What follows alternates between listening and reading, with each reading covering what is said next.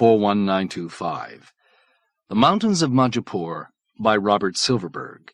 Copyright 1995 by Agberg Limited. All rights reserved. Read by J.P. Linton. Maurice Schroeder was unavailable to continue reading of this series. This book was originally created for audio cassette playback. Any announcements concerning cassettes do not apply to this recording. This version contains markers allowing direct access to major portions of the book. Library of Congress annotation. Hoping to redeem his honor and regain the good graces of the Coronal, young Harpirias agrees to lead an expedition to the ice mountains of Majipoor to rescue a group of scientists who have been taken hostage by King Toikella of the Othinor. Led by Korinaam the Shapeshifter, Harpirias faces blizzards, strange beasts, and barbaric tribesmen in carrying out his mission. Sequel to Valentine Pontifex, RC 20572. Some descriptions of sex, 1995. From the book jacket.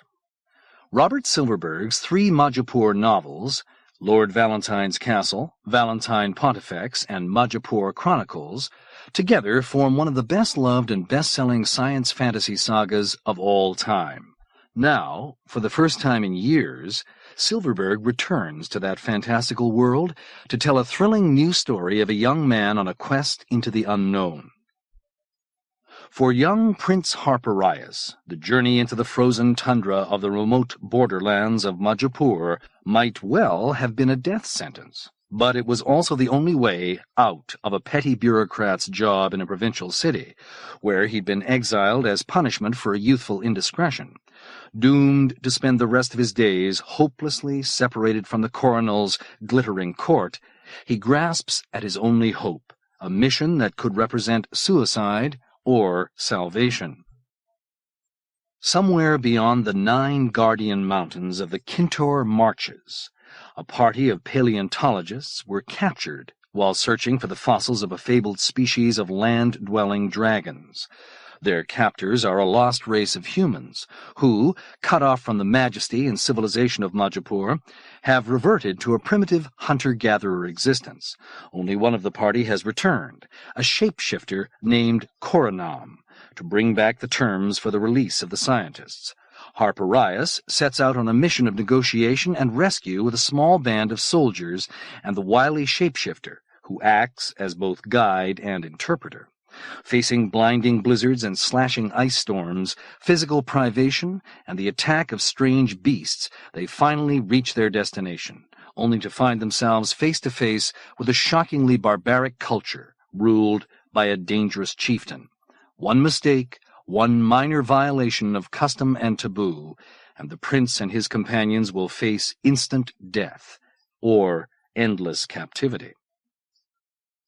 The Mountains of Majipoor marks the return of a master storyteller to his most popular science fantasy world. Readers of previous Majipoor novels, as well as newcomers to this universe, will revel in this thrilling story of a young man's epic journey to redeem himself and seize his destiny. About the author. Robert Silverberg's many novels include the best-selling Lord Valentine trilogy, the nebula-winning A Time of Changes, the critically acclaimed Hot Sky at Midnight, Kingdoms of the Wall, and The Face of the Waters. He is also the co-author with Isaac Asimov of The Positronic Man, as well as the co-editor of the new Universe series of original short fiction anthologies. He has won numerous awards for his fiction, including 5 Nebulas, 4 Hugo Awards, a Jupiter Award, and the Prix Apollo. He lives near San Francisco with his wife, Karen Haber. Other books by Robert Silverberg. At Winter's End, The Book of Skulls, Born with the Dead, Downward to the Earth, Dying Inside, Gilgamesh the King, The Masks of Time, The New Springtime, Night Wings, Secret Sharers, The Collected Stories of Robert Silverberg, Volume 1, Thorns, The World Inside. With Isaac Asimov, Nightfall, The Ugly Little Boy. For Lou Aronica. Editors and publishers may come and go, but a friend is a friend forever. I can be bold to say that no man will ever venture farther than I have done. Thick fogs, snowstorms, intense cold, and every other thing that can render navigation dangerous, one has to encounter. And these difficulties are greatly heightened by the inexpressible horrid aspect of the country, a country doomed by nature never once to feel the warmth of the sun's rays, but to lie forever buried under everlasting snow and ice. Captain James Cook, Journals. The Mountains of Majipoor. 1. The sky, which had been a frosty blue all these weeks of Harpirias' northward journey into this bleak and turbulent land, was the color of lead today. The air had grown so cold that it seemed to burn the skin, and a fierce cutting wind had suddenly begun rushing down through the narrow pass in the great mountain wall just ahead, carrying with it clouds of tiny, hard particles, myriad, sharp-edged things that struck Harpirias' unprotected cheeks like little stinging insects. "Prince, you asked me yesterday what a snowstorm was like," said Korinaam the Shapeshifter, who was the expedition's guide. "Today you'll find out." "I thought it was supposed to be summer here just now," Harpirias said. "Does it snow in the Kintor marches even in summer?" "Even in summer, oh yes, it does that very often," Korinaam replied serenely. "Sometimes for many days on end. Wolf summer, we call that, when the snowdrifts pile higher than a Skandar's head, and famished steepmoys come out of the far north by the dozens to prey on the herds of the farmers in the foothills." "By the lady, if that's summer, what can the winters in this place be like then?" "If you are a believing man, you would do well to pray that the divine never gives you the opportunity to find out," said Korinaam. "Come, Prince, the pass awaits us." Harpirias squinted uneasily toward the fanged heights before them. The heavy sky looked bruised and swollen. With mounting vigor, the churning wind threw maddening handfuls of those sharp little particles in his face. Surely it was suicidal to be going up into the teeth of that storm. Scowling, Harpirias glanced toward Korinaam. The shapeshifter seemed untroubled by the gathering fury above. His frail, attenuated figure was clad only in a twist of yellow cloth around his waist. His rubbery-looking greenish torso showed no reaction to the sudden bitter cold. His face, virtually featureless, tiny nose, slit of a mouth, narrow eyes sharply slanting beneath heavy hoods, was almost impossible to read. "Do you really think it's wise to try to take the pass while it's snowing?" Harpirias asked. "Wiser than to wait down here for the avalanches and the floods that will follow them," the shapeshifter said. His eye hoods drew back for a moment. There was an uncompromising look in the dark, implacable eyes beneath. "When traveling these roads in wolf summer time, the higher the better is the rule, Prince. Come, the real snowfall isn't upon us yet. This is only harbinger ice, the vanguard that rides on the first wind. We ought to be moving onward before things get worse." Korinaam jumped into the floater that he shared with Harpirias. 8 similar vehicles were lined up behind it along the narrow mountain road. Aboard them were the 24 soldiers of this expedition to the inhospitable Northlands which Harpirias so reluctantly found himself leading, and the equipment that was supposed to tide them through their difficult and dangerous venture into this desolate, forbidding country. But Harpirias hesitated a moment more, standing beside the open door of the floater, staring up in awe and wonder at the oncoming storm. Snow. Actual snow. He had heard of snow. He had read of it in storybooks when he was a child.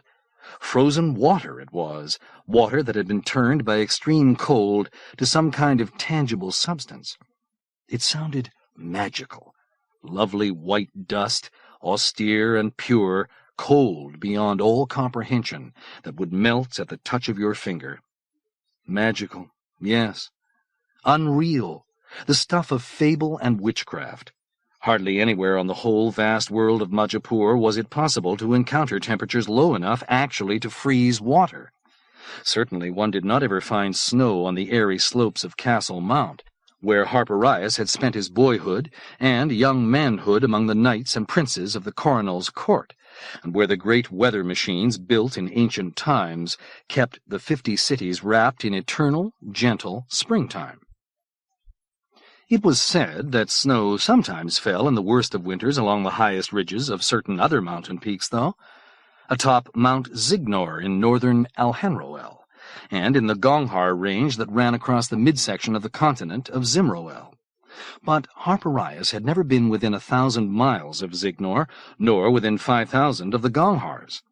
He had never been anywhere at all where snow might be probable, until suddenly he was thrust into the command of this unlikely mission into Zimroel's far northland, into the harsh and lofty mountain-girt plateau known as the Kintor Marches, the veritable motherland of snow that was infamous for its howling icy gales and formidable glacier-locked peaks.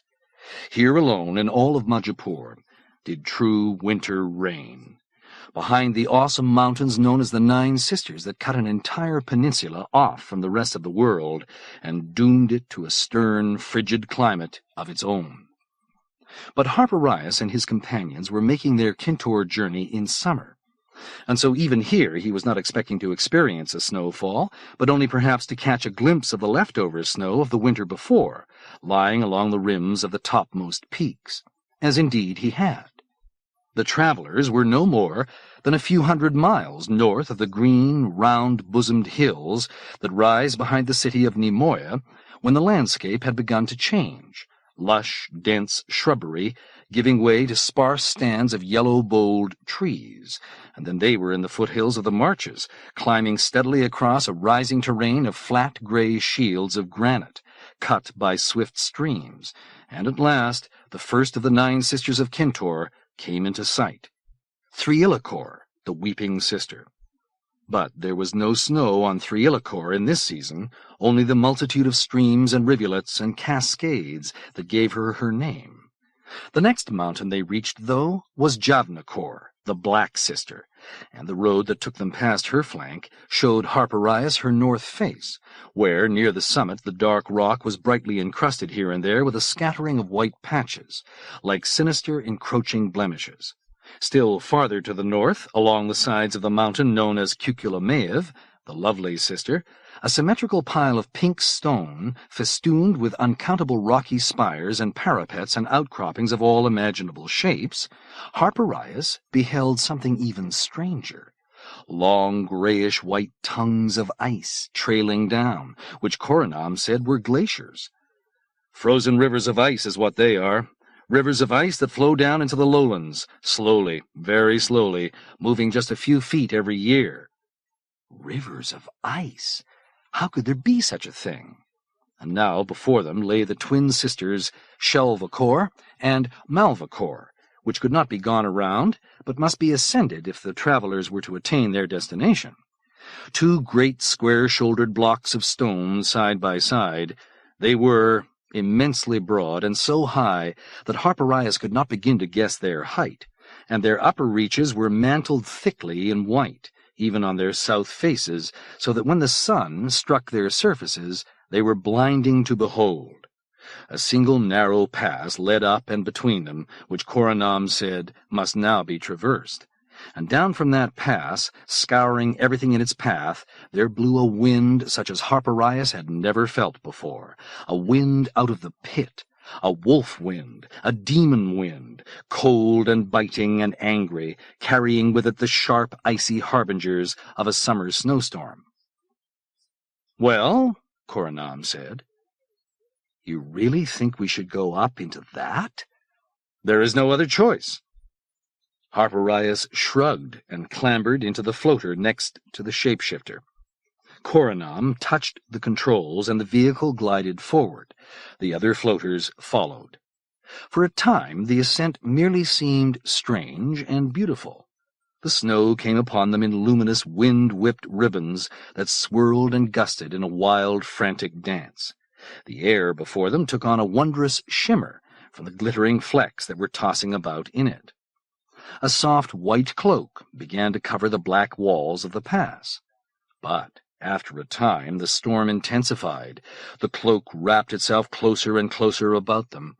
Harpirias could see nothing but whiteness, before, behind, above, to the right and left. On every side there was snow, only snow, a dense swaddling of snow. Where was the road? It was miraculous that Coronal was able to see it at all, let alone to follow every twist and turn. Though it was warm enough inside the floater, Harpirias found himself starting to shiver and could not stop. From such glimpses of the pass as he had had in the early stages of the climb, he knew that the road was a treacherous one, switching back from side to side above terrible abysses as it rose between the two stolid mountains. Even if Korinaam did not simply steer the floater over the edge on one of the sharper turns, the wind was only too likely to pick the vehicle up and send it crashing down the slope. Harpirias sat still, saying nothing, fighting to keep his teeth from chattering. It was not proper for him to show fear. He was a knight of the Coronal's court, a beneficiary of the severe and rigorous training that such a phrase implied.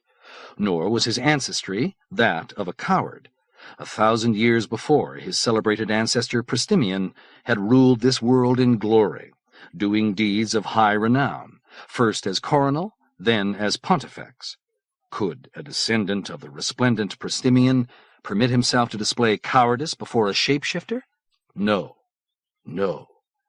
And yet, that driving wind, these curves, those blinding surges of ever-thickening snow.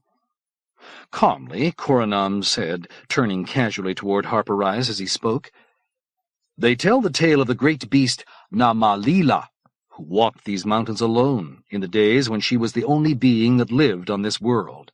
And in a storm like this she breathed upon a cliff of ice, and licked with her tongue the place she had breathed on, and as her tongue moved she carved a figure from it, and he was Sabatan, the blind giant, the first man of our kind.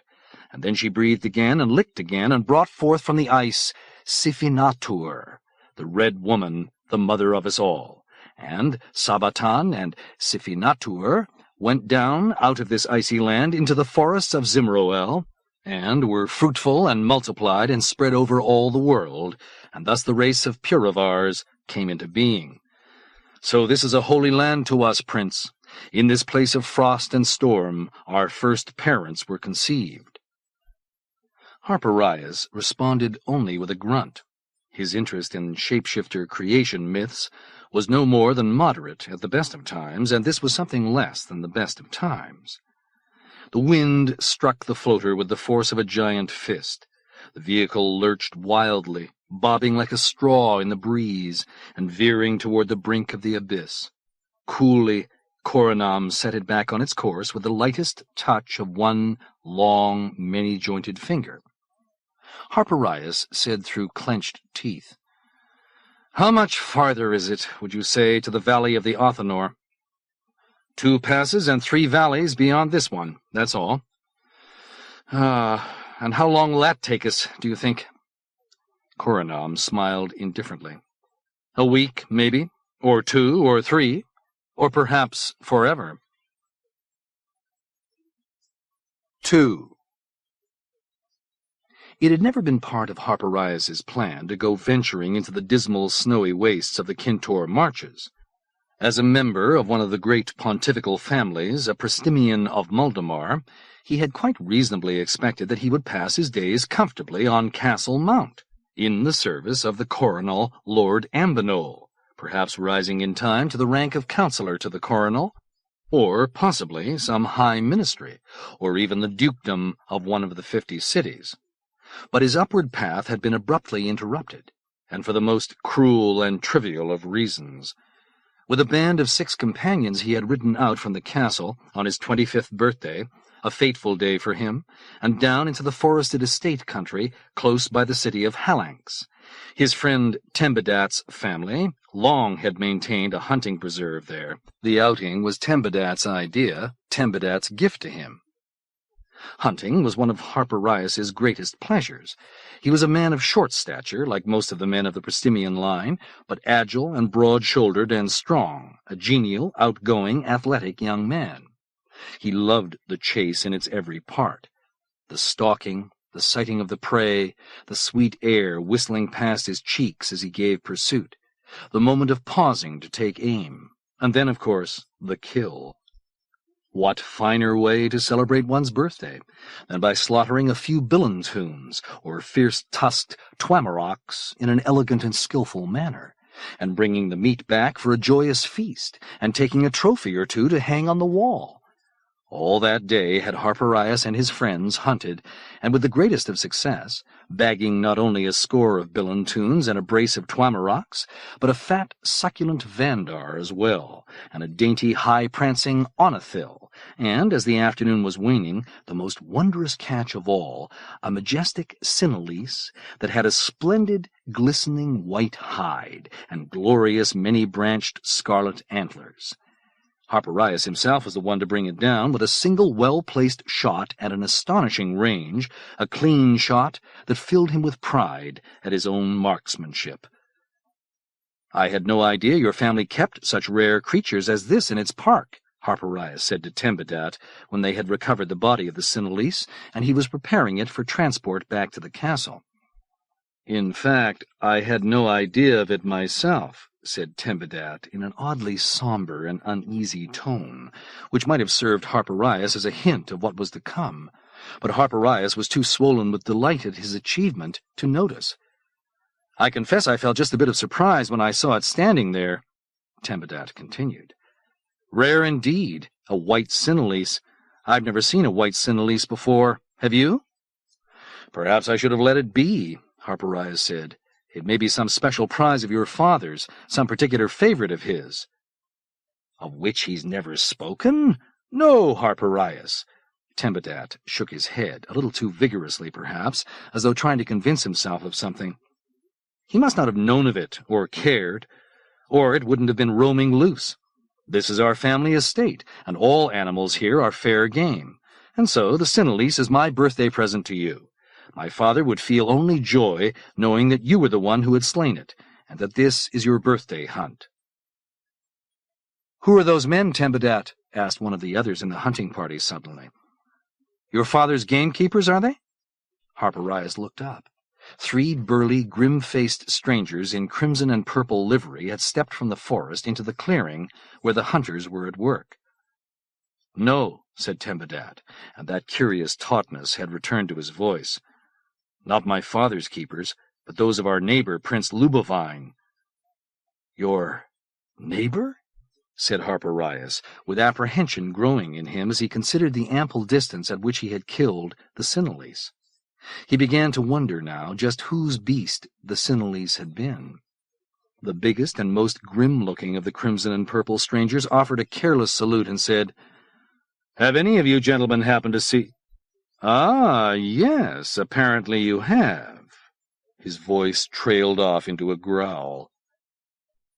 "A white Sinalise with scarlet antlers," another of the newcomers finished tersely for him. There was an ugly moment of hostile silence.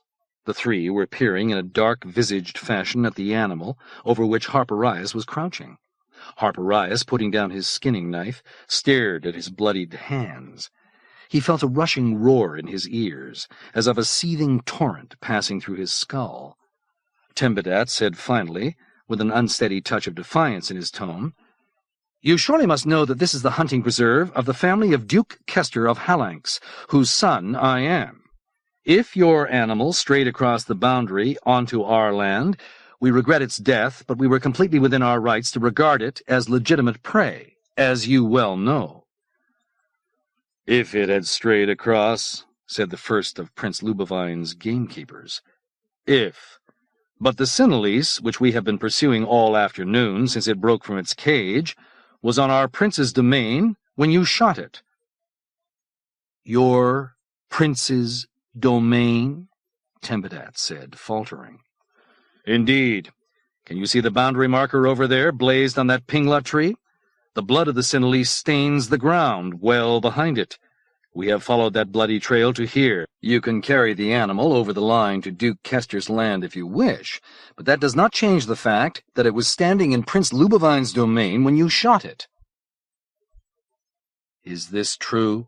Harpirias said to Tempedat with an edge of horror sharpening his words. "Is that the boundary of your father's land?" "Apparently so," Tempedat muttered hollowly. "And the animal was the only one of its kind, the grandest treasure of Prince Lubovine's collection," the gamekeeper said. "We claim its meat and its hide, but your foolish poaching will cost you much more than that, mark my words, my young princes."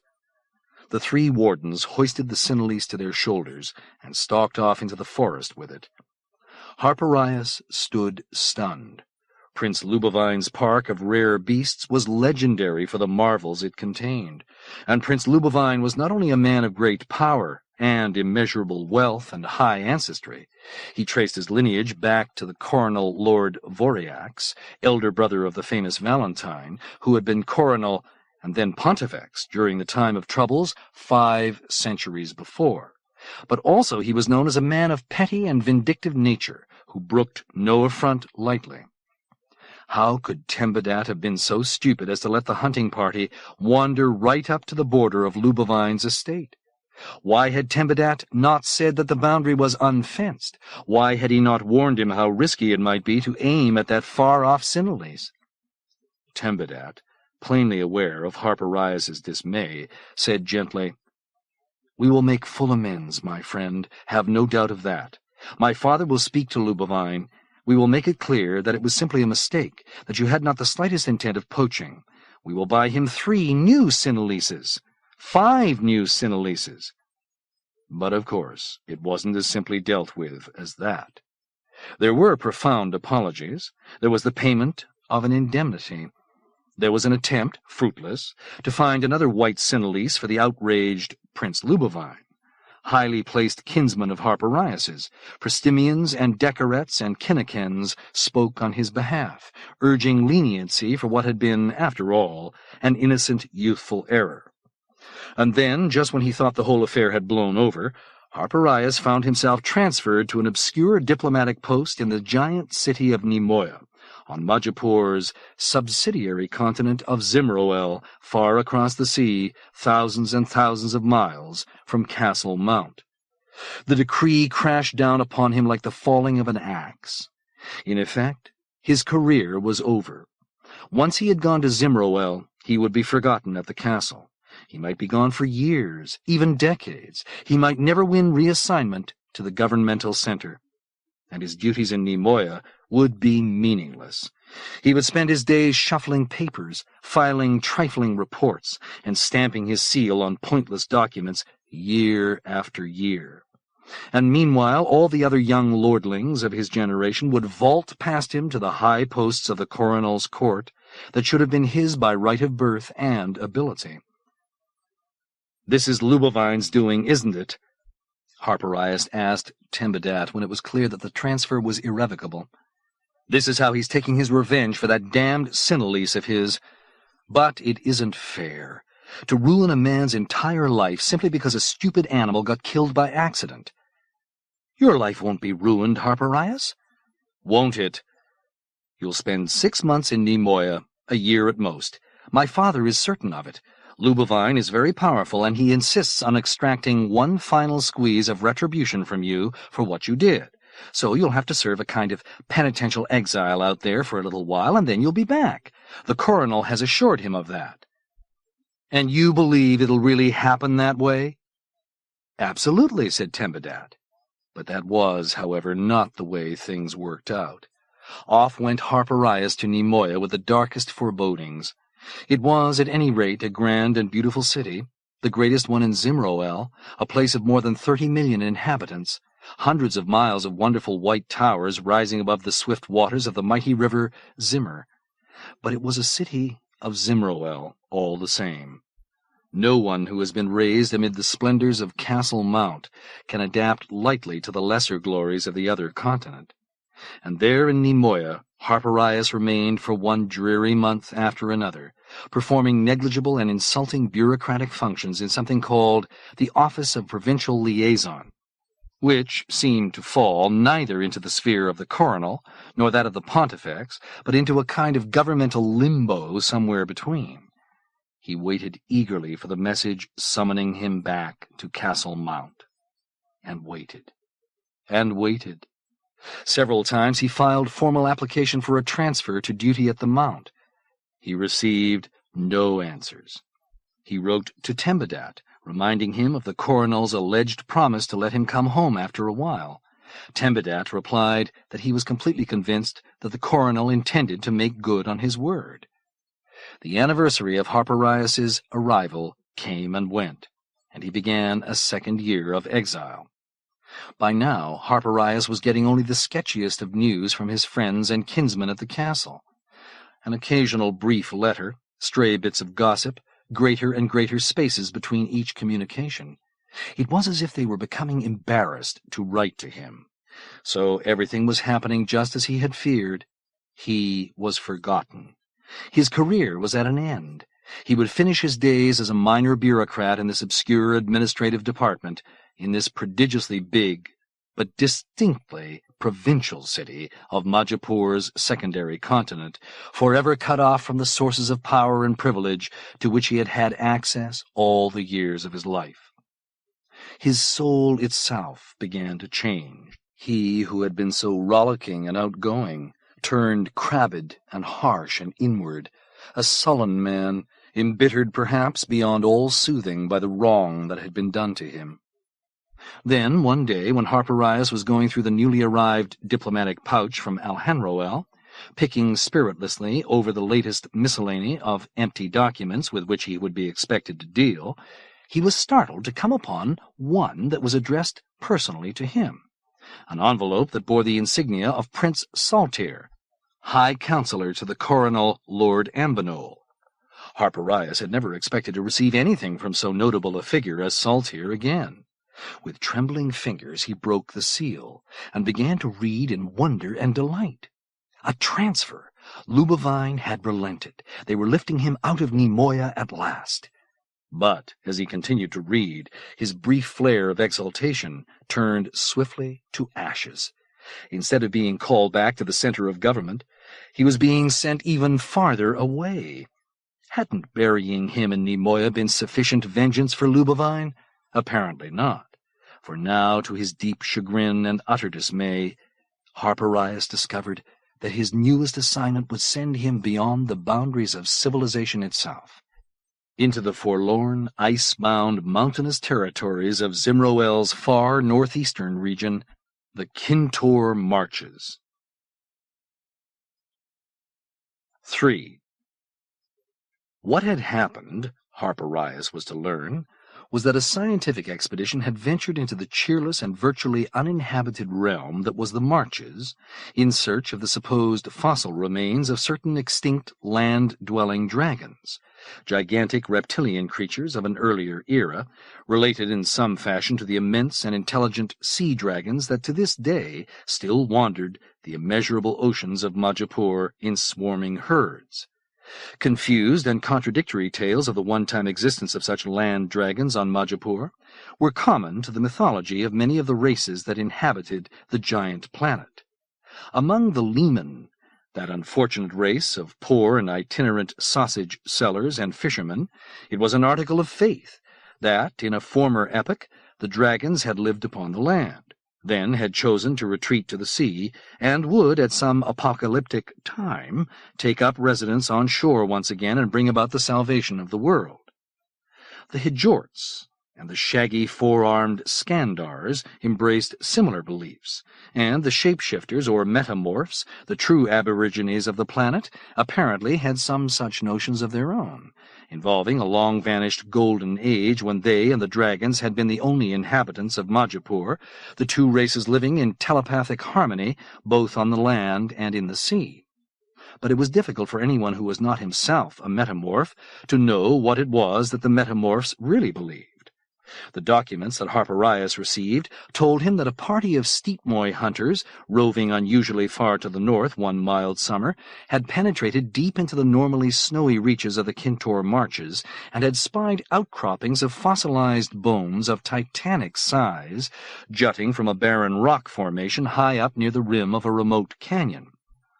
On the supposition that the bones were those of the legendary land dragons, a party of some 8 or 10 paleontologists had received permission from the administrative authorities in Zimroel to go in search of the fossil outcropping.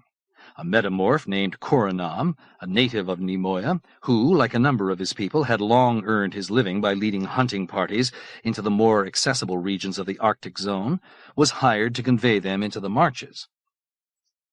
"They went up there early last summer," said Heptil Magloire, the little vroon from the Bureau of Antiquities who had signed the original exploration permit.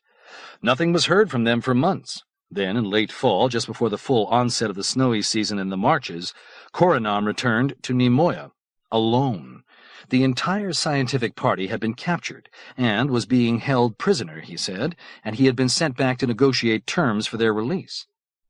Harpirias raised his eyebrows. "Prisoners? Prisoners of whom? Surely not the Marchmen." Tribes of rugged, half-civilized nomads were known to roam the marches, descending once in a while into the settled regions of Zimroel to offer furs and leather for sale, and the meat of the Northland beasts they hunted.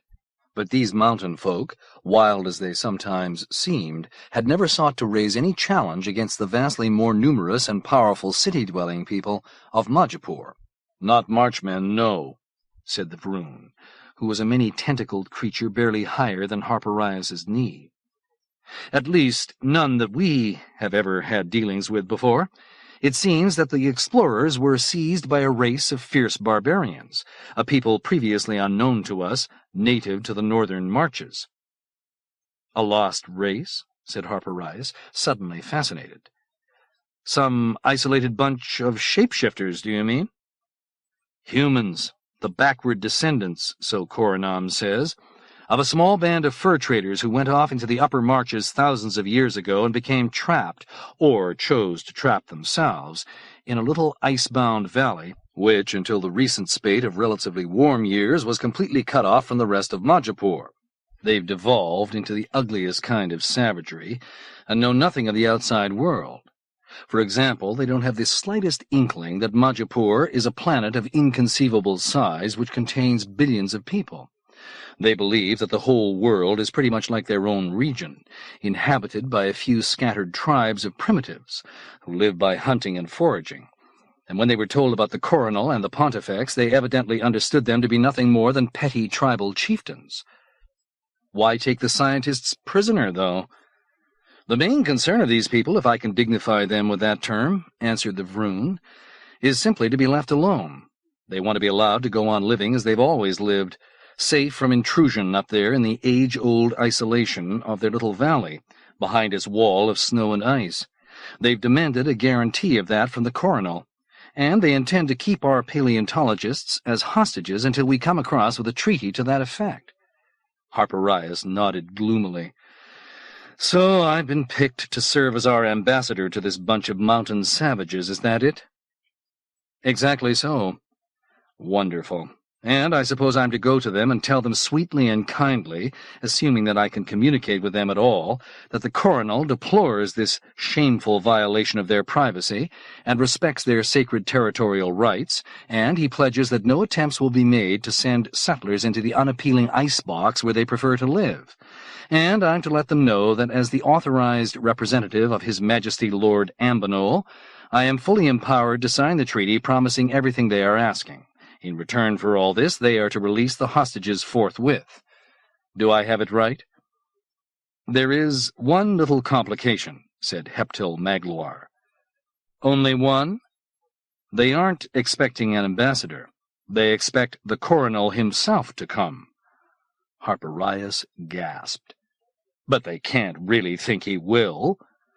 "Unfortunately, they do. As I've already told you, they have no comprehension whatever of the size of Majipoor, or of the grandeur and majesty of the Coronal, or of the high responsibilities over which he presides. And these mountaineers are proud and touchy people. Their domain has been trespassed upon by strangers, which is apparently something they don't permit. It strikes them as perfectly right and proper that those strangers' chieftain now should show up in their village and humbly beg their pardon. "I see," said Harpirias. "And therefore you want me to go to them and abjectly prostrate myself before them, all the while pretending that I'm Lord Ambanol. Is that it?" The Vroon's multitude of ropey tentacles moved in an agitated way. Softly he said, "No such statement was made by me." "Well, who am I supposed to be, then?" "Be anybody that will make them happy. Tell them anything at all, so long as it gets those scientists free."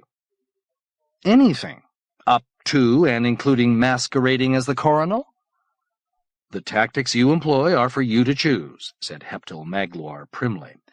"These matters are entirely up to your discretion. You have a completely free hand. A man of your skill and tact will undoubtedly be equal to the task." "Yes, undoubtedly." Harpirias took a few deep breaths. They wanted him to lie. They would not tell him to lie, but they had no objections to it, if lying to the savages was what it took to free the hostages.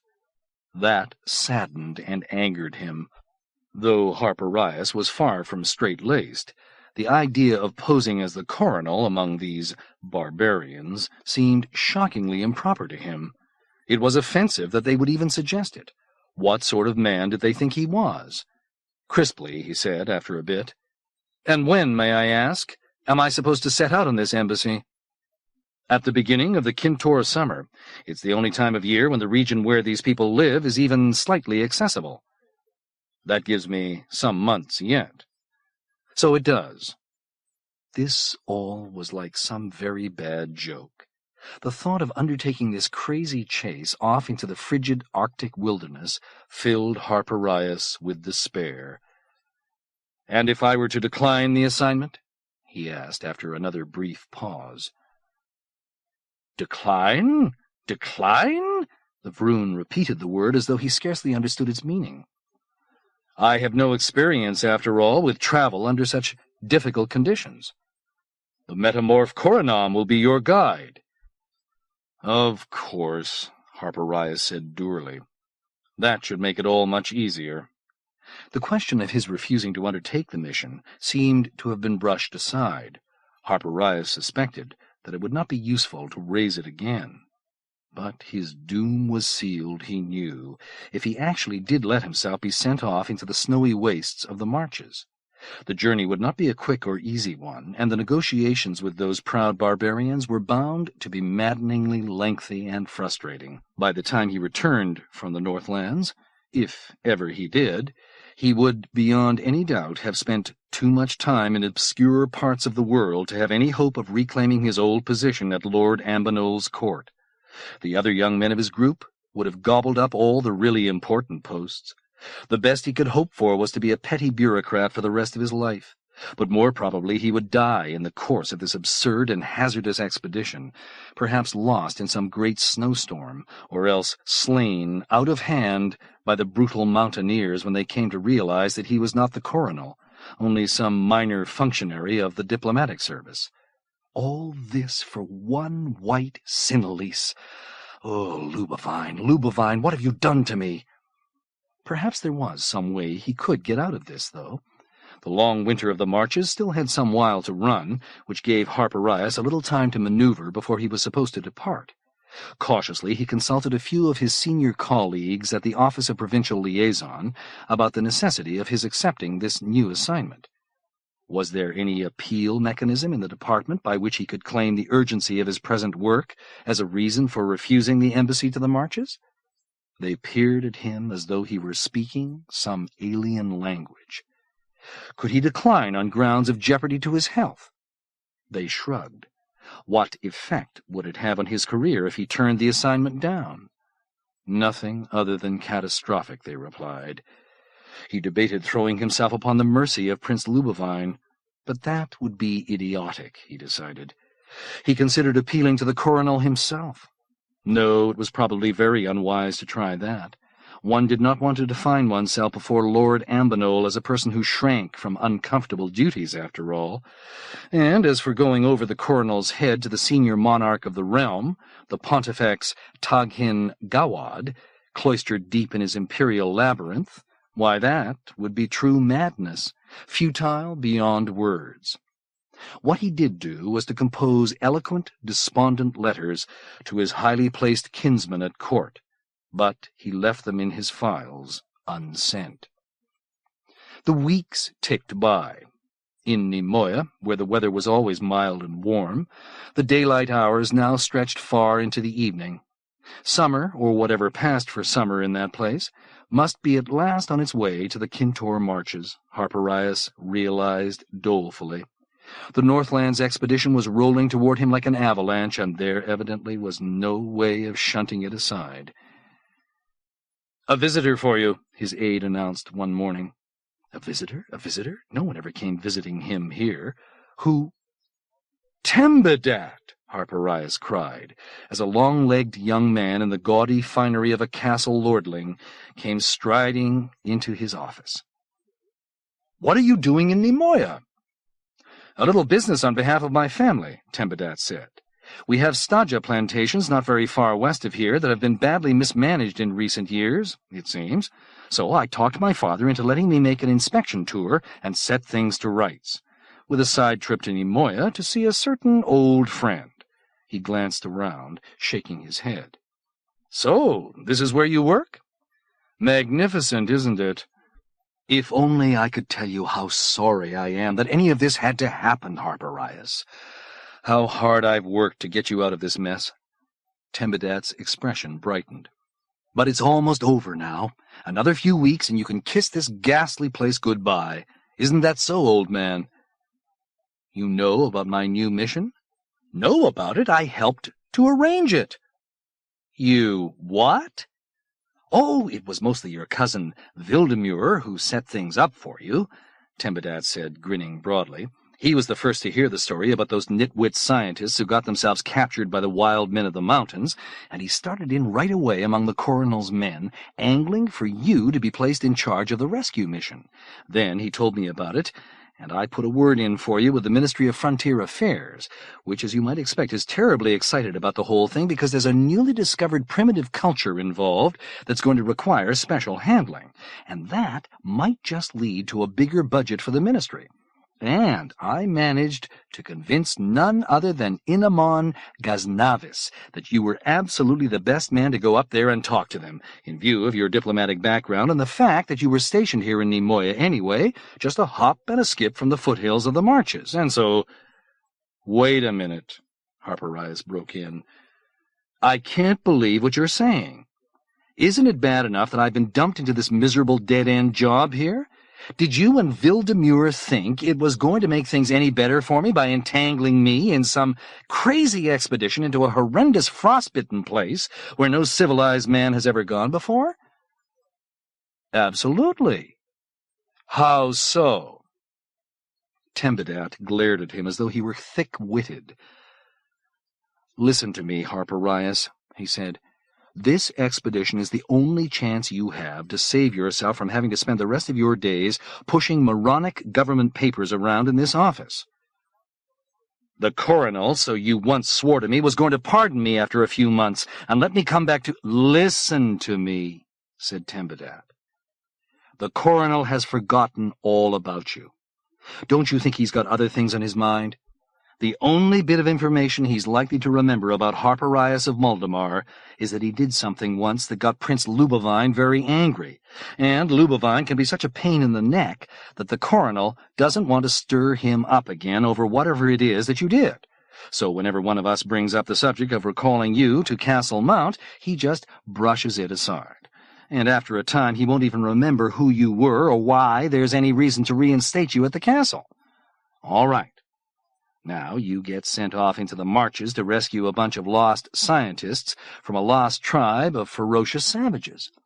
No doubt your journey is going to be extremely harrowing and grueling, and you'll be called upon to perform all sorts of grand heroic deeds along the way." "No doubt," Harpirias said blackly. "There's no question of it. Be serious, Harpirias. I'm trying to be, Harpirias said. It's not easy. He was surprised himself at how sharp and cynical and suspicious he had become here in Nemoya. The Harpirias of Castle Mount had been nothing at all like that. There were times these days that he could hardly recognize himself, so thoroughly had he changed. Tembedat went on undaunted. So your trip will be a glorious, epic endeavor. You'll go to the Northlands, perform bravely and well under highly difficult circumstances, and make your way safely back through all the perils, bringing the hostages with you. In all probability, the Coronal, who is easily stirred by tales of great exploits and high adventure that seem to hearken back to some more romantic era, is going to want to hear all about your experiences. So you'll be called back to the castle to deliver your report in person, and Lord Ambonol will be tremendously delighted by your stirring account of heroic thrills and chills on the ice fields of the North Harpirias. Tremendously delighted, and by the vivid descriptions you'll give him of your death-defying rescue of those brilliant scientists, a deed which is going to be celebrated for centuries to come in song and story. And, of course, he's not going to ship you back to some stupid desk job in Nemoya after he's heard all that. Of course. Unless I don't happen to survive this glorious epic adventure in the first place, that is. Unless it turns out that I get clobbered by an avalanche or wind up being eaten by the savages. If you want to be a hero of song and story, Harpirias, you have to take a few risks, but there's no reason in the world why you shouldn't. Can't you understand, Tembedat? I don't want to be a hero of song and story. I just want to get out of this dreadful place and back to the mount where I belong. Very well. This is the only way to achieve that. It's a lunatic thing to do, said Harpirias. The risks are overwhelmingly great, and the possibility of any kind of real payoff for me is merely hypothetical. I agree. Then how can you expect me to be willing to— Tembedat sighed. There's simply no alternative, Harpirias. This is the one and only opportunity you're going to get. Look here. Your distinguished cousin Wildemure has gone pretty far out on a limb to get you this assignment.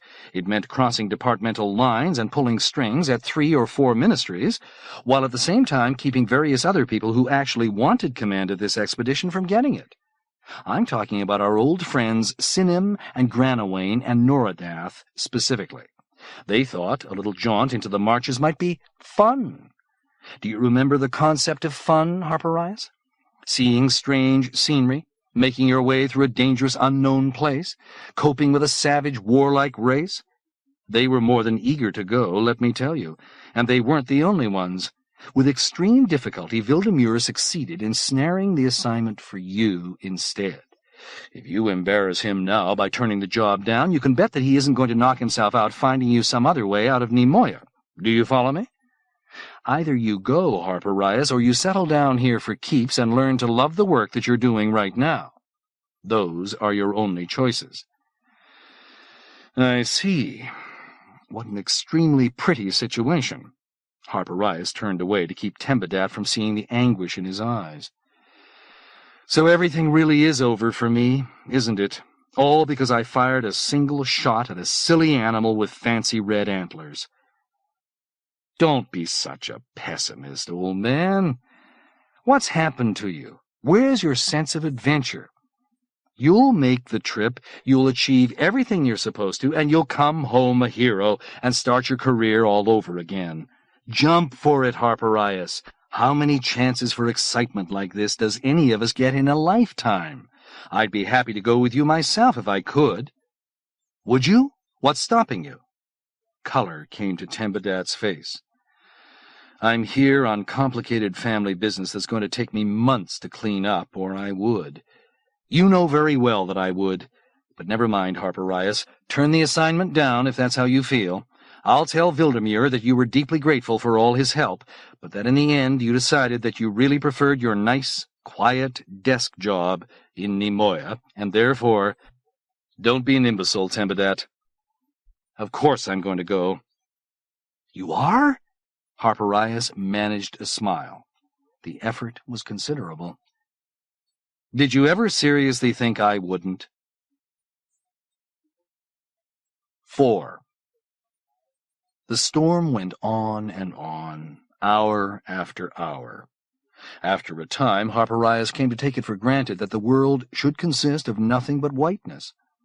That other world in which he had once lived, the world of colors, of green trees and red flowers and blue rivers and turquoise sky, seemed now to have been only a dream. What was real was the insistent swarms of small white particles that came endlessly hurtling against the front screen of the floater on the tireless driving gusts of wind, and the thick mantle of whiteness that wrapped it snugly on every side, above and below, before and behind, blurring everything into indistinguishability. He said nothing, asked no questions, offered no comments. He sat impassively, like a figure of wood, while Coronal beside him steered the floater with almost arrogant confidence through the horrific gale. How long did these wolf-summer storms last? How far was it to the other side of the pass? How many of the other floaters were still following along behind them? Harpirias's mind brimmed with questions of this sort, but they rose like flotsam on the tide, and bobbed about a moment, and were quickly gone again. The unrelenting snow was almost hypnotic. It lulled him into a calm, waking sleep, a pleasant numbness of the soul. Gradually the fury of the storm gave over. The air cleared. The onslaught of rushing ice particles ceased to assail them, and only a few spiraling flakes now drifted down. The wall of cloud overhead grew frayed and tattered and broke, and the sun reappeared, golden-green, magnificent. Distinct shapes began to take form out of the universal furry whiteness. The black fangs of rocky cliffs rearing up beside the roadway, the tormented angularity of some giant tree thrusting almost horizontally from the side of the mountain wall, the iron mass of a cloud against the paler background of the sky. The drifting heaps of gleaming powdery snow were already beginning to melt.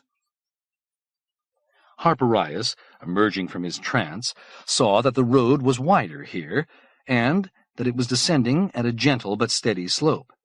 The view was clear ahead. They had traversed the pass between the two blocky mountains and were entering into an open place of sparse, long-stalked grass and bare granite boulders, a broad, apron-shaped plateau that stretched far into the grayish distance, with other mountains beyond. He looked around. The second floater was riding practically on their heels, and others were visible farther back. "How many do you see?" Korinaam asked. Harpirias shaded his eyes as he stared into the sun-blink that had followed the snow, and counted the vehicles as they came down the last curvetting switchback out of the pass. 6, 7, 8. Good. No need to wait for anybody, then. It amazed Harpirias that the entire convoy had been able to get safely across the precarious pass in that blinding storm, but everyone back in Nimoya had assured him that his little army was made up of capable troops. There were about 24 soldiers in all. He was the only human. Nearly all the members of his expeditionary force were towering, brawny Skandars, ponderous, furry, four-armed people of great strength and superb coordination, whose ancestors had come to Majipoor long ago from some world where snow and cold must have been nothing at all unusual. Harpirias had a few Gayrogs under his command as well, sleek-scaled, green-eyed folk whose aspect was reptilian, with flickering forked tongues and writhing snaky coils sprouting from their heads, though in fact they were mammalian enough internally in most respects. That seemed to Harpirias like a very skimpy force indeed, to go up against an entire tribe of belligerent barbarians on their home grounds. But Korinaam had insisted that to bring more troops would be a grave error. The mountain passes are extremely difficult ones. You would have a very hard time conveying a large party through them. Besides, the mountain people themselves would look upon any sizable army as an invasion force rather than a diplomatic mission. Almost certainly they would attack you from ambush, striking from strategic points high above the passes. Against such guerrilla warfare, the shapeshifter argued. "You would have no chance whatever." Now that he had seen the first of the passes through which they must go, Harpirias realized that Korinaam had been right. Even without the added complication of a snowstorm, such as this one, there was no way they could defend themselves against attack by the mountaineers. Best to give the appearance of coming in peace, and depend on the goodwill of the tribesmen, such as it might be, than to offer the pretense of significant might, when in fact any show of strength by an army of outlanders would be unsustainable in these easily defended heights. The summer sun, high and powerful now, swiftly consumed the freshly fallen snow. White drifts and spires turned quickly to soft slush, and then became brooks of fast-moving runoff. Enormous fluffy masses, clinging to high rock faces, broke free and came gliding down to land in silent, billowy explosions. Deep puddles sprang up almost instantaneously. The roadbed turned to a sticky wallow, over which the floaters hovered in fastidious disdain, rising an extra 2 or 3 feet from ground level to avoid stirring up muddy eddies. The air grew strangely bright, with a hard crystalline edge on it not seen in lower latitudes. Birds of the most splendid hues, with plumages of blazing scarlet and incandescent green and deep radiant blue, came forth in sudden innumerable multitudes, and swarmed overhead like throngs of lovely insects. It was almost impossible to believe that only an hour earlier a terrible snowstorm had been raging here. "Look there," Korinaam said. "Hagises, coming out to hunt for stragglers after the storm. Nasty things they are." Harpirias followed the metamorph's pointing arm. Some 20 or 30 small, thick-furred animals had popped out of caves halfway up the rock slopes bordering the valley, and were scuttering quickly down from boulder to boulder, moving with an awesome agility. Most had reddish fur, a few were black. All had large, gleaming eyes, a furious blood-red crimson in color, and each was armed with a trio of long, needle-sharp horns that splayed out menacingly at wide angles from its flat, broad forehead. They moved as a pack, surrounding smaller animals and hounding them out into the open, where they were speared and quickly devoured. Harpirias shuddered. Their efficiency and insatiability were impressive and frightening. "They'll attack you or me the same way," said Coronal. 8 or 10 of them can bring down even a Skandar. Leap straight up like fleas, gore him in the belly, swarm all over him. The marchmen hunt them for their fur, mainly the black ones, which are rarer than the red and prized accordingly. "I would think they'd be a lot rarer if they're the only ones that get hunted. A black haggis isn't all that easy to catch. They're smarter and faster than the red ones, too. A superior breed in every way. You'll see only the great hunters wearing black haggis robes, and the king of the Othinor, naturally." "Then I should be wearing black haggis, too," said Harpirias, "to show him how important I am. A stole, at the very minimum, if not a full robe. I have some skill at hunting, you see, and—" "Leave the haggises for the haggis hunters, my friend. They know how to deal with them. You don't want to go anywhere near those foul little animals, no matter how much of a hunter you may be. A safer way of showing King Toikella how important you are would be by conducting yourself before him with true kingly presence and majesty, as though you are a coronal." "As though—" said Harpirias. "Well, why not? I can do that. There's already been one coronal in my family, after all." "Has there now?" Korinaam asked, without much interest. "Pristimian, coronal to the great Pontifex Confalum. When he became Pontifex himself, his coronal was Lord Decoret. More than 1,000 years ago this was." "Indeed," said Korinaam. "My knowledge of your race's history is a little vague. But if you have a coronal's blood in your veins, well then, you should be capable of comporting yourself like one." "Like one, perhaps, but not as one." "What do you mean?" "The Vroon from the Department of Antiquities who gave me this job, Heptil Magloire, that was his name, suggested that things would go easier for me up here if I told the Othinor that I actually was the coronal." "He did he?" Korinaam chuckled. "In truth, it wouldn't actually be such a bad idea. The Coronal is the person they're expecting, you know. You do know that, don't you? Yes, I do, but I'm under no formal instructions to pretend that I'm Lord Ambanol, nor am I going to do any such thing. Even for the sake of easing the negotiations? Even, said Harpirias sharply. It's entirely out of the question. Well then, Prince, Korinaam said, with a hint of amusement or perhaps mockery in his inflection. It's out of the question, I suppose, if you say so. I say so, yes. The shapeshifter laughed quietly again. Harpirias felt a burst of irritation at being condescended to this way. How very much like a shapeshifter it was, he thought, to be willing to engage in such chicanery as that. It was centuries now since the Puravars, the shapeshifters, the metamorphs, a people with as many names as they had faces, had won full political equality on Majipur. But, like many young aristocrats of the Mount, Harpirias still harbored some residual prejudices against them.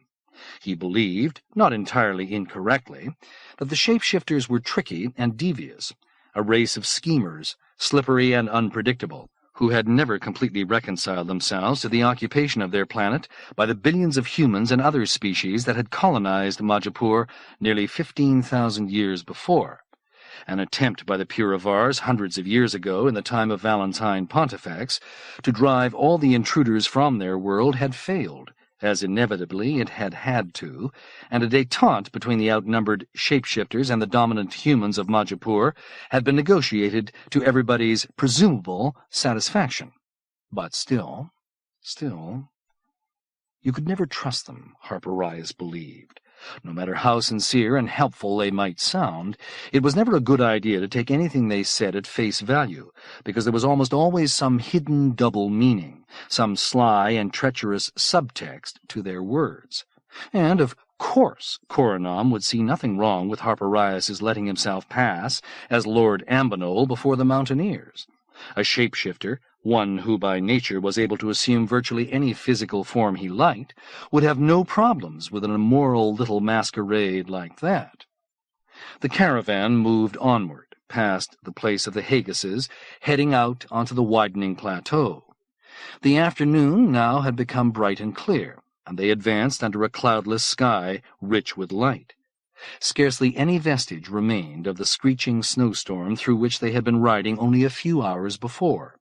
The air was calm, the sun was high and strong. Scattered dark patches of dampness, speedily vanishing, were the only visible signs of the snowy fury that had whirled down upon them then. A single huge triangular mountain, like a giant's tooth thrusting upward from the valley, rose directly before them at a great distance, deep purple against the blue of the sky. Stony, sharp-contoured hills, covered only by thin and widely spaced stands of graceless, scrubby trees, and some faint, shadowy splashes of bluish grass, bordered their path on both sides as they rode toward it.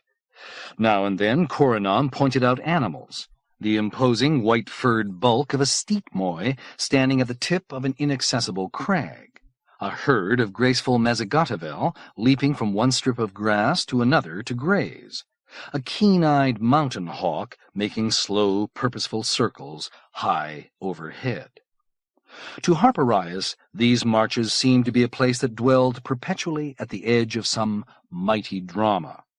The silence, the immensity of the vistas, the clearness and brightness of the air, the strangeness of the tortured landscape and its few inhabitants. Everything intensified the potent impact of the place and kindled high wonder in him. For all his anger at the chain of events that had brought him to these mountains, he could not now regret being here, nor did he doubt he would ever forget the splendor of these sights. At this time of year the sun remained aloft in these latitudes far into what Harpirias regarded as the normal hours of the night. Since the day did not seem to end, he wondered whether Korinaam would keep them riding onward until midnight or later. But just as hunger was beginning to announce itself to him, the shapeshifter told him to give the order for a leftward turn into a side canyon opening just before them. "There's an encampment of marchmen in there," Korinaam explained. "They spend their summers in this place. You see the black smoke of the campfire rising, do you? They'll sell us meat for our dinner." The mountaineers came out to greet them well before the caravan had reached their camp.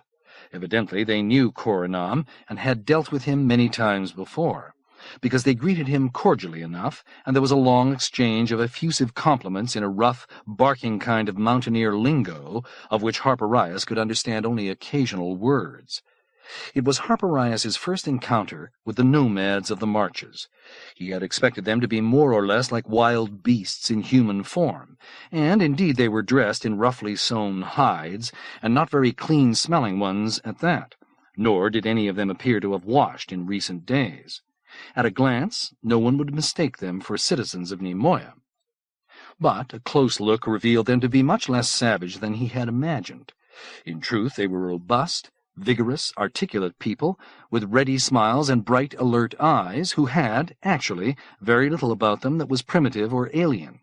Give them a haircut and a bath and an outfit of clean city clothes, and they would pass easily in a crowd.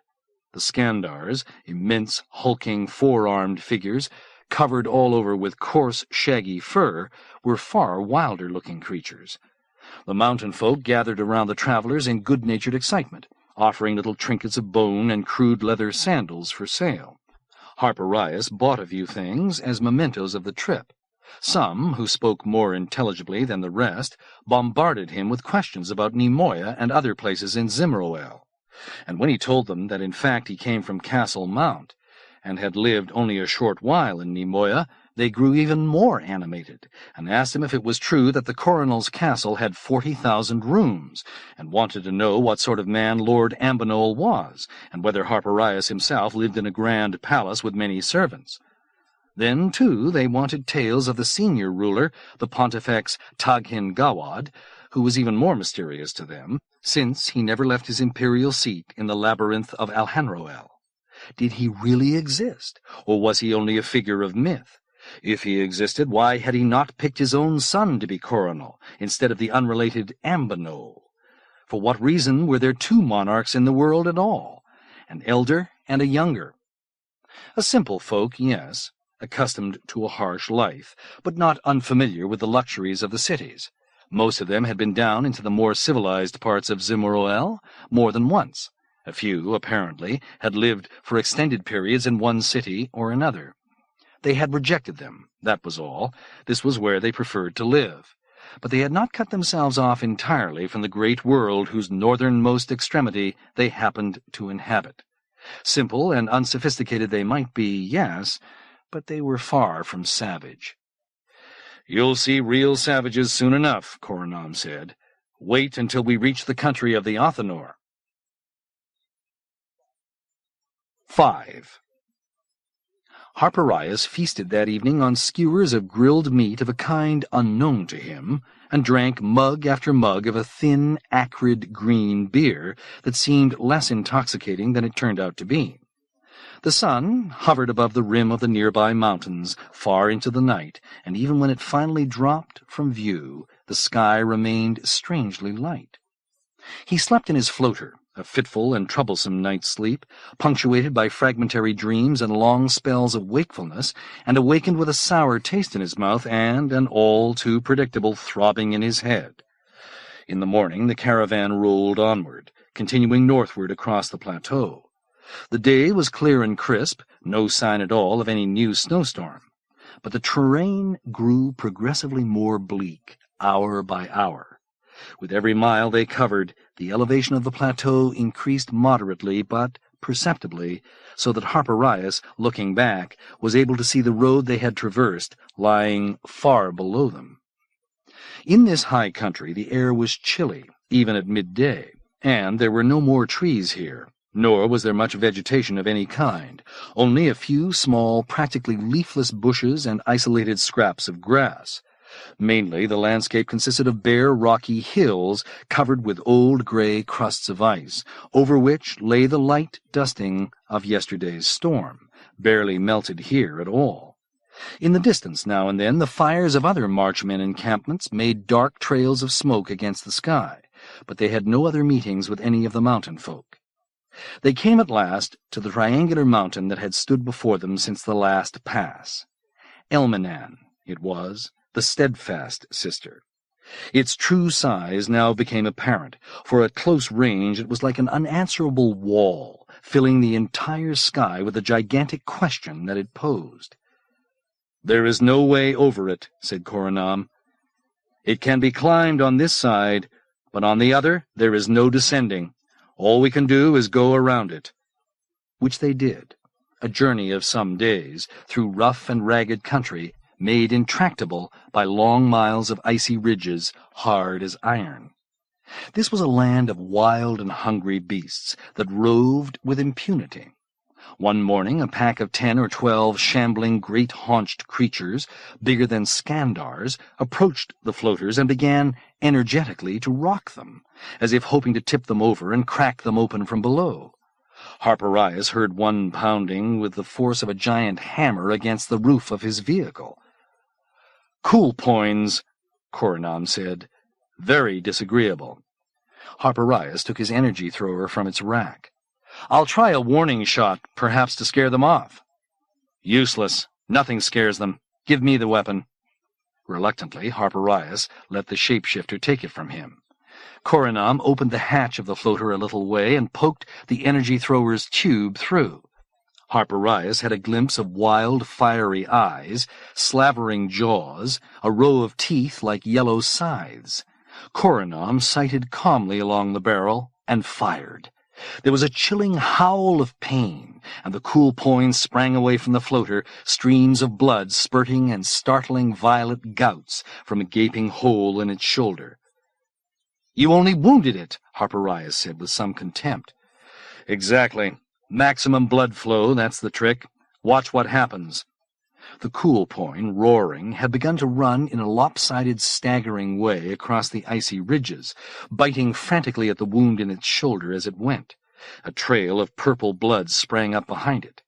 Instantly its companions left off their attack on the caravan and gave pursuit. They caught up with it 100 yards away, surrounding it, clawing at it, leaping upon it as it fell. Even at this distance their growls of satisfaction reverberated through the floater with appalling force. "Now we leave them to their meal," said Coronal, sending the floater into high acceleration. Harpirias looked back only once, wincing at what he saw. A day and a night, and a day and a night more, and all the while purple Elmenan stood above them like a scornful sentinel. And then at last they reached the mountain's western edge and began to pass around to the far side of it. That transition took another day and a half, until Harpirias found himself looking up at Elmenan's north face, a horrifying vertical slab, a sheer, straight drop that terminated in a pile of tremendous boulders at ground level. Small wonder there could be no traveling over this mountain, but only around it. The country beyond was desert dry and altogether stark. From time to time, as they crossed it, lightning would break without warning or apparent cause out of a cloudless sky, striking the ground with the vehemence of an angry god's wrath and sending up a quick puff of flame. Even Korinaam seemed distressed by this place, and they put it behind them as quickly as they could. The last of the 9 great mountains of the Marches could be seen on the horizon now. 2 of them lay to the east, Thale and Samaril, the wise sister and the cruel sister, and to the west, so far away that it was no more than a dark nubbin against the sky, was triple-peaked Cantavinorca, the eldest sister. But the route that Korinaam was following took them straight onward, ever northward, past the last campfire of the Marchmen, past the northernmost zone of known exploration, deep into an empty, ice-locked wilderness of perpetual winter, as silent as though it stood under some solemn enchantment. It seemed to Harpirias that they were heading for the roof of the world. Had anyone ever ventured here before, in all the history of Majipur? Yes, it must be so. It was clear that Korinaam was familiar with these roads and knew where he was going. Nonetheless, this place seemed to Harpirias like a virgin world, untouched, unknowable. The familiar cities of Majipur, lying somewhere far behind him in the warm, happy haze of summer, had ceased to be real for him. They were dream cities now, myth cities, places that had sprouted in the fertile compost of his imagination, but could not possibly have any tangible existence. the inconceivably great curve of the giant planet, stretching on and on behind him into the unknown South Polar regions, no longer had any substance for him. Only this was real, this bitter land of snow and mist and gleaming rocky walls. Would the journey ever end? No, no, no. He became convinced that he was fated to go on and on forever, deeper and deeper into these bleak and sterile mysteries, led eternally onward by this somber, enigmatic shapeshifter in a journey to the end of time and space. But journeys end, even this one. Korinaam, one morning, gestured toward a dark line that lay against the horizon from east to west, what appeared to be an unbroken vertical wall of stone, 100 times the height of a man, that sealed them off from any hope of further advance. "The domain of the Othinor," he said. Harpirias looked around mystified. "Where?" "Behind that line of mountains." "But there's no way through." "Oh, yes, Prince," said Korinaam. "One way, just one." It was a wedge-shaped opening in the rock face, a mere crack, hardly wider than the floaters themselves. Korinaam needed 2 days to find it, and there were moments when Harpirias was convinced that the metamorph had no real idea of where it was. But then, suddenly, the narrow entrance presented itself to them. Korinaam brought the floater to a halt, opened its hatch, signaled to Harpirias to dismount.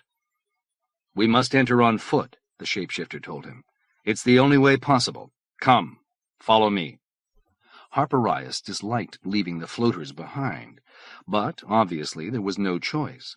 The vehicles could never fit through this little breach in the rock. Arranging his troops in a double column, the biggest and fiercest-looking Skandars in front, he took his position at the head of the line with Korinaam beside him and marched through into the realm of the Othinor. He found himself in a secret world of extraordinary beauty and strangeness. The looming snow-crowned mountain palisade that hid this place from the awareness of outsiders ran off to the right and left, then curved inward as though to meet and unite with itself, somewhere not too far to the north, thus creating a deep, roughly elliptical pocket canyon, entirely enclosed and shielded by lofty walls of black stone.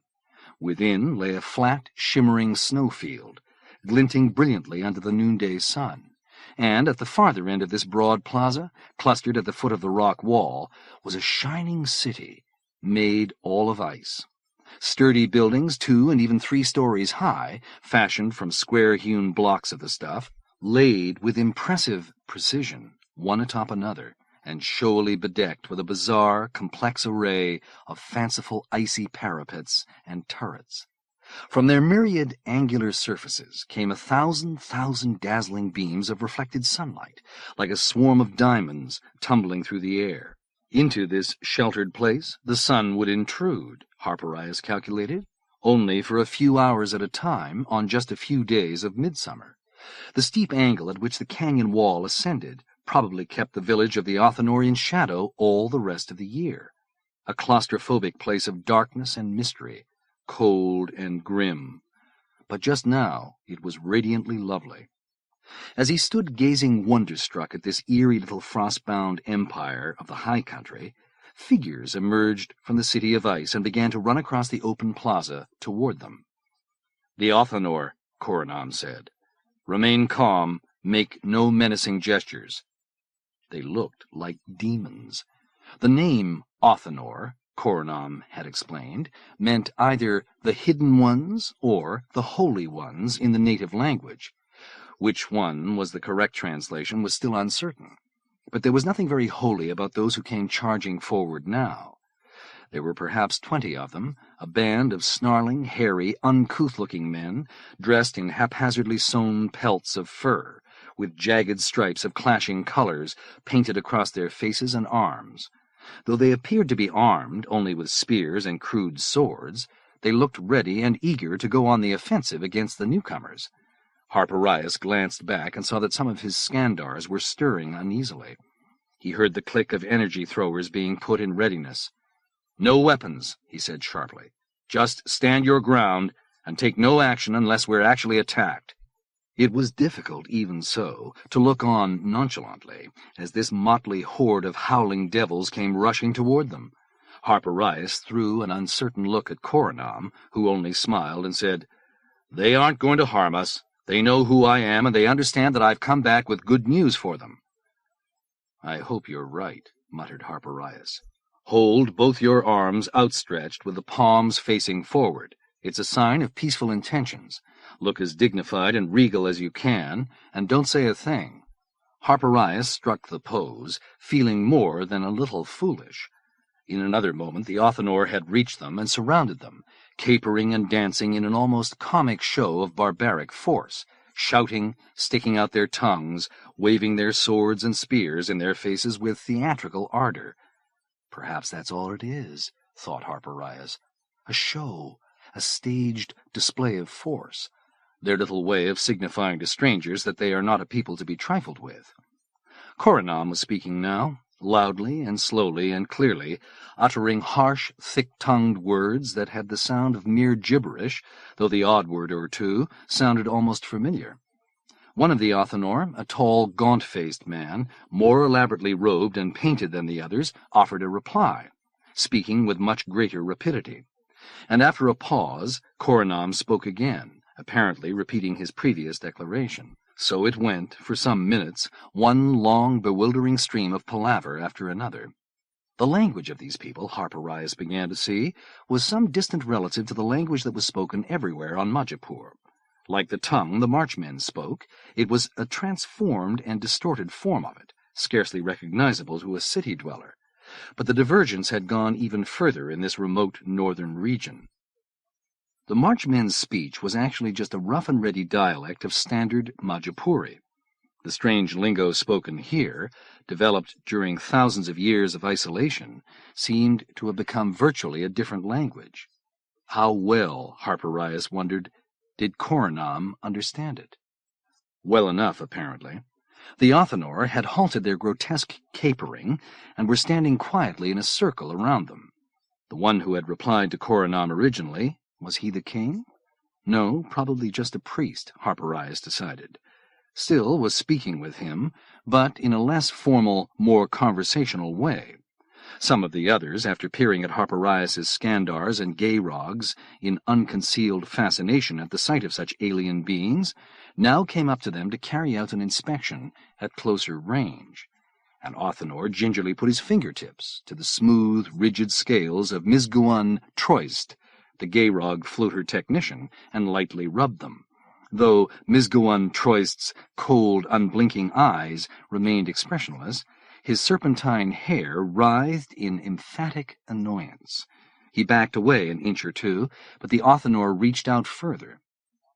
"I do not want to be touched like this," the gayrog said to Harpirias between clenched jaws. "Nor I," said Eskenazo Marabod, the captain of the Scandars.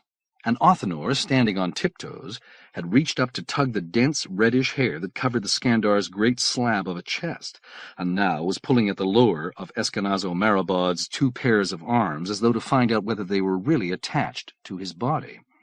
Harpirias fought back laughter, but all the Othinor now were poking and prodding energetically at the Scandars and gayrogs, and he saw that in another moment there was likely to be an incident. "You'd better put a stop to this," he said to Korinaam. "There is no help for it," the shapeshifter said. "It is a natural curiosity on their part. Your men will have to get used to it." "And how long am I supposed to stand with my arms out like this?" "You can put them down now. We are officially admitted to the village. The priest here tells me that King Toikella is looking forward with much pleasure to making your acquaintance. So come now, Prince, to the royal palace." 6. The palace of the Othinor monarch was, predictably, the grandest of the buildings of the village. A 3-storied structure at the extreme eastern end, its flat white facade covered from top to bottom with a scrollwork of fantastic interlaced ice carvings of the most intricate kind.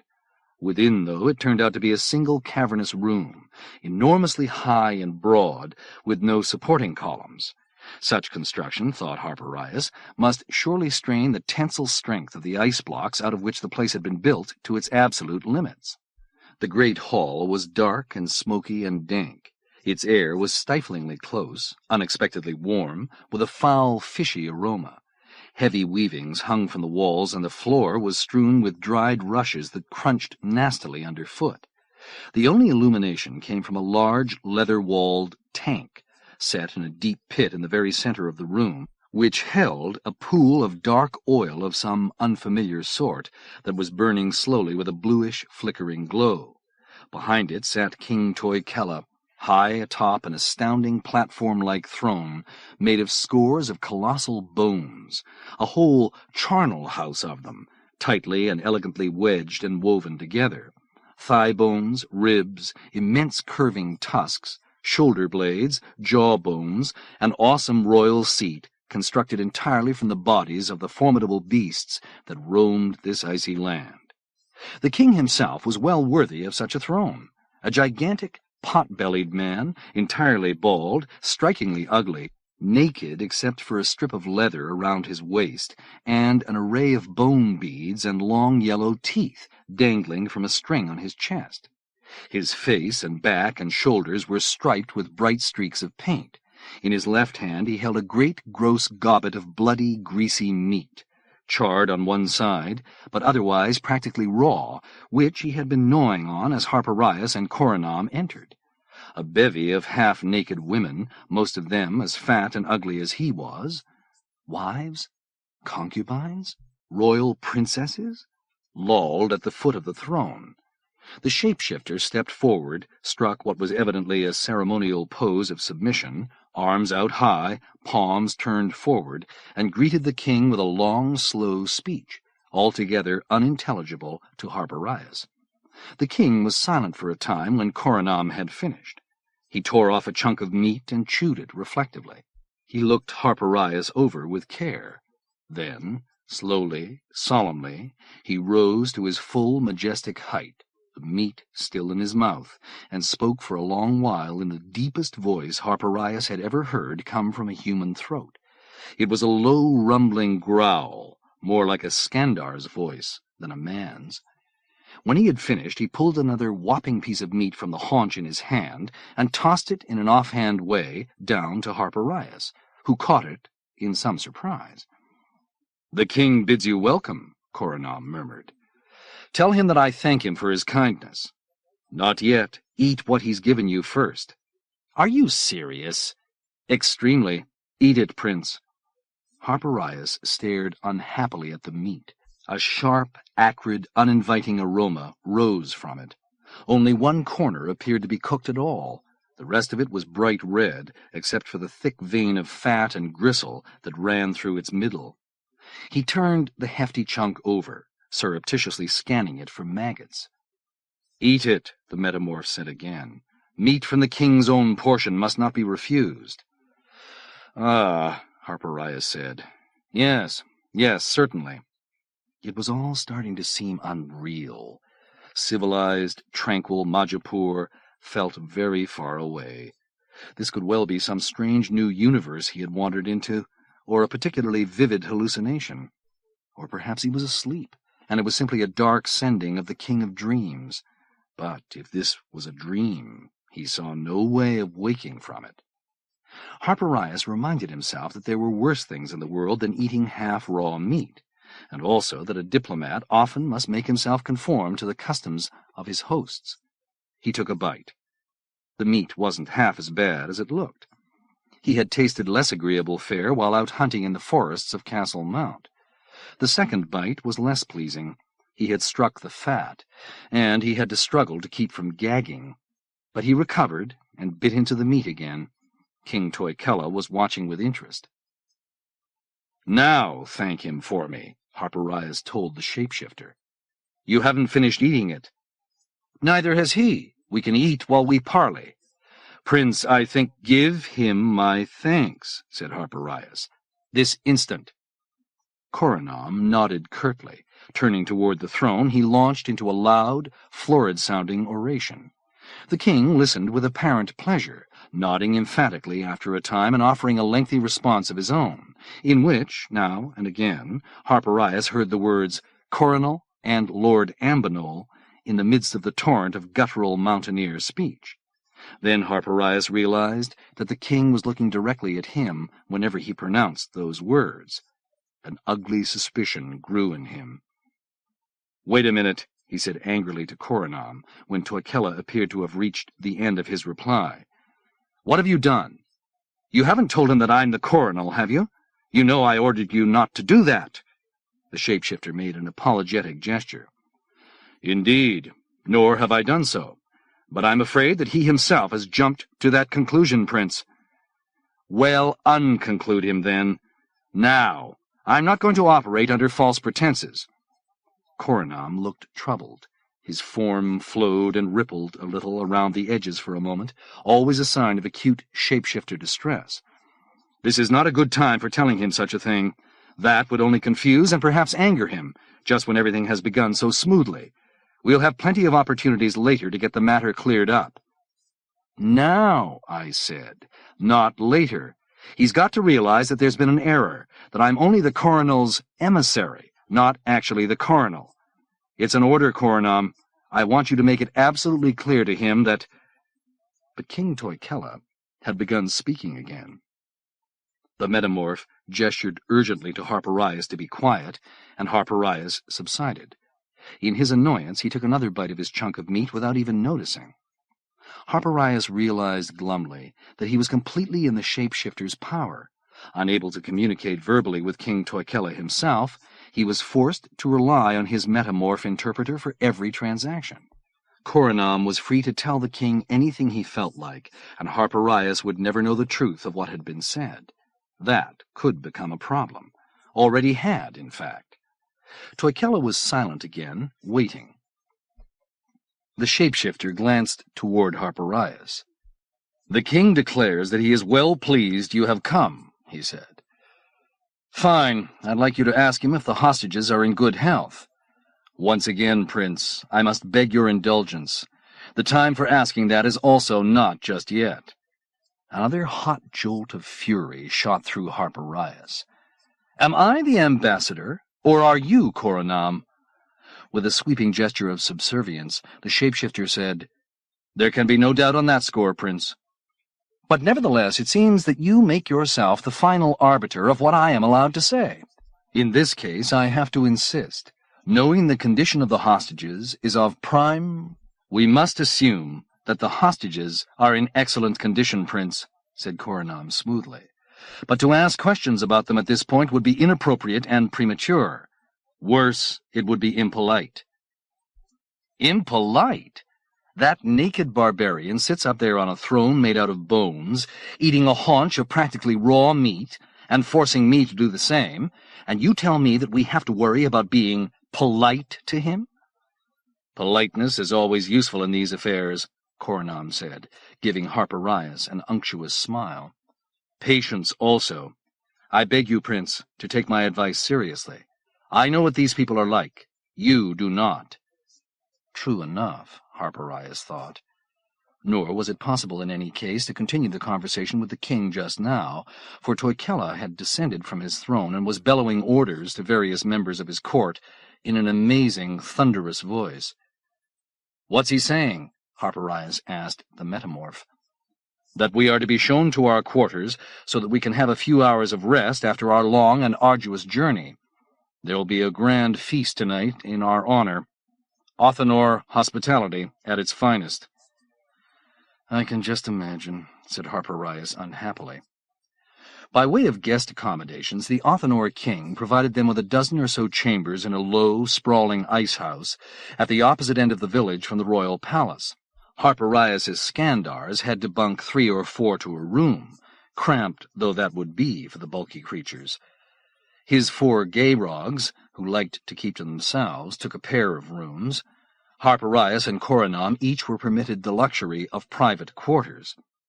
The room they had given Harpirias was a square, boxy, windowless cell, lit only by small, dim lamps made of carved bone that burned the same thick, dark, odoriferous oil which had illuminated Toikella's throne chamber. Its air was so still and stagnant, despite the burning lamps, that the enclosure seemed almost to be without air at all. And it was cold, cold, Living in it would be like living in a storage refrigerator. Even indoors, his breath rose in steamy clouds before his face.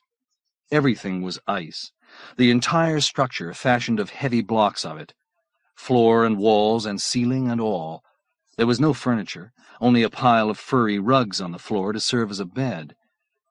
"Will this be satisfactory, Prince?" Korinaam asked him as he stood frowning in the doorway. "And if I say no?" "You will cause the king much embarrassment." "Certainly I wouldn't want to do that," said Harpirias. "And this is better than sleeping outdoors, I suppose. Though not by very much," he added silently. "Indeed," replied the shapeshifter in a solemn tone, and left him to such brief repose as he was able to find in the midst of the stack of thick, itchy furs. The feast that evening was held in the great high-ceilinged hall that was the royal palace.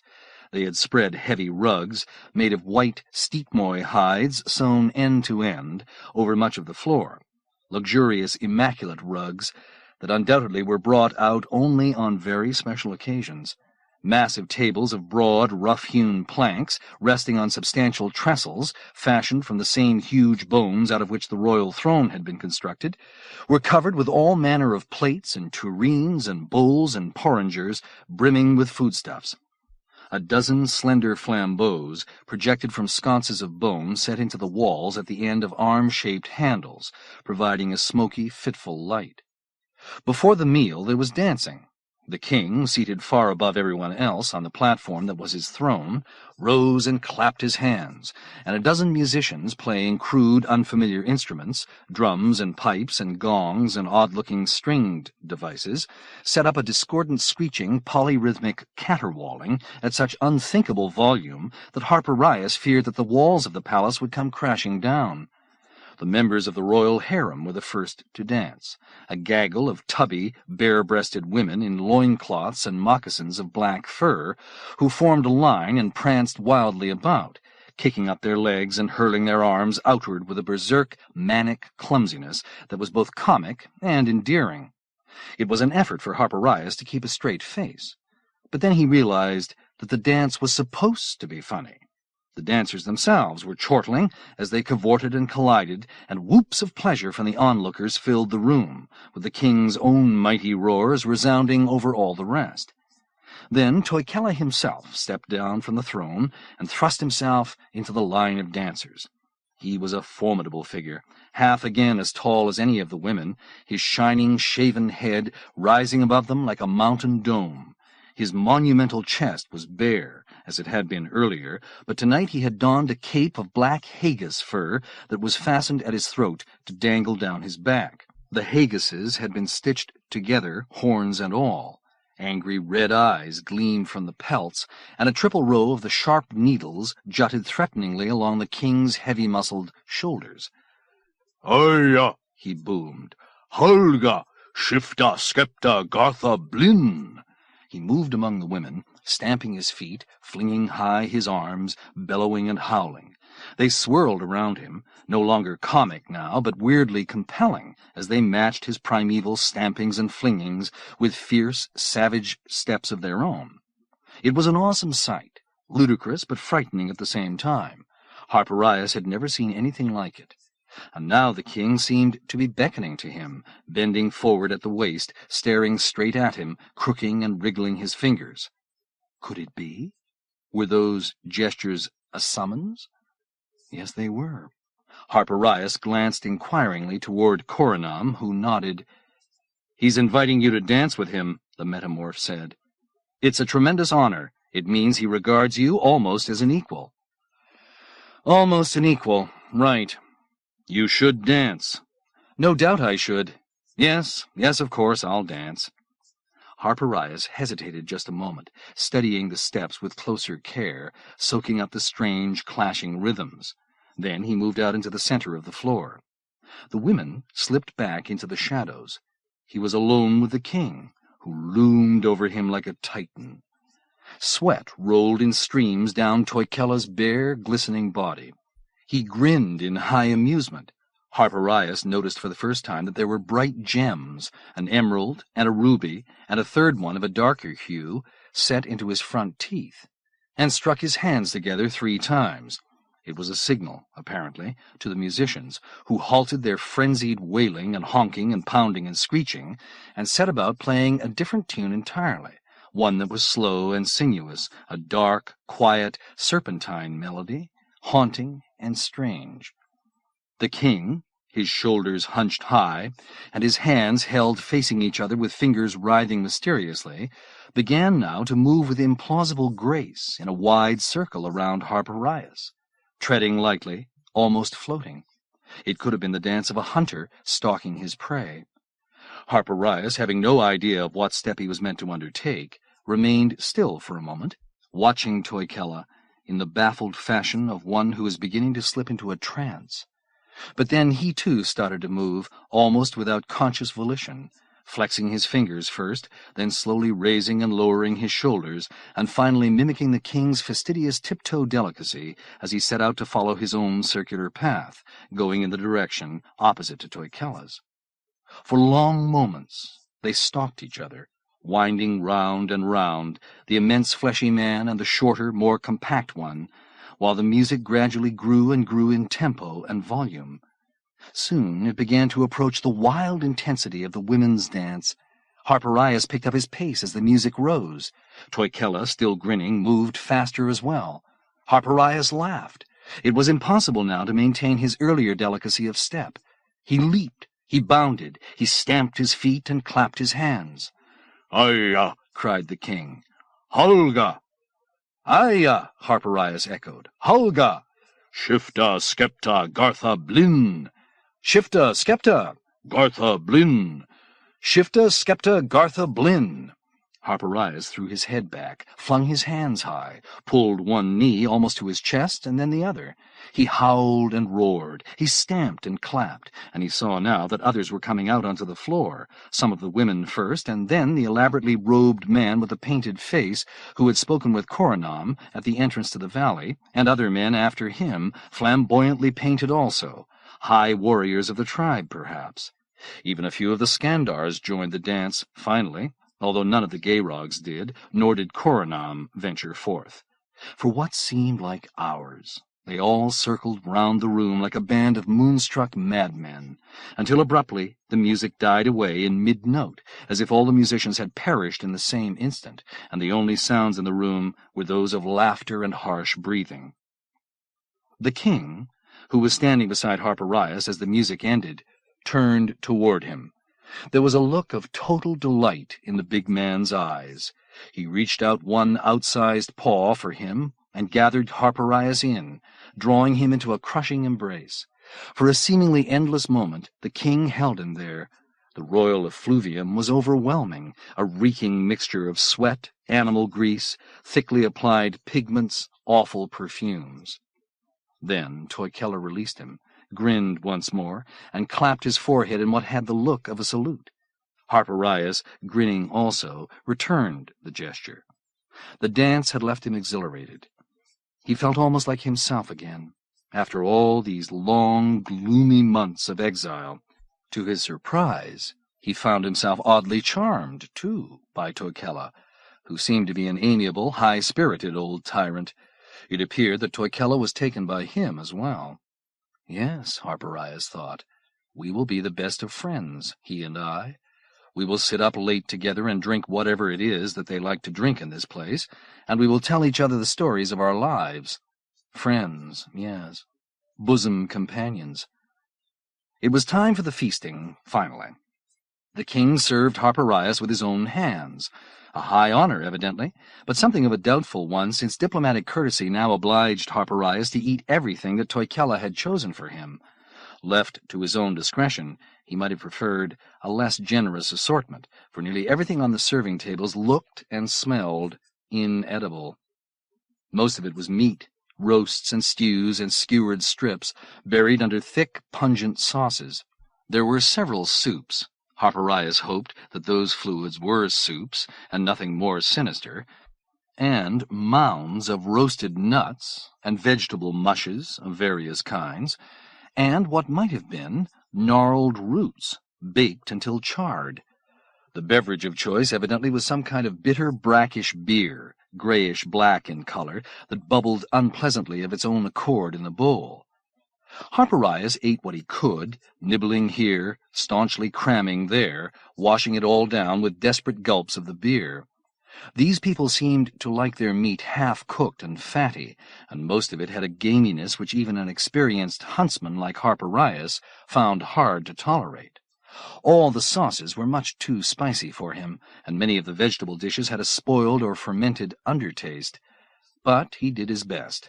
He understood what a sacrifice it must be for the Othinor to provide such abundance as this, living as they did in a land that was covered by snow most of the year, where farming was unknown, where every scrap of food must be pried from nature's unwilling grasp. The king plied him with second portions, and thirds and fourths. Harpirias laughed and protested, and confined his eating to nibbles, and let the royal servants clear his unfinished plates away whenever Toikella was looking the other way. The evening wore on, and on, and on.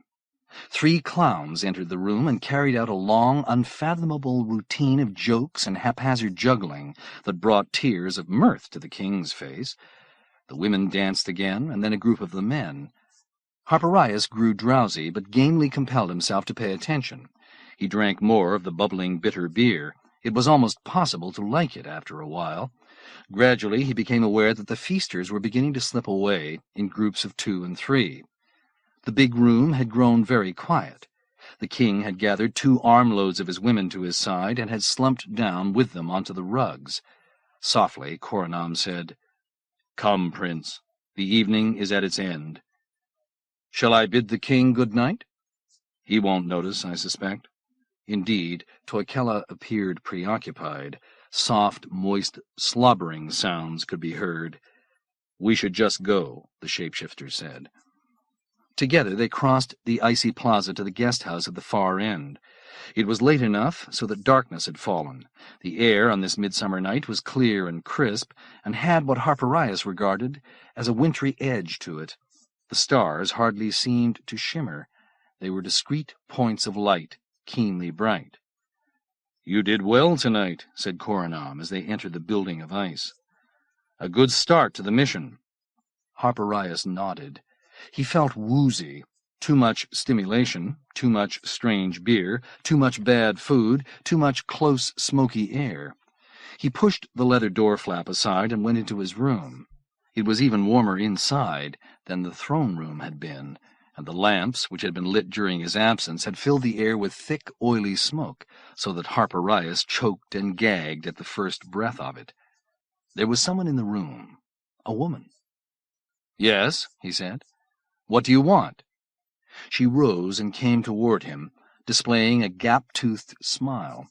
Harpirias recognized her as one of those who had clustered earlier at the foot of King Toikella's throne, the youngest-looking and least unattractive of them, in fact, a reasonably slender girl with straight, glossy, dark hair cut in a bowl shape just about to the level of her ears. She was wearing only the moccasins and loincloth of black fur that had been the costume of the dancers, and now, quite casually, she pulled the loincloth down and kicked it aside. With a cheerful gesture she pointed toward the pile of sleeping furs, tapped her chest, extended her hand to him. "No," Harpirias said. "Not tonight, thanks. I'm very, very tired. I'd just like to go to sleep." She bobbed her head up and down and giggled. She pointed again to the furs. Harpirias stayed where he was. "You didn't understand a word of what I said, did you?" "No. No, how could you?" For an instant he was almost tempted. He had been living chastely for so long now that chastity was starting to feel almost like a normal way of life to him, which was a situation that surely needed to be remedied. But not here, not now, not with her. She was far from hideous, pleasing features, alert, mischievous eyes, a decent figure, appealing breasts. But she was, after all, barbaric in her manner and dirty and unfragrant in her person, and he was extremely tired and not at all interested. It was flattering that she had taken a fancy to him, he supposed. But what would the king say when he discovered that the ambassador from the civilized world had allowed himself a night's sport with a member of the royal harem? "I'm sorry," he said gently. "Perhaps another time." He picked up her discarded loincloth and pressed it into her hand. Then, putting the tips of his fingers lightly, and he hoped unprovocatively, against her back, he steered her toward the door, not exactly pushing her, but making it as clear as he could that he was asking her to go. She turned and looked back at him for a long, charged moment. Sadly? Angrily? Mockingly? He couldn't tell. Then she was gone. Shaking his head, Harpirias did what he could to cleanse himself and get ready for sleep. He was on the verge of climbing between two of the furs on the floor when the shapeshifter's quiet voice from the hallway said, "May I speak with you, Prince?" Harpirias yawned. This was getting very annoying. He said, without rising to pull back the sheet of leather that functioned as the door, "What is it, Korinaam?" "The girl you refused has come to me." "My warmest congratulations. I wish you much joy of her." "You misunderstand me, Prince. She came to me to ask what she has done wrong with you, why she has displeased you. She has gone away bewildered and insulted." "She has? Well, that's too bad, I suppose. It wasn't my intention to hurt her feelings. But I didn't particularly want company tonight, not hers, not anybody's, and as a general rule it doesn't seem smart to me to be sleeping with the king's wives." "Not one of his wives, Prince. It is King Toikella's youngest daughter whom you have rejected, and when he learns of it, there's bound to be no small amount of trouble." "His daughter? He wants me to go to bed with his daughter?" "It is traditional Othinor courtesy," said the shapeshifter. "You really must not refuse." Appalled, Harpirias pressed both his hands to his forehead. Was Korinaam serious? Yes, he must be. For a wild moment, Harpirias debated asking the metamorph to summon the girl back. But then a mounting sense of vexation overcame the force of whatever presumable obligations of diplomacy he might be under. He wanted to get some sleep. There were limits to the things he was supposed to do for the sake of getting this treaty signed. He was not going to sleep with a smelly, savage girl simply to keep King Toikella happy. Not. Thinking quickly, Harpirias said, "You will tell the king, when and if the matter comes up, that I am highly appreciative of the honor he has paid me. But in fact I have taken a severe vow of abstinence from physical pleasure as one of the disciplines of my high office. Under its terms, I mustn't allow myself to be approached by a woman." "You have said nothing of this before, Prince." "I'm saying it now. A vow of abstinence. Is that understood?" "It is, yes." "Thank you. Good night, Korinaam." He pulled one of the furs over his head, skin side out. It smelled as though they had tanned it in steep-moy urine. This was all going to be even more difficult than he had expected, he told himself. If his dear friend Tembadat and his beloved cousin Vildemur had happened to be within his reach just now, he would, with a good deal of pleasure, have wrung their necks. 7. The next day passed slowly and strangely. Hardly anyone was awake and about in the village when Harpirias went outside in the morning. Only some nearly naked children playing games of pursuit along the base of the high rocky wall that enclosed the settlement, and half a dozen women of the tribe laying out strips of freshly butchered meat to dry in the one narrow strip of sunlight that was able to penetrate the canyon. The meat was meant to be put away, he assumed, against the winter that would all too soon arrive. Gradually the place came to life. The day was warm, the sky was bright and clear. A party of hunters assembled down near the palace and solemnly filed off toward the nearby cliffs. Some old women carried a stack of hides into the sunny part of the plaza and squatted in a circle to scrape them with bone knives. A limping musician came out of a house, knelt cross-legged on the ice, and played a single thin tune on a bone pipe for more than an hour, over and over. At noon, the gaunt-faced high priest, for so Harpirias had come to regard him, emerged from the royal palace and strode to a large, flat slab of black stone, no doubt an altar of some sort, that rose a few inches above the icy floor of the plaza in the open space midway between the canyon entrance and the clustered buildings of the village. He was bearing a crudely painted clay jug, from which, once he had reached the altar, he drew seeds or nuts of some sort that he hurled toward the four corners of the world, an offering to the gods, Harpirias supposed. Of the king and the other members of his court there was no sign all morning. "He is a late sleeper," Korinaam said. "I envy him, then," Harpirias said. "I was awake at dawn, half sweltering and half freezing. When will the negotiating sessions begin, do you think?" "Tomorrow, perhaps, or the day after, or the day after that." "No sooner?"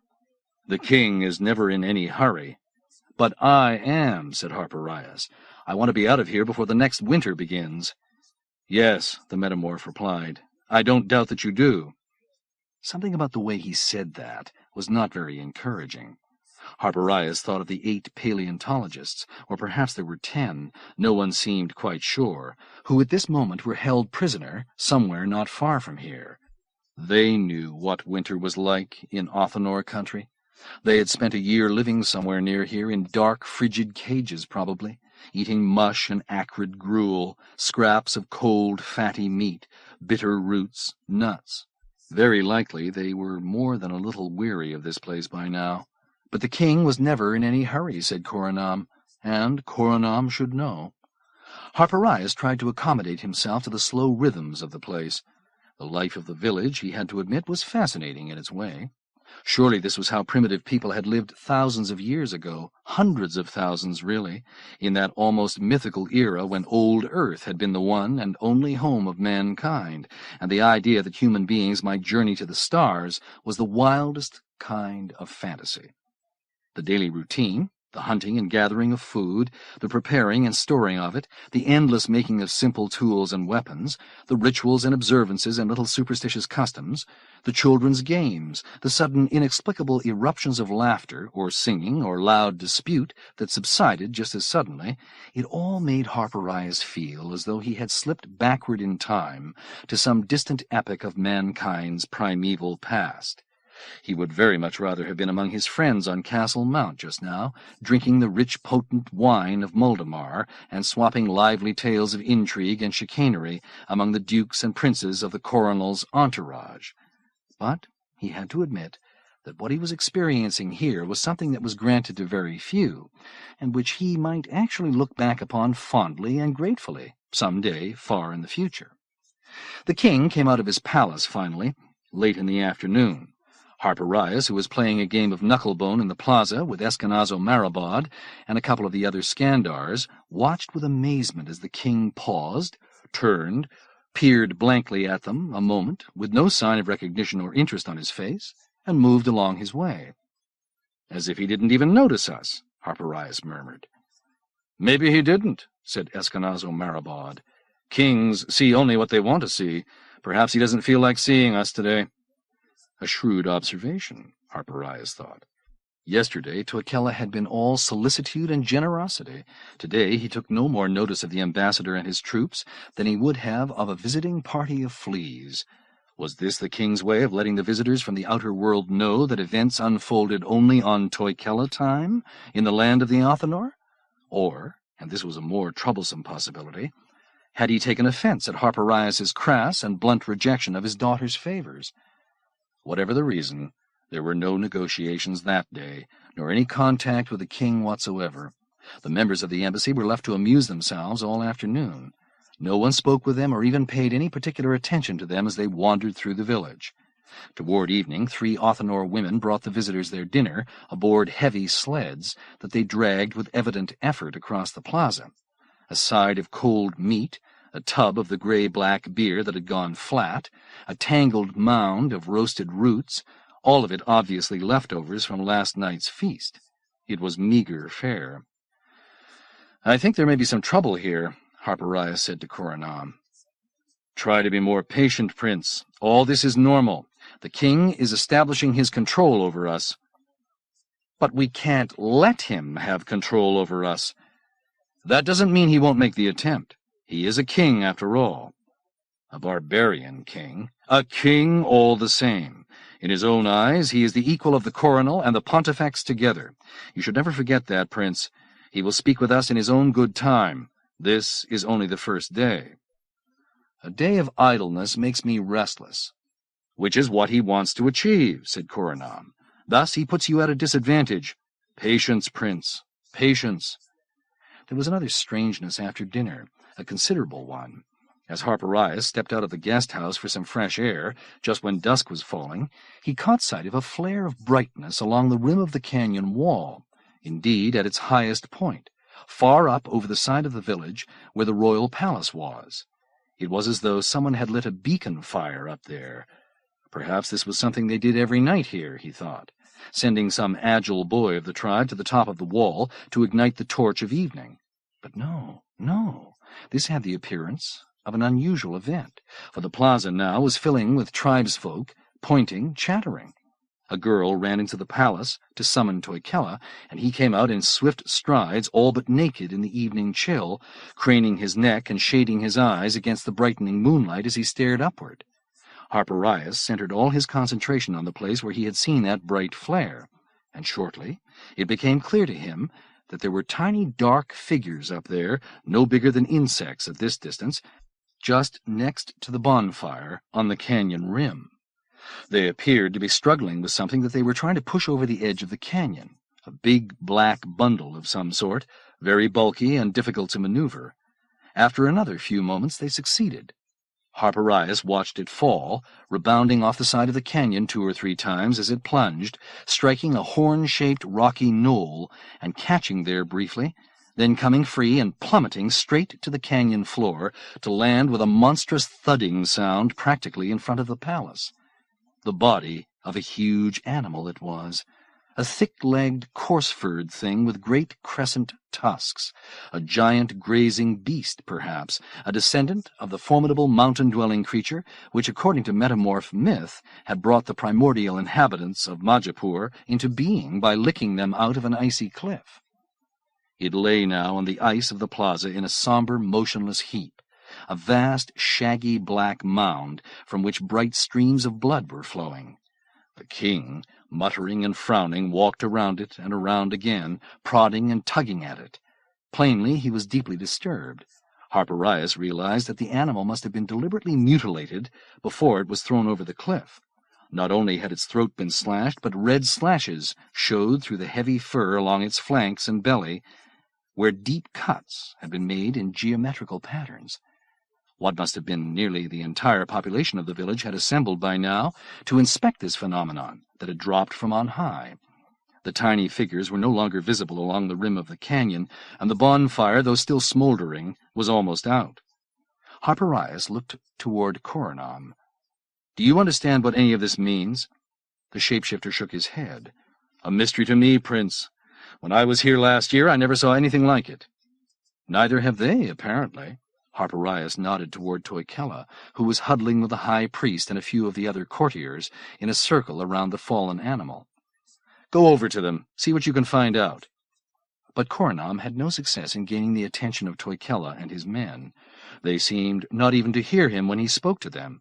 After a while he turned away and conferred briefly with one of the lesser tribesmen, and then another before coming back to Harpirias. "The animal," reported the shapeshifter, "is called a barbaric.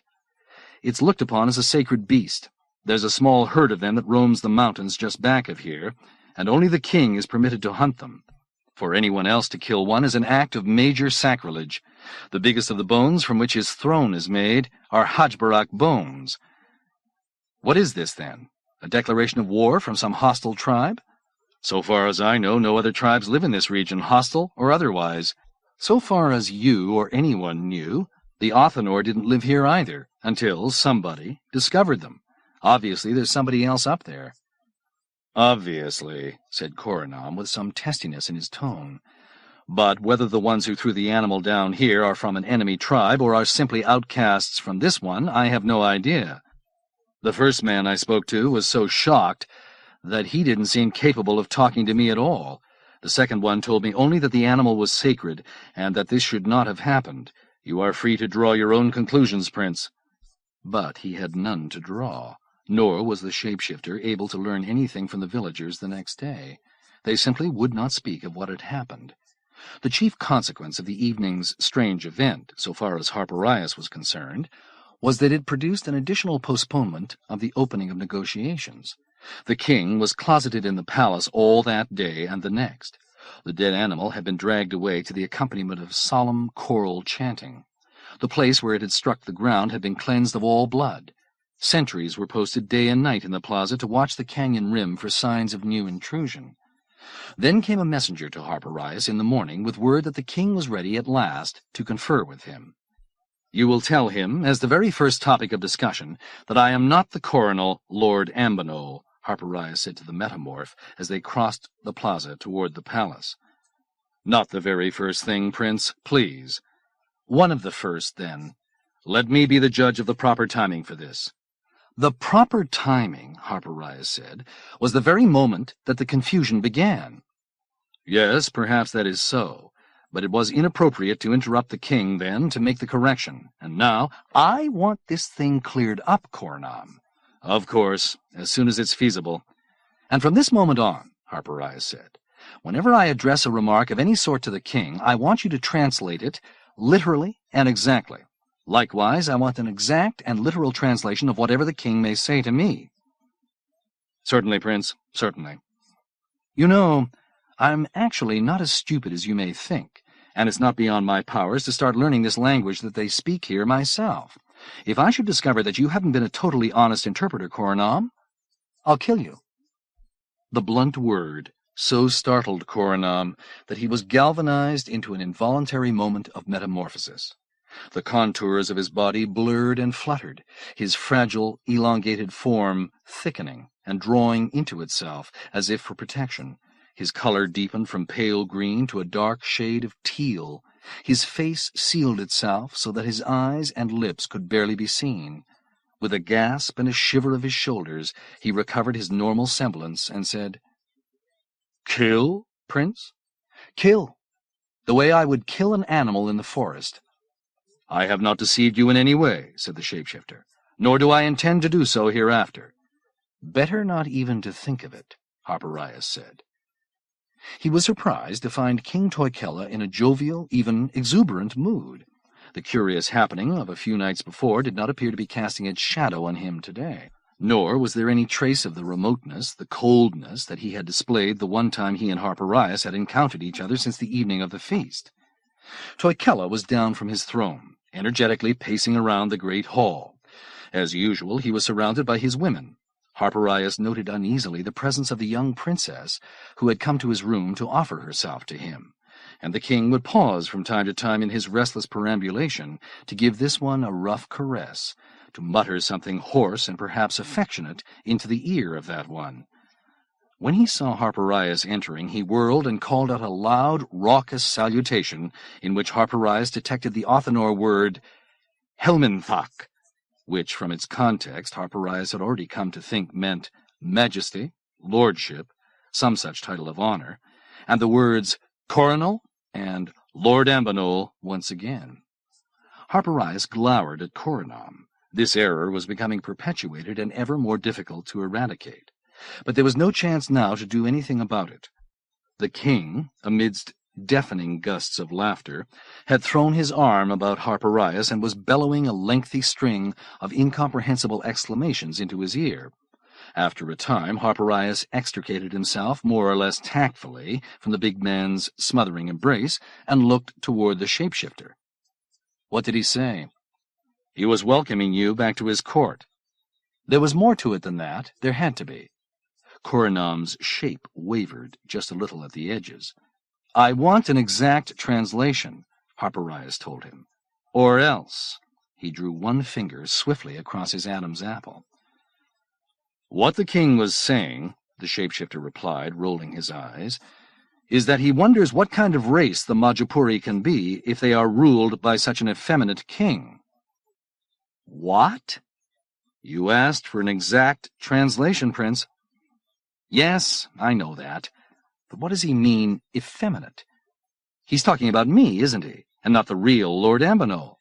What possible reason could he have for believing—" "I think," said the metamorph cautiously, "that he is referring to your rejection of his daughter on the night of the feast."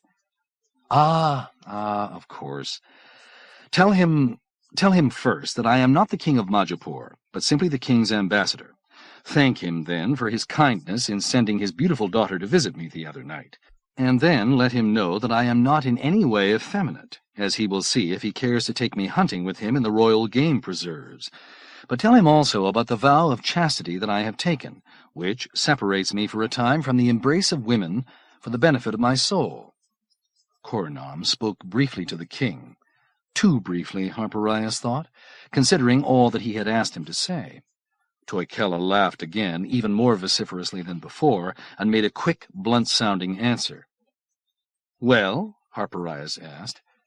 "The king says that he thinks you would do well to get yourself released from such a stupid and injurious vow. I can see where he would take that position, but at the present time I intend to continue living a life of bodily purity. Tell him that." Korinaam spoke again. So did the king for quite some time. "He admires your determination, Prince, but he says that a vow of chastity seems as strange to him as snow that falls upwards. He himself has 11 wives and makes love to at least 3 of them every night. More than 100 of the citizens of the village are his children. My congratulations to him on his energy and on his fertility also." Harpirias narrowed his gaze. "And how did he react when you told him I wasn't the Coronal?" More wavering at the edges. "I did not tell him that, Prince." "I recall instructing you to translate everything I say exactly, upon pain of death, Korinaam." "Yes, quite. I understand completely, Prince.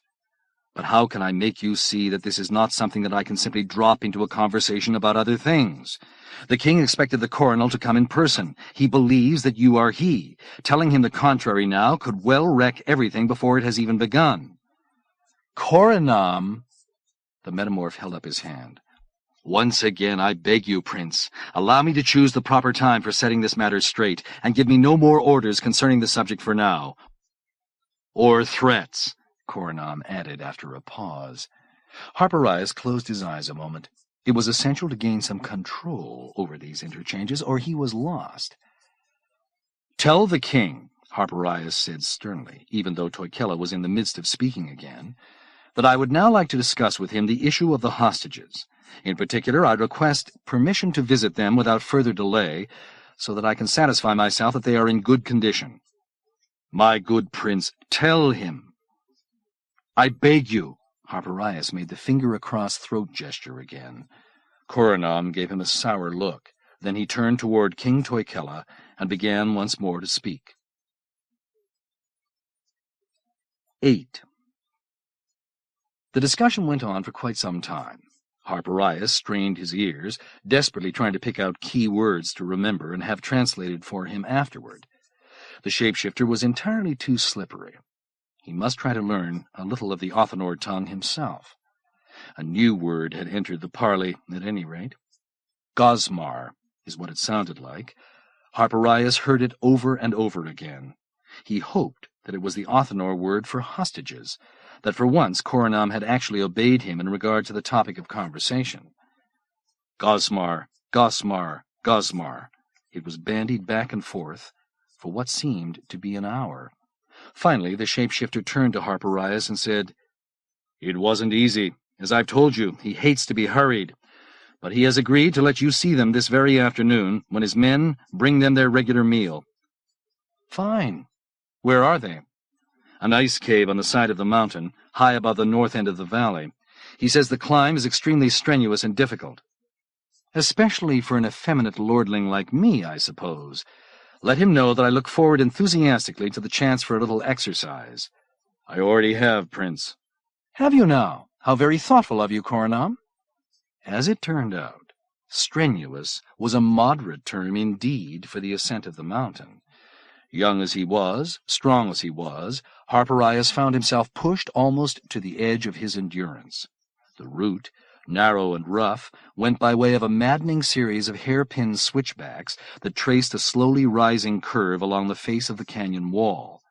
Menacing, jagged rocks, half hidden in the snow-speckled trail, jutted upward from it every few yards, offering the unwary climber the possibility of tripping and slipping and plunging into the ever-deepening chasm that yawned without a guardrail at their left elbows. The air grew colder and colder as they rose, and powerful gusts of icy wind beat remorselessly at their faces. Ungainly, big-beaked birds, roused from their nests amongst the crags, flapped screeching about their heads, beating at the intruders with broad, powerful wings. These were unaccustomed privations. The muscles of Harpirias' legs quickly began to protest. Bands of pain sprang up across his breast and gut. His eyes ached, his nostrils stung. But he made a point of concealing even the slightest indication that he found the climb a struggle. This was a test which he had insisted upon taking, and he knew he must pass it. With him he had brought not only Coronal, but also the Skandar Eskenazo Marabad, whose size and strength would make him a comforting presence. 5 of the Othinor accompanied them, the high priest and 4 men of the warrior caste. The king stayed behind, having excused himself from the climb with a show of such cool, insouciant self-regard that Harpirias could only be charmed by the man's audacity. "I would go with you in a minute, and gladly so," Toikella explained. "But my people need me always close at hand. I must never ignore their wishes." Was that a wink, Harpirias wondered, and a royal smirk? The path took them over crackling crusts of hardened snow, and then across a perilous-looking bridge of ice. Below that flimsy span passed a rushing stream that came spurting from the heart of the cliff like a gush of dark blood. Beyond it the switchbacks abruptly ended, and the trail shot straight upward at a heart-straining angle over loose, gravelly rocks glazed by ice. Harpirias' bare fingertips turned numb, and he thought his chest would crack from the coldness of the air. And this was summer. Othinor summer. By the lady, how did these people survive the winters in this place? Were they made of stone? Did icy waters flow in their veins? The air up here was thin and pale. Harpirias told himself that he could see right through it, and then asked himself in some perplexity what he had meant by that. Was his mind beginning to give way under the stress of the climb? He warned himself to be on guard against nonsensical thoughts. The altitude, the latitude, the attitude, he added. The altitude, the latitude, the attitude. The words ran through his mind over and over, an infuriatingly relentless jingle. The others, evidently, were having no trouble with the climb. All the Othinor but the priest were carrying heavy sacks of provisions for the prisoners, without the slightest difficulty. Eskenazo Marabad actually appeared to be enjoying himself more and more as the difficulties of the ascent increased. Even the flimsily built Coronal was striding readily along. Harpirias found that mortifying, but he reminded himself that his companions all were people of cold-weather climates, accustomed to such harsh conditions as these. He, young and strong as he was, had lived all his life in the gentle climbs of Castle Mount. He looked down once, only once. The village was a mere outline, white against white, a collection of distant, tiny boxes huddling against the mountain wall. The sight dizzied him, and he swayed, but Eskenazo Marabad reached out easily with his lower left hand to steady him. They were not far below the rim of the wall now. Harpirias could see it, a wide, flat summit stretching back away from him. Here the trail turned a corner and unexpectedly broadened to 2 or 3 times its usual width. A short way below the summit, a dark, uneven oval in the face of the cliff announced the presence of a cave. Boulders were piled high to block its mouth. 2 fur-clad Othinor, armed with swords, stood guard before it, their arms folded, their faces expressionless. The high priest, Mankhelm was his name, said a few brusque words to them. The sentinels saluted and made haste to roll back the uppermost level of the boulders so that they could enter. All was dark within. There was a long business of lighting torches, and then Harpirias saw that they were in a low-roofed cavern, deep and narrow, that ran back far into the core of the rocky wall. Seepage from some mountain spring had coated its sides everywhere with an icy skin, which glinted with a beautiful bluish sheen by the torch's smoky glow. Shadowy figures came lurching out of the cavern's depths, blinking and murmuring as they approached the light. In a formal tone, Harpirias said, "I am the ambassador of His Highness Lord Ambanol, come to win your freedom for you. Harpirias is my name, Prince Harpirias of Muldamar." "Divine be praised! What year is this?" "What year?" Harpirias was taken aback. Why, the 13th of the pontificate of Taghin Gawad. Does it seem that you've been here so long? Forever, forever. Harpirias stared. The man with whom he spoke was tall and terribly thin, pale as bleached parchment, with a crest of wiry graying hair fanning far out in every direction from his balding scalp, and a thick, unkempt black beard covering nearly all of his face. Two burning, half-crazed eyes peered from that thicket of hairy growth. He was dressed in loose, fraying rags, pitifully inadequate to the cold. "You've been here only a year," Harpirias told him. "Or perhaps just a little more. It's the middle of the summer in the Marches, the summer of the year 13. "Only a year," the man repeated in wonder. "It feels like a lifetime. I am Salvanor Hess," he announced after a moment. Harpirias knew the name, the leader of the ill-starred paleontological expedition, yes. Others, much like him in their raggedness and gauntness, stood gathered behind. Harpirias counted quickly. 6, 7, 8, 9. 9. Was one missing? "Is this the entire group of you?" he asked. "All of us, yes." There was some question about how many of you had made the journey. 8, 10. The records were unclear. 9, said Salvanor Hess. "Changes of personnel were made at the last minute. 2 dropped out. What luck for them! And 1 replacement was found." "Myself," a man of remarkable height and thinness said, in a black, sepulchral voice that seemed to rise from the bottom of the great sea.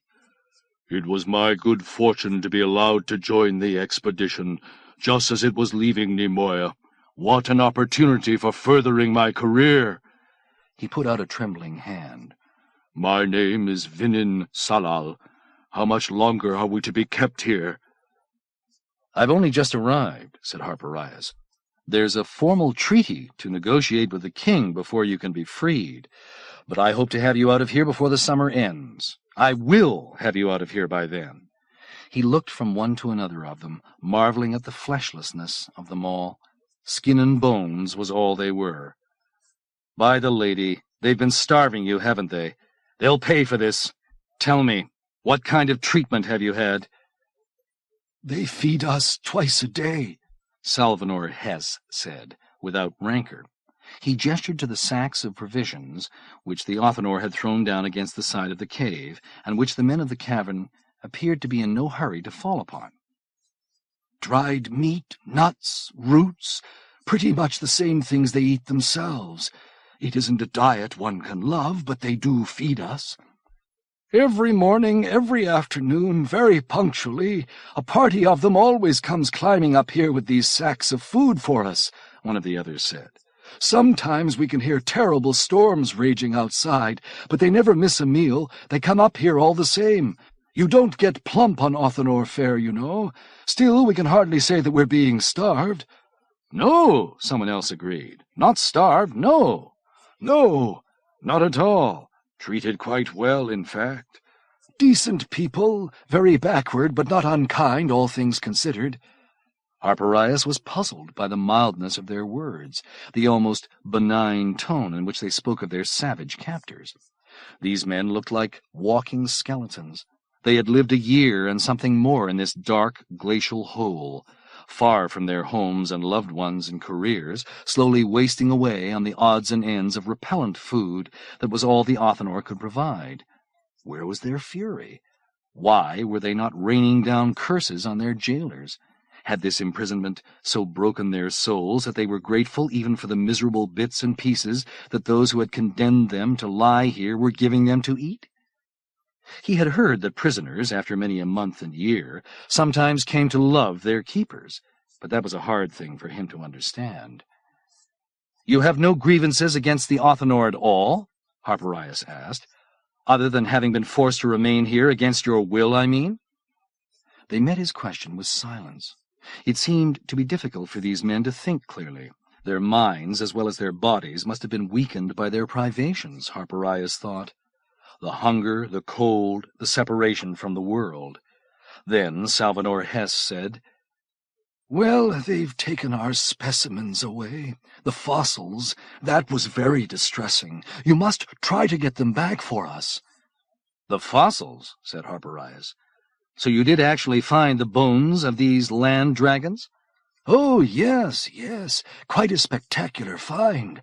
A clear link to the maritime species of dragons. An unquestionable evolutionary connection. Is it now? We succeeded in excavating teeth of astonishing size, ribs, vertebrae, fragments of a huge spinal column. Salvanor Hess's lean face became radiant with excitement. He glowed through the bushy shroud of his beard. The largest land creatures that ever existed on this world by far, and beyond any real doubt, the ancestors of our sea dragons, perhaps a transitional evolutionary form, one that will need a great deal of further study. The bones of their ears indicate clearly that they were designed to hear both on land and underwater, for example. We've uncovered an entire new chapter in our knowledge of the development of life on Majipoor. And there's more, much more, waiting to be discovered on that hillside. We had only just finished our scaffolding and begun to dig when the Othinor found us and took us prisoner. And confiscated everything we had uncovered, said another. Reburied it, so we were given to understand. That's the most maddening part of it all, came a voice from farther back in the cavern. Having made a major discovery like that, and not being able to bring our findings back to civilization, we can't leave here without those things. You will insist on the return of the fossils, won't you? I'll see what I can do, yes. And also to get their permission to continue the work.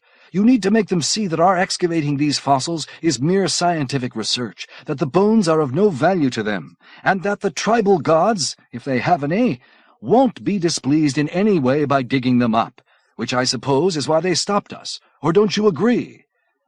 Well, Harpirias said, surely the problem was some religious objection, wouldn't you say? We were breaking some kind of taboo? I don't know anything about that. I remind you, I've only just arrived and real negotiations haven't started. What they've asked for, though, is a treaty guaranteeing them that we will refrain forever from any sort of interference in their lives. There's a chance I can at least get back the bones you've already dug up, but I'm not sure that they're going to be willing to allow any additional excavations in the vicinity of their territory. There was a chorus of immediate objections to that. Hold on, Harpirias said, raising his hands for silence. Listen to me. I'll do what I can for you, but my main purpose here is simply to get you out of this place, and even that isn't going to be easy.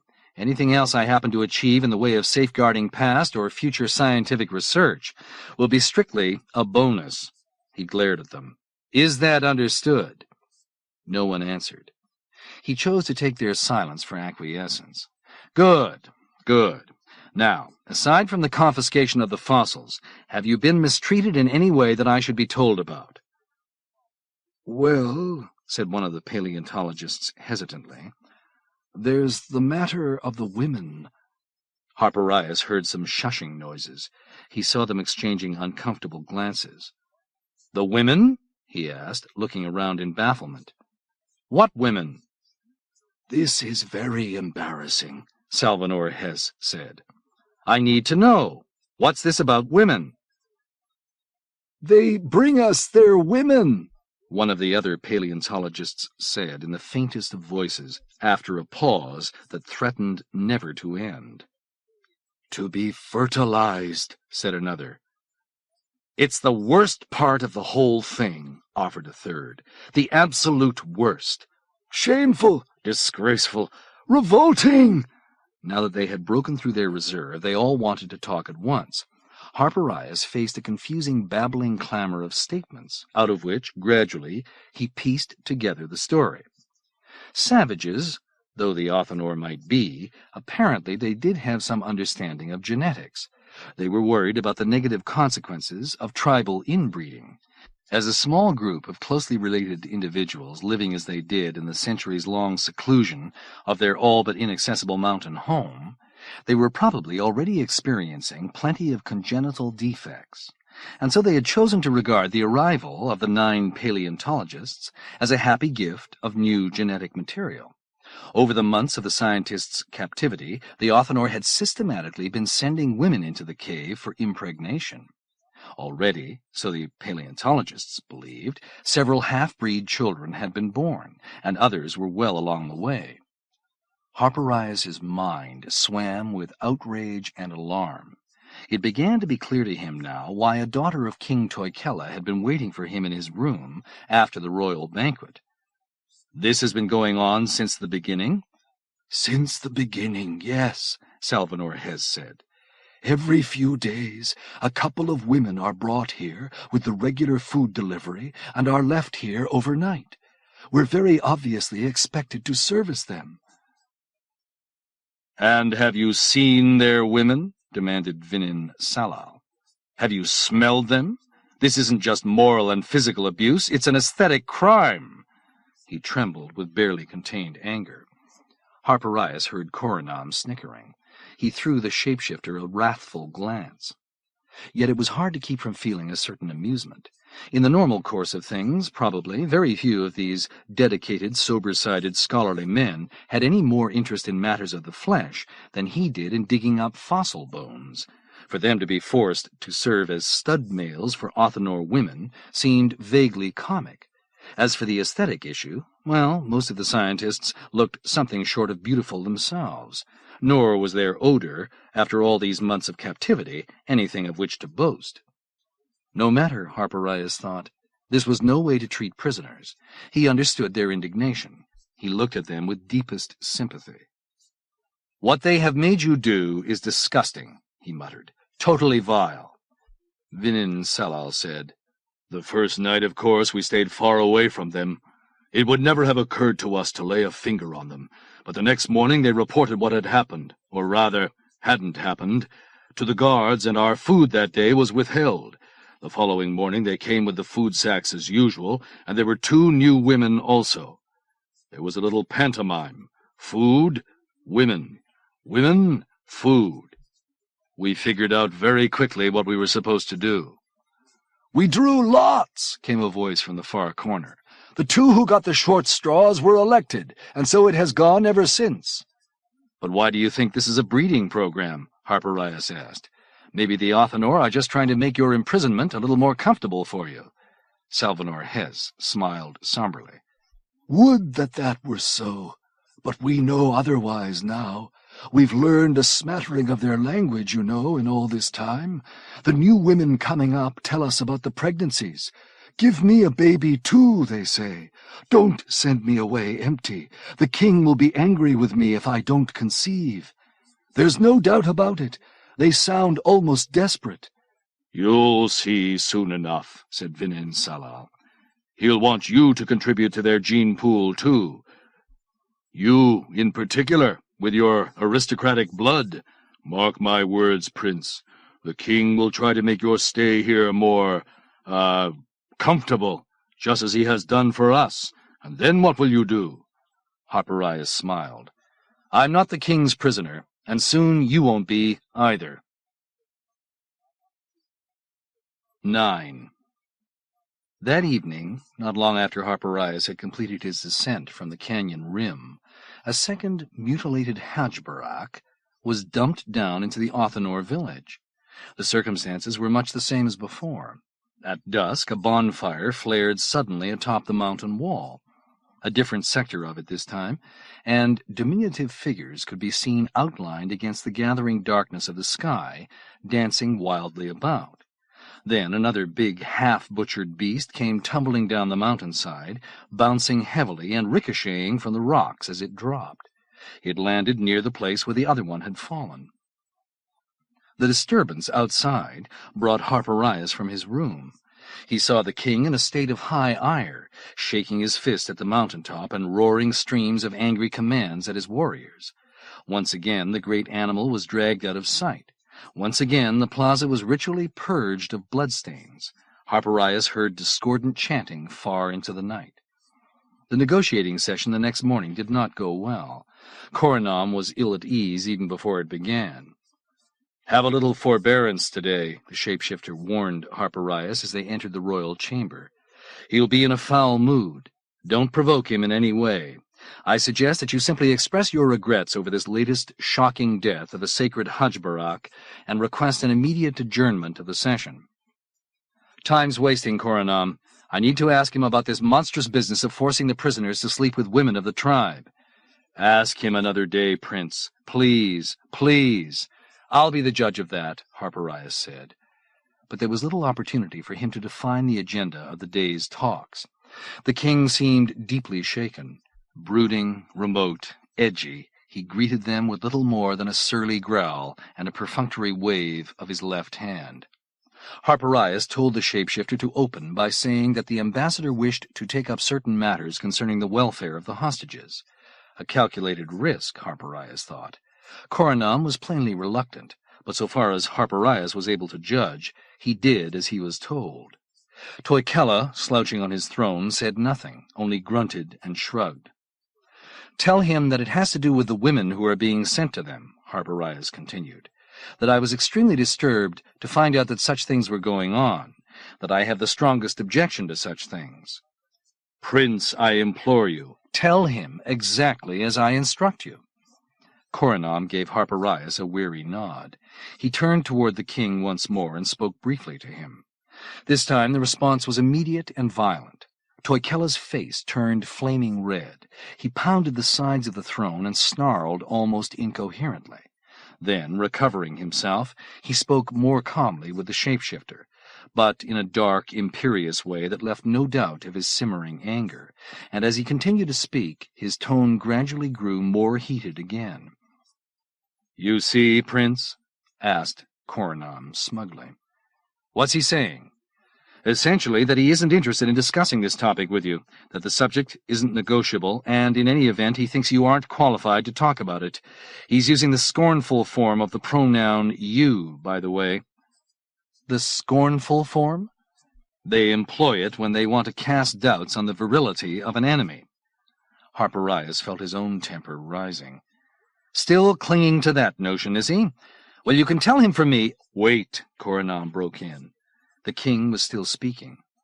"He says, we should take ourselves out of his presence at once, he says.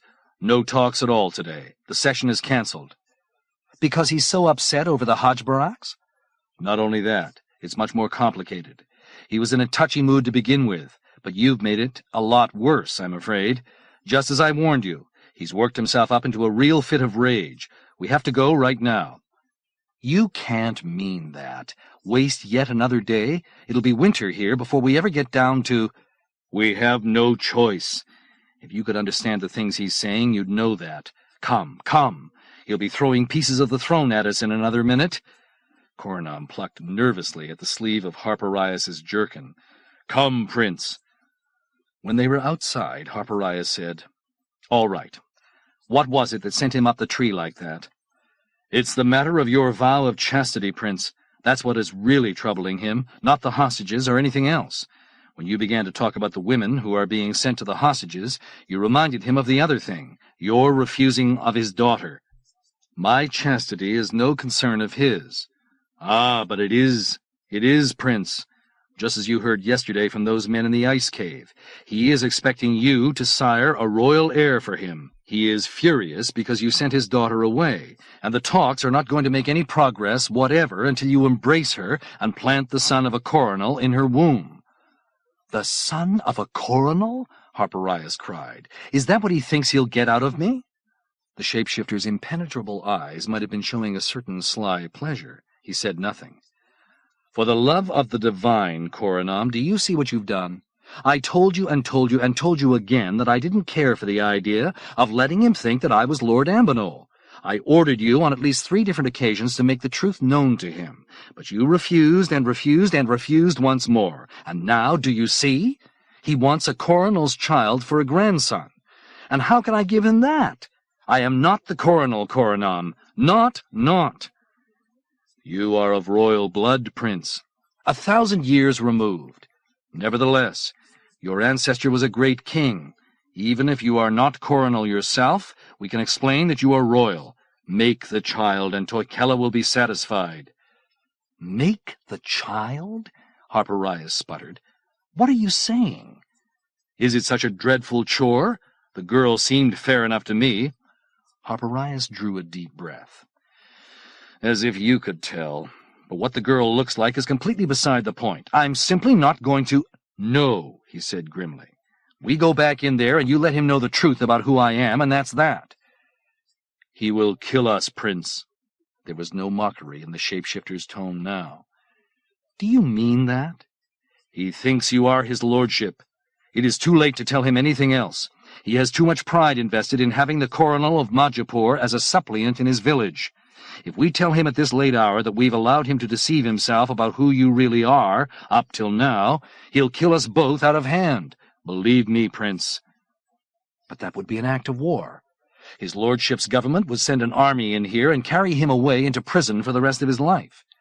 "He has no idea of the strength of his lordship's government," Korinaam said.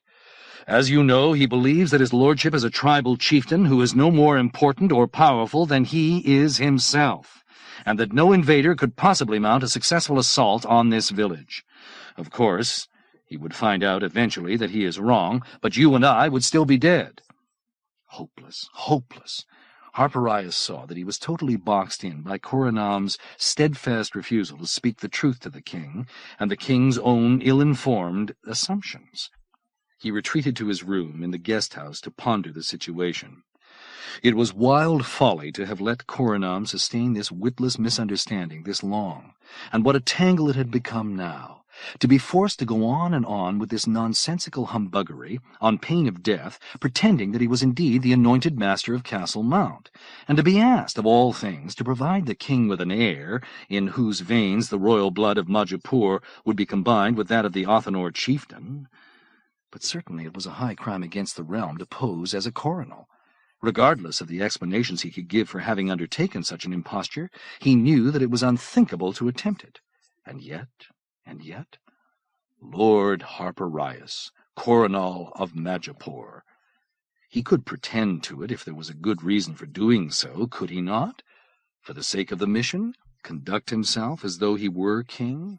Stalk around this icy realm of misery as though he were indeed the master of Castle Mount, as though it was he who held the royal seat upon the glorious Confalum throne, he who wore the starburst crown?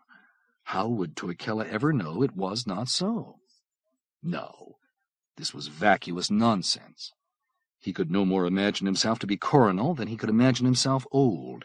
He was Harpirias of Moldamar, a young man of the Pristimian line, a minor prince of the Castle Mount aristocracy. He wanted to go on being Harpirias of Moldamar. He was satisfied with that. He had no ambitions beyond that. To masquerade, even here, even for a moment, even out of supposed diplomatic necessity, as the lord of the world, would be a grotesque blasphemy. He knew he must correct the foolishness into which Korinaam had thrust him before it proceeded any further. But how? No answer presented itself. Harpirias was still puzzling over it alone in his room far into the evening. Then, very late, came a voice at his door, a woman's voice, speaking softly to him in words he was unable to understand. "Who is it?" he called. But he had a good idea. She spoke again. There seemed to be a plaintive, imploring note in her voice. Harpirias went to the door, pulled the leather flap aside. Yes, it was she, the one who had come to him before, the king's young, dark-haired daughter. Tonight she was more formally dressed, a fine robe of white fur, leather buskins, a bright scarlet ribbon elaborately woven through the glossy bowl of her hair. A spindle-shaped sliver of carved bone had been thrust into her upper lip from side to side, some sort of tribal jewelry, no doubt. She looked terrified. Her eyes were wide and rigidly fixed on him, and she was trembling in a way that had nothing to do with the chill of the air. A muscle was jerking rhythmically in her cheek. Harpirias stood there a long while, staring at her, not knowing what to do. "No," he said to her after a time, trying to keep his voice gentle. "I'm really sorry, but I can't do this. I simply can't." He smiled sadly, shook his head, pointed outward through the door. "Can you understand what I'm saying? You have to go. What you want from me is something I can't give you." She shivered in an almost convulsive way, held out her hands to him. They were shaking. "No," she said, and to his amazement she was speaking his language. "No, please, please." "You know Majipuri?" Not very much of it, apparently. He had the impression that the girl was speaking by rote. "Please, please, I come in?" Korinaam has taught her this, Harpirias thought suddenly. That would be very much like him. He shook his head again.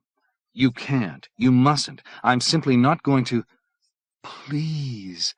There was a terrible urgency in her tone. She seemed about to fall at his feet. In the face of that, how could he turn her away? Harpirias sighed and beckoned her in. Just for a little while, he told himself. A little while, and that would be all. The girl stumbled into the icy room. It was impossible for her to stop shivering. Harpirias wanted to put his arms around her and offer comfort, but he could not allow himself to do that. It was important to keep his distance. Evidently she had exhausted her few comprehensible words now. She was gesturing to him in some sort of pantomime, raising her arms high over her head and bringing them down to her sides in a broad, sweeping gesture, then doing it again. Harpirias struggled to make sense out of her miming. Something big. A mountain. Was that what she was portraying? Did this have anything to do with the 2 dead animals that had been thrown down into the village from the top of the canyon wall? She swept one hand downward in front of herself in a swelling curve from her forehead to her knees, indicating her belly, a representation of the pregnancy that she desired from him? Maybe not. She made the mountain gesture again, and then the belly. He watched her uncomprehendingly. She opened her mouth, pointed to her teeth. The mountain again, the belly, once more the teeth. Harpirias shook his head. She paused in thought for an instant or two. Then she thrust her arms out toward the floor at an angle, a gesture that seemed to indicate size, and began to march stiff-leggedly around the room in a comical, hulking way. He was altogether lost. An animal? A big animal? A hajbarak? "No, no." She looked annoyed at his denseness. Once more the mountain, the belly, the teeth, the hulking, stiff-legged strut. And this time he got it.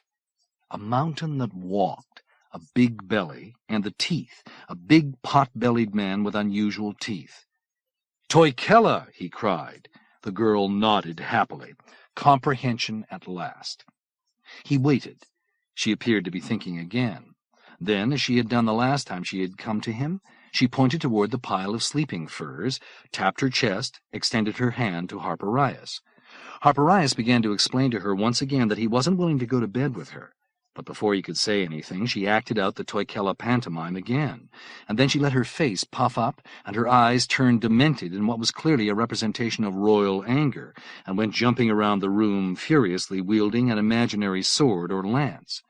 After which, shrinking down from her Toikella size to her own, she clutched at her body with both her arms and made her eyes glaze over. Wounded. Dying. "Toikella will kill you if I don't sleep with you?" Harpirias asked. "Is that it?" She gave him a helpless, uncomprehending look. He tried again, speaking louder and more slowly. "King will kill you?" The girl shrugged and went through the whole pantomimed rigmarole again. "Kill both of us?" Harpirias asked. "Kill only me?" But words were useless. Evidently she had already uttered every word of his language that she understood, all 4 or 5 of them. He knew only 2 or 3 words of hers, and none that would help him now. She was imploring him with her eyes, looking desperately at him, then looking toward the pile of furs, offering herself to him once more. Harpirias realized that he had probably caught the gist of her anguished charade correctly. Her father, the king, had ordered her to bear a royal heir. He would settle for nothing less. If Harpirias sent her away as he had before, Toikella's ire would be aroused to a murderous heat. Whether it was the girl that he would kill, or Harpirias, or the 2 of them, was not something that he had been able to get from her. But it made no difference. The implications were clear that some sort of violence would come from this, unless he yielded to the king's blind insistence. And, trapped between the cynical lies that Coronam had told and the dynastic expectations of King Toikella, Harpirias saw that he had no choice. "All right," he said to her. "Come on. I'll make a little prince for you, if that's what your father wants so badly." He didn't expect her to understand anything of that, nor did she. But when he caught her lightly by the wrist and drew her toward the bed of furs, her eyes brightened in immediate comprehension. A kind of glow came into her face that made her seem almost attractive.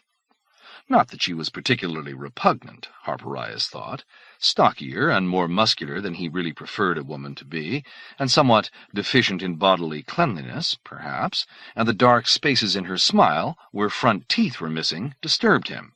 But, even so, he had never been an outstanding model of moral fastidiousness himself. In his time, Harpirias had embraced more than a few young women whose deportment and appearance would have raised eyebrows at the Coronal's court. That laughing, red-haired dancing girl long ago in Bombafale, the one with the fiery eyes and the hoarse, shrill voice of a fish peddler, and that slim-legged juggler lass in the holiday town of High Morpen, who could swear like a sailor, and especially that swaggering, broad-hipped huntress he had met while wandering alone in the forests back of Normork, who had showed him a trick or two when he was 18 that would never have crossed his mind. There had been others. More than a few. If he was forced now to add a swarthy, smudge-faced barbarian girl to the list, well, so be it. Diplomats have to perform all sorts of unusual things in the course of their duties, Harpirias told himself once again. His mission would very likely fail if he persisted in his prissy refusal to honor Toikella's wishes in this matter. Therefore, it could be construed as his professional duty to oblige the king. And if he was not in fact the Coronal, for all that Toikella had chosen to believe he was, it was certainly true that the blood of Coronal's past ran in his veins. The king would have to be satisfied with that. So be it. Harpirias unfastened the robe of white fur and held it open as the girl slipped out of it. She was naked beneath it. Her body was lean and taut-fleshed, with small, hard breasts and nicely flaring hips. Apparently she had oiled herself from head to foot with something. Could it be Hajbarak grease, he wondered? That gave her a smooth and agreeably slippery feel, and masked, to some extent, the scent of her unwashed skin. They dropped down together to the pile of hides. Harpirias quickly wriggled into the middle of the heap, for it was much too cold in the ice-walled room for him to want to expose his unclothed body very long to the air. Though apparently the girl would have preferred to remain on top of the pile rather than within it, she seemed to understand his need, and after a bit she followed him underneath. Once they were safely covered, side by side, and snug beneath the mound of furs, she laughed and pressed her hand against his chest, rolling over and pushing him down so that she could climb into the upper position. "That's how you like it, is it? Fine, whatever you want."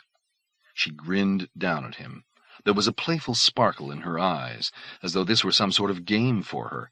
Harpirias wondered how old she was. 20? Younger, maybe. 15?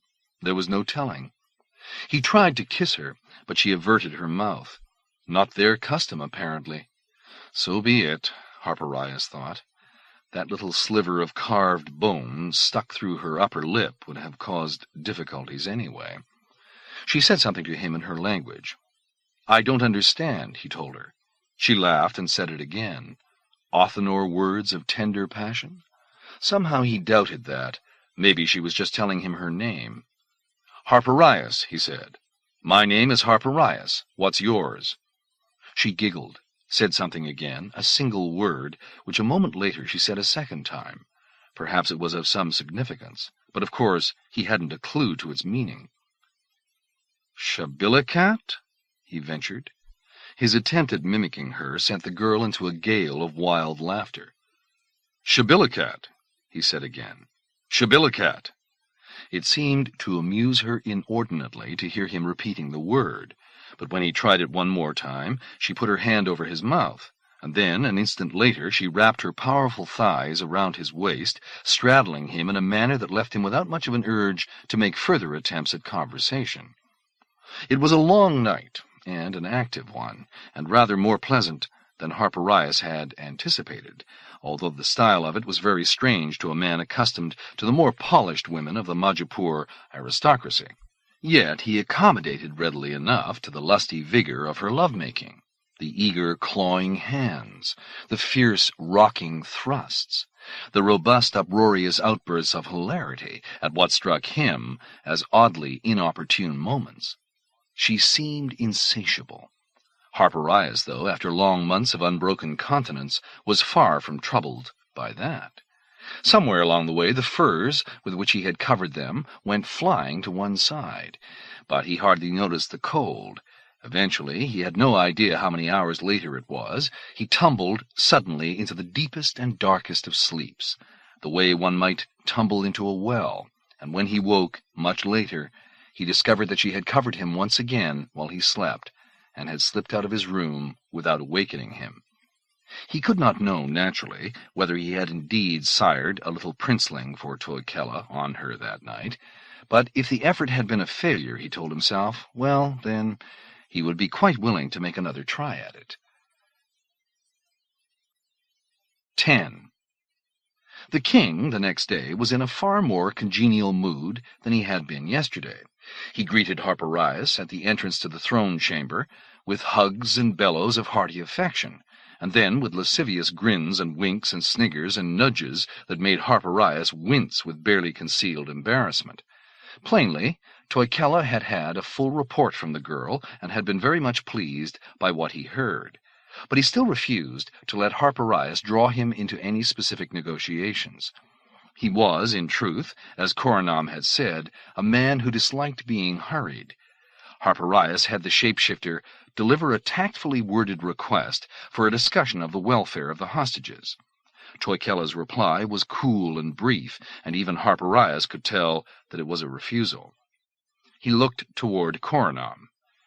"He says no, does he?"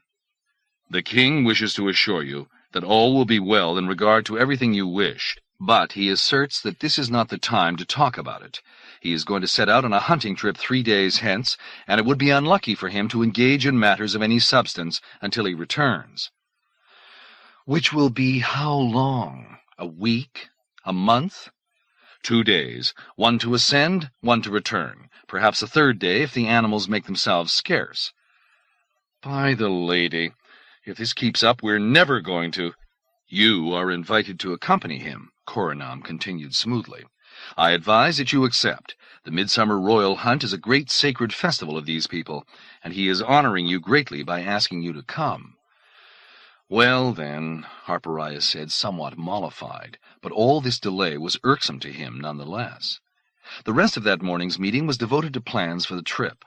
Afterward, as he and Korinaam were returning to their lodging-house, Harpirias said, "You taught that girl how to say words like 'please' and 'I come in,' didn't you?"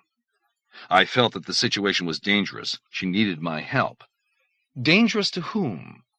"The king was very resentful of her failure to seduce you that first night. He saw it as something close to treason on her part. It is always dangerous to attract the resentment of a barbarian king." "And you think he would have had her killed if I hadn't allowed her to—" "There was that possibility. It seemed wisest to me not to risk it. The king was determined to have his way. He would only have sent another woman to you if this one hadn't succeeded." "No doubt you're right," said Harpirias. Then, when they had walked on a few steps, something else crossed his mind, and he asked the metamorph, "Do you happen to know the meaning of the Othinor word shabilicat?" "What?" "Shabilicat," Harpirias repeated, "or something approximately like that. It's a word that she spoke just as she and I were about to—" "Say it again." Harpirias pronounced it once more, clearly, carefully. Coronal was slow to respond. Then he began to laugh, not a familiar thing coming from him. The laughter began as a quiet inward sound, but quickly grew to a guffaw. "So it's funny, is it?" "Obscene, actually. So terribly filthy." Coronam appeared positively electrified by the word. "Of course you're mispronouncing it hideously. It's more like—" and he delivered himself of something that had the same number of syllables, but was studded with an impossible array of jaw-cracking consonants heaped together like boulders. "Is that more like what she actually said?" "I suppose. What does it mean?" Korinaam hesitated. He was snickering in a way that made Harpirias want to smack him across his face. "I can't say it out loud. It's too awful." "Come on, you're not a child, Korinaam. Don't be coy with me." "I ask you, Prince." "And I order you." "Knowledge of this word is not essential to your diplomatic work." "How can you be sure of that? I want you to tell me what it means." Korinaam's forehead was chartreuse with embarrassment.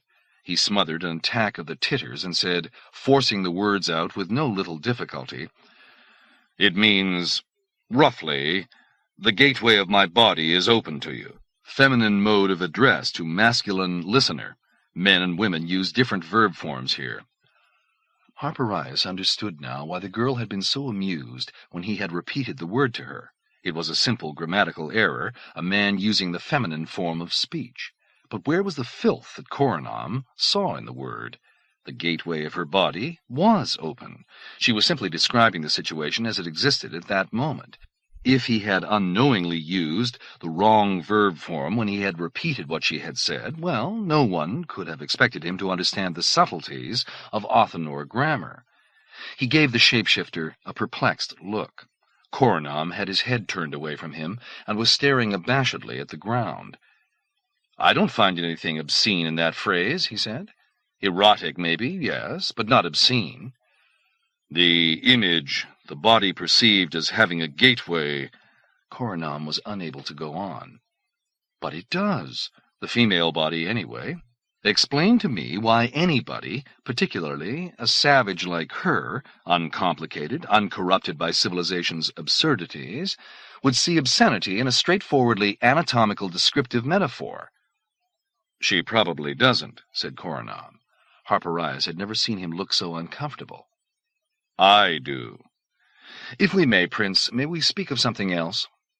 Once more Harpirias was reminded of how very alien his traveling companion actually was. They might have political equality everywhere on Majipoor, yes, their queen was officially regarded as a power of the realm and all that, but nevertheless they were different. Different in unknowable ways, a race whose strange, pliant bodies functioned along principles unique to themselves and whose minds, Harpirias thought, were capable of regarding the simple notion that the female body has an entrance as a vile obscenity. How did metamorphs make love, he wondered. Harpirias realized that he didn't know, and didn't want to find out. He parted from Korinaam outside the lodging-house and stood for a while in the plaza, looking up at the sky. It had turned a dark, metallic gray, like a sheet of cold iron. A few whirling snowflakes floated overhead. A storm was coming on. It was starting to snow. And yet this was the eve of the midsummer hunting festival. As he watched, the force of the snowfall increased appreciably. Already a thin white dusting had begun to cover the old and darkened ice of the plaza floor. Midsummer, midsummer. Harpirias felt the hard little flakes striking his upturned cheeks. How strange this all is, he thought. Wherever he turned, he found himself amidst strangeness. He would have quite a story to tell if ever he returned from this place. The girl came to him again that night. The snow had stopped by then, after a considerable fall. Boys with brooms of straw were out in the plaza, clearing the places where high drifts were blocking access to doorways. Harpirias had found out from Korinaam at dinner-time how to say, "What is your name?" in the Othinor language, and he asked it of her when she arrived. "Ivla Yevikenik," she told him. He pointed to her and repeated it. She nodded and tapped her breast. "Ivla Yevikenik," she said again. "Harpirias," he said, pointing to himself. Harpirias.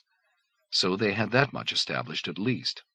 She seemed to think that because he could speak one sentence in her language, he now was completely fluent in it. A torrent of baffling chatter came from her, and he ended it only by laughing and hitting the side of his head with his fingertips, as though to say that there was nothing but emptiness inside. She appeared to understand that, but she wanted to talk, even so. For a long while they struggled to communicate, each laboriously explaining words to the other without accomplishing anything, and then at last they gave up and headed toward the pile of furs. She murmured the word that he heard as Shabilocat again, just as Harpirias was about to enter her. He did not repeat it this time.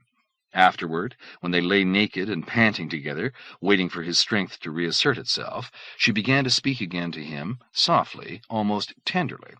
Phrases of endearment, he supposed, or, perhaps, gratitude for his willingness to surrender to Toikella's requirements. That made Harpirias a little uneasy. Her gratitude was not what he wanted. "The girl is actually quite attractive," he told himself. "I am not doing this as a favor to anybody but myself." Was that true? Not really, he knew, but he wished very much to feel that it was.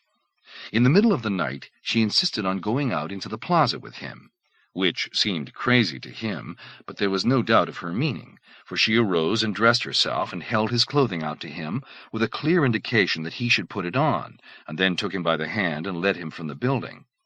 All was silent outside. The night was clear and cold, with 3 small moons in the sky and a brilliant sprinkling of stars. She began to tell him something in pantomime, the same set of gestures over and over, pointing to the canyon wall and then going up on tiptoes as if pointing over it, and gradually Harpirias divined that she wanted him to describe the world beyond that great stone wall for her. One of the brooms with which the boys had been sweeping the plaza lay discarded nearby. He picked it up and used the end of its handle to inscribe a map of Majipur in the newly fallen snow, the 2 main continents side by side with the Isle of the Lady between them and the sun-cursed desert continent of Sivrail below. Did she understand what he had drawn? How could he tell? "This is where we are," he said, pointing with the broom handle to the northeastern tip of Zimroel and speaking with exaggerated precision, as though that would help her understand. "The Kintor Marches, we call this region." He glanced at her to see if the name had registered, but her face showed only intense curiosity, no comprehension. He pushed up a ridge of snow to indicate the mountain range that cut the Marches off from the rest of the western continent. "Down here," he said, "this is the city of Nimoya. Big, big, big city. Many, many millions of people." He felt like an idiot, speaking to her this way. He sketched in the river Zimmer, running from west to east across the upper third of the continent, and poked the handle into the snow at the river's mouth to mark the city of Pilaplok. "Seaport," he said. "Very big. Lots of Skandars live here." Harpirias tried to demonstrate the concept of having 4 arms. "Skandars. And this river here, running up from the south, that's the Styki. Metamorphs live here, in the jungles. You can't imagine what a jungle is, can you? Very hot, rain all the time, huge trees. That's where the metamorphs come from. People like Coronam. Metamorphs. Coronam. Useless. Preposterous." But she encouraged him with nods and eager grins to go on. He drew in more of the major cities of Zimroel for her, as well as he could remember them from his school days, Pidruid and Tilomon and Narabal over on the western coast, and Dulorn, more or less where it belonged inland, and a few more. Then he moved over to the other great circle he had drawn, the one representing the continent of Alhanroel, and knelt in the snow, reaching his arms out to swoop up a heap of it that would stand for Castle Mount. "This is where I live," he said. "Big, big mountain. This high. Tremendous mountain reaching to the stars. Cities all around its sides. Castle on top. Castle. The castle of the Coronal. Coronal. King of the world. Lord Ambinol, the Coronal of Majipur." He was beginning to freeze now on this fine summer night. His ears and the tip of his nose were burning, but he was determined not to abandon this geography lesson so long as she was paying attention, and Ivla Yevikenik was definitely paying attention, staring at him in a rapt, captivated way. Harpirias poked with the broom for her again and again, drawing the river Glega with the labyrinth of the Pontifex at its southern end, the cities of Alesor and Trainon and Stoyan, and the ancient stone ruins that had once been the metamorphed capital Velalizir, and would have gone on until morning, naming all that there was to name, every one of the 50 cities and much else besides, except that after a few minutes more she came up beside him and rubbed her cheek against his shoulder. She had had enough geography for now. "Shabilakat," she said, and led him inside. 11.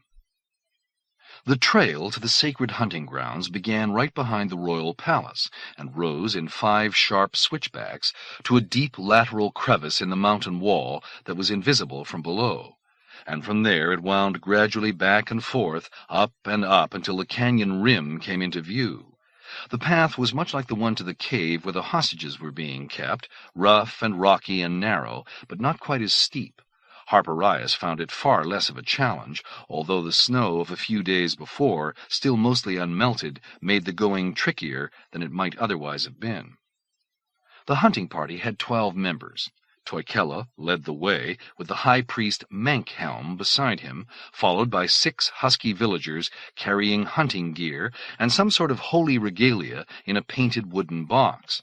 Harpirias had Korinaam with him to serve as interpreter, and had been permitted also to bring 2 of the Skandars, presumably as porters, though there was nothing for them to carry. This part of the canyon rim was higher and more irregular than the one Harpirias had visited earlier. Instead of terminating in a flat, broad summit, it appeared to lead to a series of even higher ridges beyond, stretching on and on to the north, a jagged, sloping plateau of sorts, no doubt the grazing grounds for the beasts that the king had come here to hunt.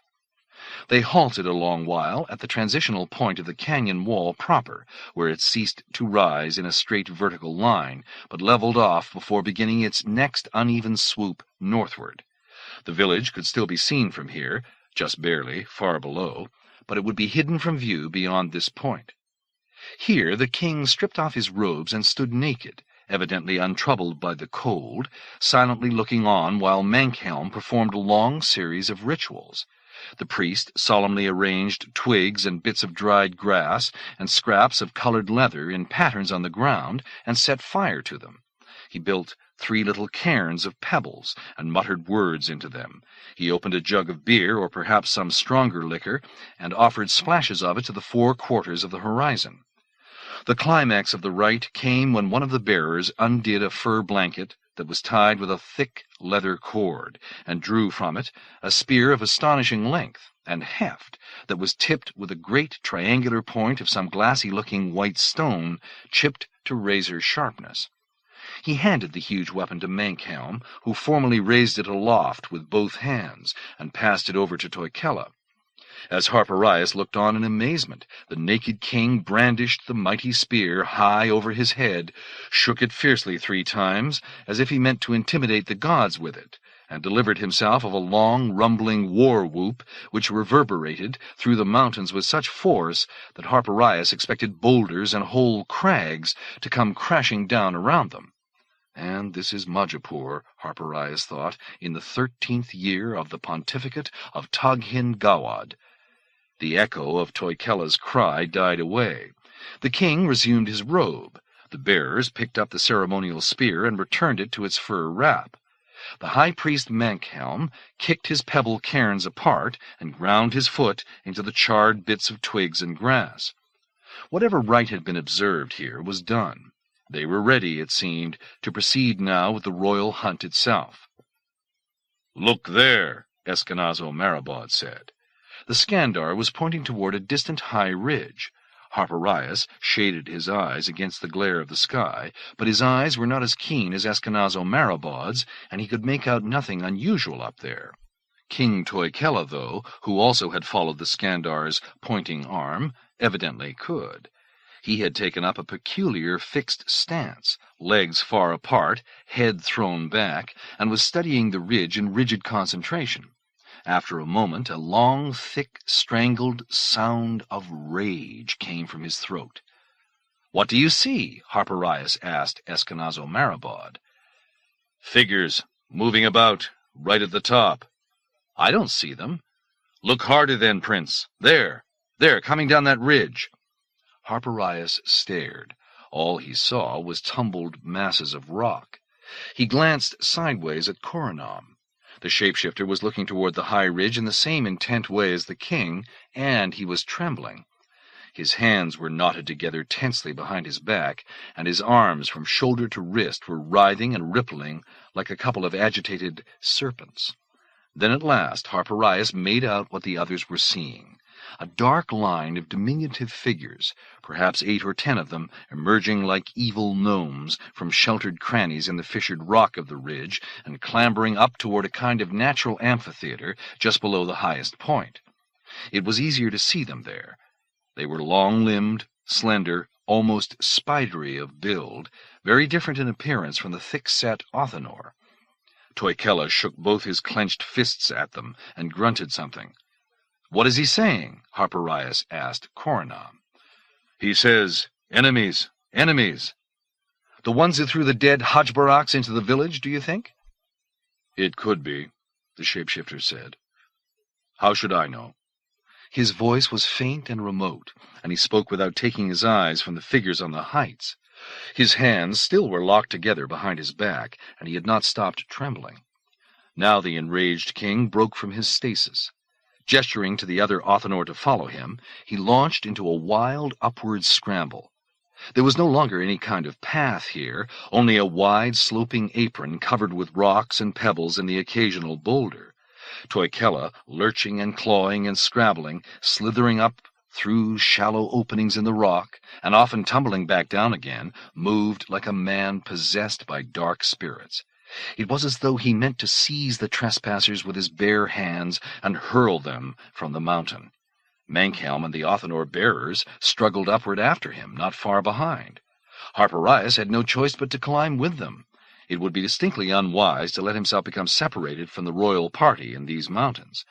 When he had ascended 100 paces or so, he looked back and saw that Korinaam had not accompanied him. The metamorph still stood motionless below, like one who was lost in dreams, peering up at the figures on the far-off ridge. Angrily, Harpirias called to him, "Korinaam? Korinaam, stay close to me." "Yes, I'm coming. Harpirias waited for him to catch up. The Skandars had already gone ahead. He had a better view of the creatures on the upper ridge from here. They were arrayed in a straight line right along the top now, and had gone into a madcap dance, tipping their heads from side to side, waggling their long, slender arms, kicking their knees high, a frantic devil dance of obvious derision and scorn. They were defying Toikella to come and get them, but Toikella had no hope of getting to them. When he had climbed a little farther, Harpirias saw that a steep hidden declivity separated this ridge from the higher one.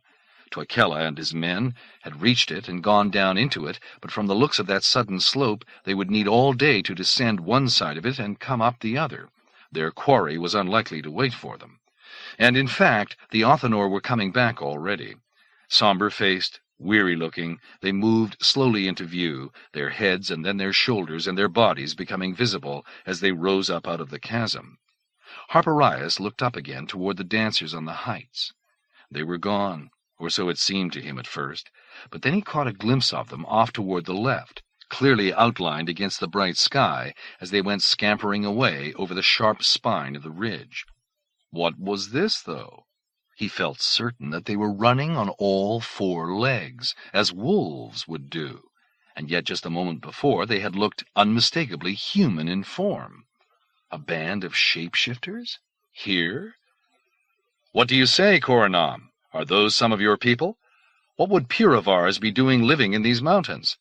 But Korinaam only shrugged and shook his head, and made no other answer. The identity of the creatures on the ridge was apparently a matter of complete indifference to him just now. He looked exhausted by the climb.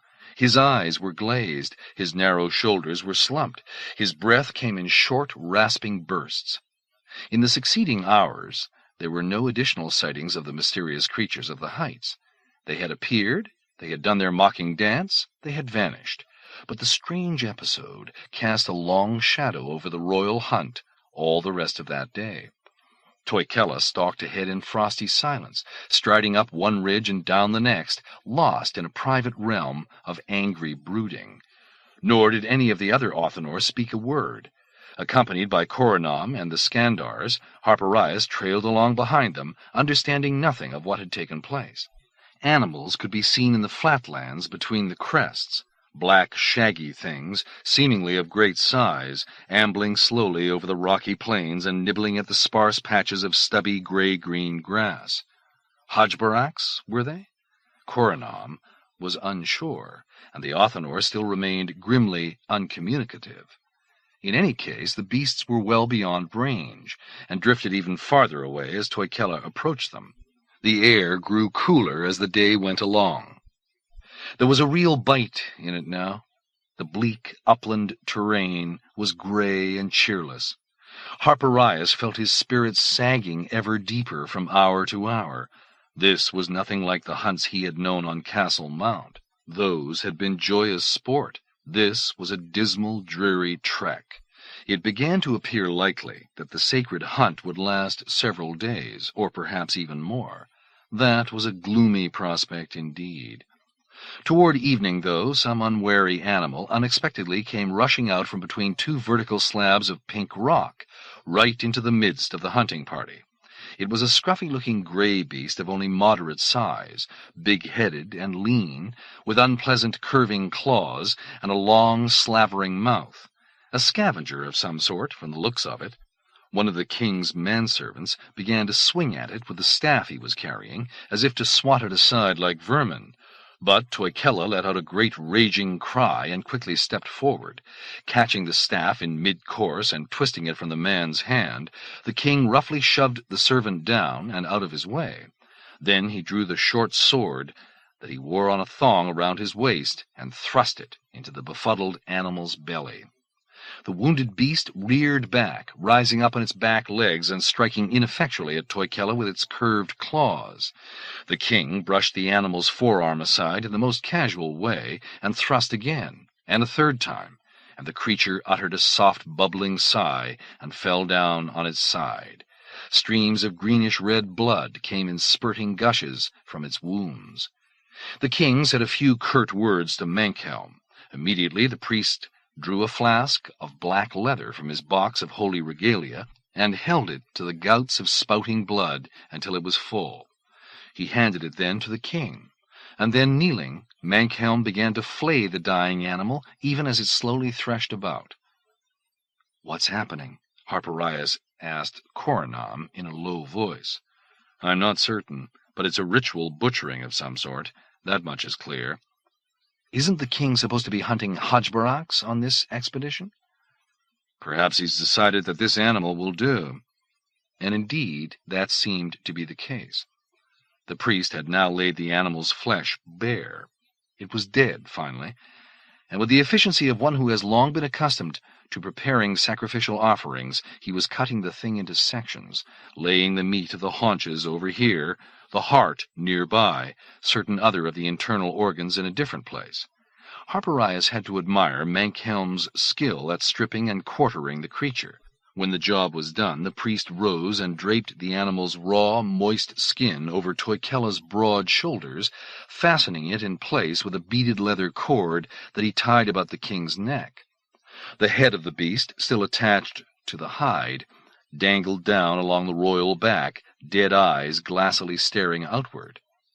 What followed was shocking even to someone as experienced in the bloodshed of the hunt as Harpirias.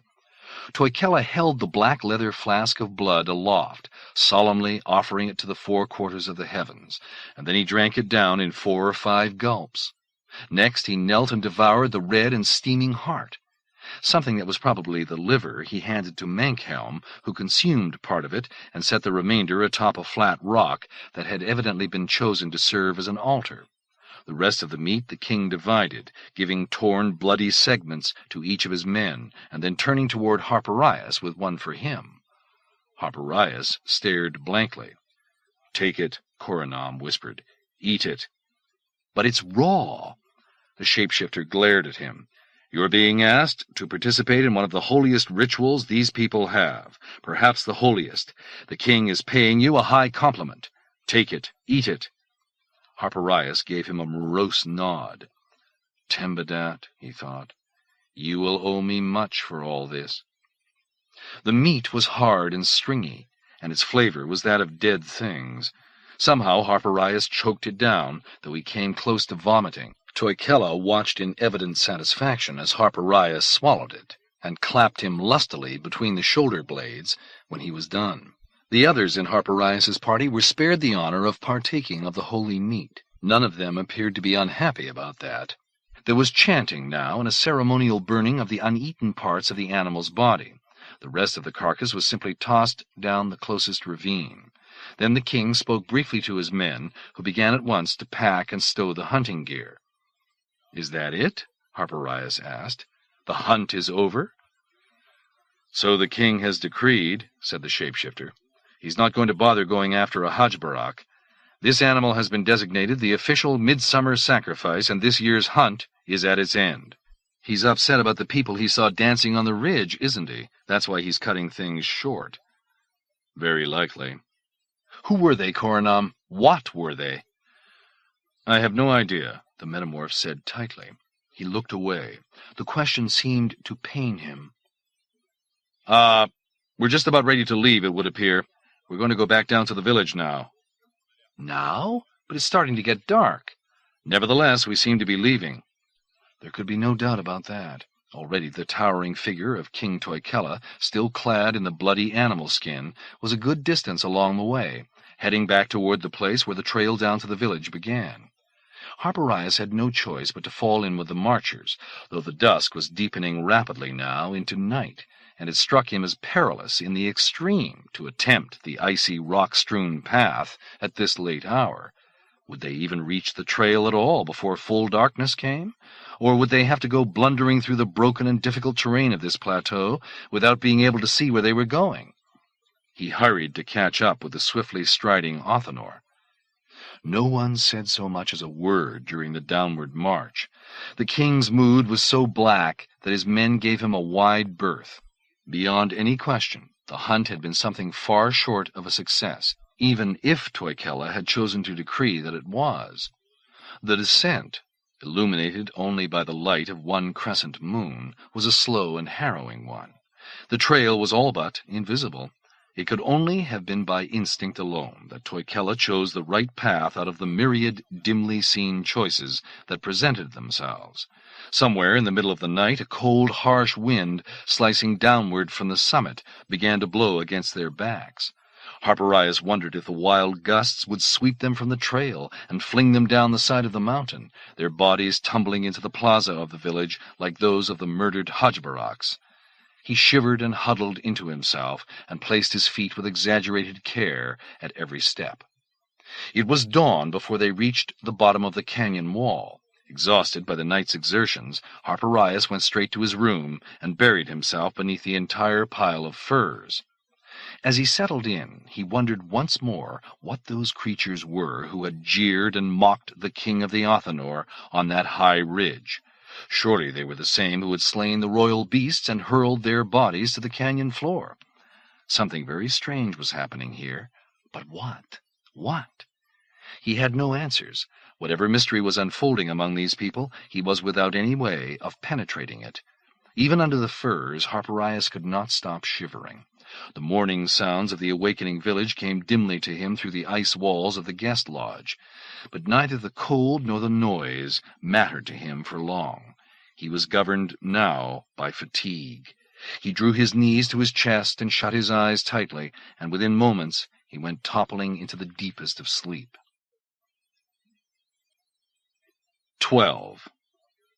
Immediately upon his return from the high country, Harpirias applied himself to the task of learning to speak the language of the Othinor. There was too much going on in this place that was opaque to him, and the only interpreter that he had shown himself to be untrustworthy. He needed to master the language himself, if he could. He had never given much thought before to the problem of learning to speak another language. Except in these mountains, Majipuri was universally understood all over the world, and there was no need for a prince of the Mount to trouble himself to become familiar with the tongues that the Vroons or the Skandars or the Leemen or any of the other alien minority races of the planet might speak among themselves. Ivla Yevkenik did her best to help him. It was like a game for her, one more amusing thing that they could do together between bouts of love-making. There was an air of childish glee about her during their sessions of linguistic studies. She might have a woman's body, Harpirias realized, but in truth she was only a girl, and a simple-hearted one at that. Probably she regarded him as some interesting kind of life-sized doll that her father had chosen to bestow on her. And teaching Harpirias to speak Othinor was just another way of playing with her new toy. Progress was slow at first. She was able quickly enough to teach Harpirias a few rudimentary things, hand, and eye, and mouth, and other such obvious point-and-ask nouns. But it was not an easy thing for him to go beyond that degree of complexity with her. After a time, though, things began to fit together in his mind in a logical and orderly way. And then, to his surprise and pleasure, Harpirias found himself quickly learning the main elements of the language. Even now, the grammar remained an enigma to him, and his pronunciation of most words was so far off the mark that it sent her into merry convulsions. But he pieced together enough of a vocabulary so that in short order he was able to communicate with her, after a fashion, through a mixture of half-garbled words, strenuous gestures, and elaborate pantomiming. Once more he spoke to her of Majipoor, its glories and splendors. Ivla Yevkenik seemed to comprehend much more this time. She scarcely appeared to breathe as he described the world beyond the ice barrier for her. Her eyes widened in wonder, and perhaps disbelief, when he told her of Castle Mount and its 50 cities, High Morpin with its mirror slides and juggernauts, Halanx and its grand estates, Normork of the great stone wall and the mighty Decoret gate, and high above everything else the ancient castle of Lord Ambonol in all its unreckonable thousands of rooms, spreading like some huge many-tentacled creature over the summit of the mount. He told her, too, of the vastness of the river Zimmer, a river the size of an ocean, and of its innumerable towns, Belka and Clarishantz and Gorkane, Semirod and Impamond and Honfort Major and all the rest, and also of the place where the Zimmer merged with its sister river, the Steiki, to form the enormous inland sea along whose immeasurable shores the city of Nemoya of the White Towers had been built. Harpirias felt a pang of homesickness as he spoke the names of these places and sites, even the names of cities that he himself had never beheld, even the name of Nemoya, which he had loathed, for they were all Majipoor, whether he had been to them or not, and he felt hopelessly cut off from the Majipoor he had known in this stark and forlorn land of ice, try as he might to convince himself that this was Majipoor too. When he had talked with her of Majipoor long enough, so that they were starting to grow easier of speech with one another, he asked her about the figures that they had seen on the high ridge, and of her father's angry reaction to their derisive posturing and dancing. "Who are they?" Harpirias asked. "Do you know?" "Devils, they are. Wild people. They live beside the frozen sea." In the northernmost reaches of the Kintor Marches was what she meant, almost at the planetary pole, the extreme limit of the world, the very brink of nowhere, a place where, according to myth and the ancient conjecture of geographers, the ocean itself had turned to a sheet of perpetual ice and human life was impossible to sustain. "What kind of people, Ivla Yevkenik? Do they look like us?" "No." "What then?" She groped for words, could not find useful ones, and instead began to move around the room in an odd sideways manner, holding her shoulders hunched together and her arms dangling as if they had no strength. Harpirias was puzzled at first, but gradually it struck him that what she was doing was imitating Coronam, his flimsy physique, his way of walking. Harpirias pointed toward the room that was next to his in the lodge, Coronam's room. "They are shapeshifters, you mean?" And he, too, mimicked Coronam's manner. Yes, shapeshifters. Ivla Yevikenik grinned at him and clapped her hands in pleasure at her own success in answering his question. Shapeshifters. So it was true, just as he had suspected. Or had he put the word in her mouth himself? Was she simply telling him what she thought he wanted to hear? Possibly so, but Harpirias had a hunch that the information she was giving him was accurate. The creatures on the heights, after all, had had the semblance of men while they were dancing, but when they had gone racing off afterward, they had run on all fours in a way that no human being could have managed. The only rational explanation he could find was that they had altered their bodily form to achieve that. And Korinaam, who had been so evasive when Harpirias twice tried to draw an opinion about them from him, he must have recognized at once that the people of the heights were a band of his own distant kinsmen, some sort of wild metamorphs of the Northland, which for reasons of his own he had not wanted to confirm.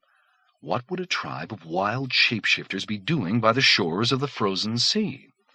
Harpirias knew that in the old days, before the arrival of the first human settlers, thousands of years ago, the Puravars had lived wherever they pleased on the giant planet. Their capital city had been at Valalasir in south-central Alhenroel, and its stupendous stone ruins were still there for all to see. There had been other metamorph settlements, now vanished without a trace, on the other side of the inner sea in the forests of Zimroel, and even in the desert wastes of the isolated southern continent of Suvrail. But why would they have gone into the frigid Northlands? So far as anyone was aware, metamorphs were people who preferred warm climates. Harpirias thought once more of the creation fable that Korinaam had told him during their journey up from Nemoya, the one about the great beast that had wandered the northern mountains in solitude, the only inhabitant of the world, and had brought the first Puravars into being by carving them from the ice with her tongue. From that tale, Harpirias had learned that the Puravars believed this chilly Northland to be their earliest home, from which they had eventually launched the migrations that would send them radiating outward over all of Majipoor. Were these wild devils of the ice the last remnant of that archaic metamorph population, still roaming the broken and tormented landscape of the ancestral territory of their race? Probably not, Harpirias thought. More likely the myth of a northern origin was only a myth, and this was some forgotten group that had fled to the extreme north, seeking refuge at the time of the conquest of Majipoor by humans, who had simply remained in these remote districts ever since, their existence unknown even to their metamorph kin, just as the Othinor had maintained themselves undisturbed in their secluded mountain-ringed hiding place all these centuries. "Tell me more," he said to the girl. "Everything you know about them." There was little enough to tell. Slowly, with all the patience he could muster, he drew what there was of it from her. "They are the Ilililal," she said. He supposed that that was the Othinor name for them, and Harpirias recalled an instant later that that also was the word Toikella had shouted in his rage, the word that Korinaam had translated as enemies, enemies. Perhaps the word had two meanings in Othinor, the other one being the name of the hated shapeshifter tribe of the Highlands, but Korinaam would not have known that. Ivla Yevikenik told him that the Ilililal descended periodically out of their barren, inhospitable territory to cause trouble for the Othinor, stealing their stored supplies of dried meat and raiding their animal pens. In years gone by, there had been a great war between the Othinor and the Ilililal. Even now, the Othinor made a practice of killing on sight any Ilililal they happened to encounter. And now the Ilililal had returned to the Othinor land. They were the ones, said Ivla Yevikenik, who lately had been slaying the sacred Hajbaraks and throwing their corpses down into the village as tokens of mockery. No one knew why. Possibly it was the beginning of some new war between the tribes.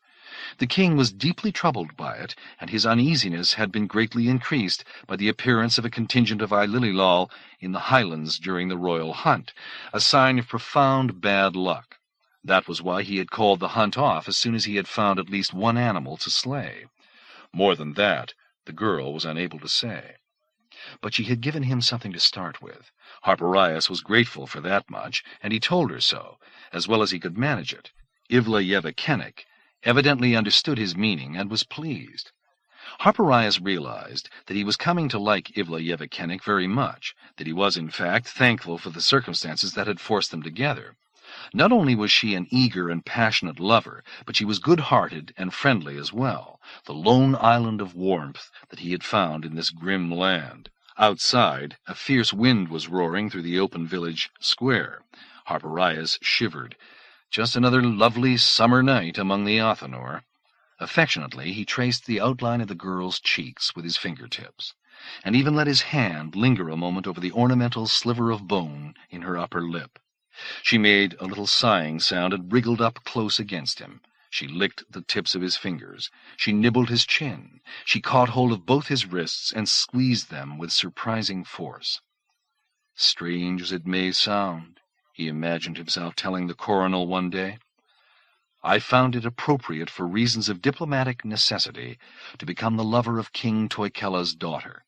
As it turned out, however, the barbarian princess was young and beautiful, and a fiery and uninhibited bedmate besides, well versed in the strange, amorous skills of her people. Oh, yes, his lordship would certainly love that part of the story, but there was the little matter of getting out of here and back to Castle Mount first. 13. In the morning, when Ivla Yevikenik had wrapped herself in her furs and left his room, Harpirias went looking for Korinaam. He had a few questions to ask him about their encounter with the metamorphs of the high country. But Korinaam was nowhere to be found, neither in his room nor anywhere else in the Othinor village. "When did you last see him?" Harpirias asked Eskenazo Marabod. "Last night, around the time they brought our evening meal to the lodging-house," the Skandar captain replied. "Did he say anything to you then?" "Not a thing, no. Stared at me for an instant in that fishy way of theirs, you know what I mean, and then just walked down the corridor and disappeared into his room." But the Gayrog Mizguan Troist, who needed no sleep because this was not his season of hibernation, was able to provide better information. During the late hours of the night, Mizguan Troist had gone out of the village enclosure to the place where they had left the floaters, so that he could oil their rotors against the cold and perform other routine maintenance on them.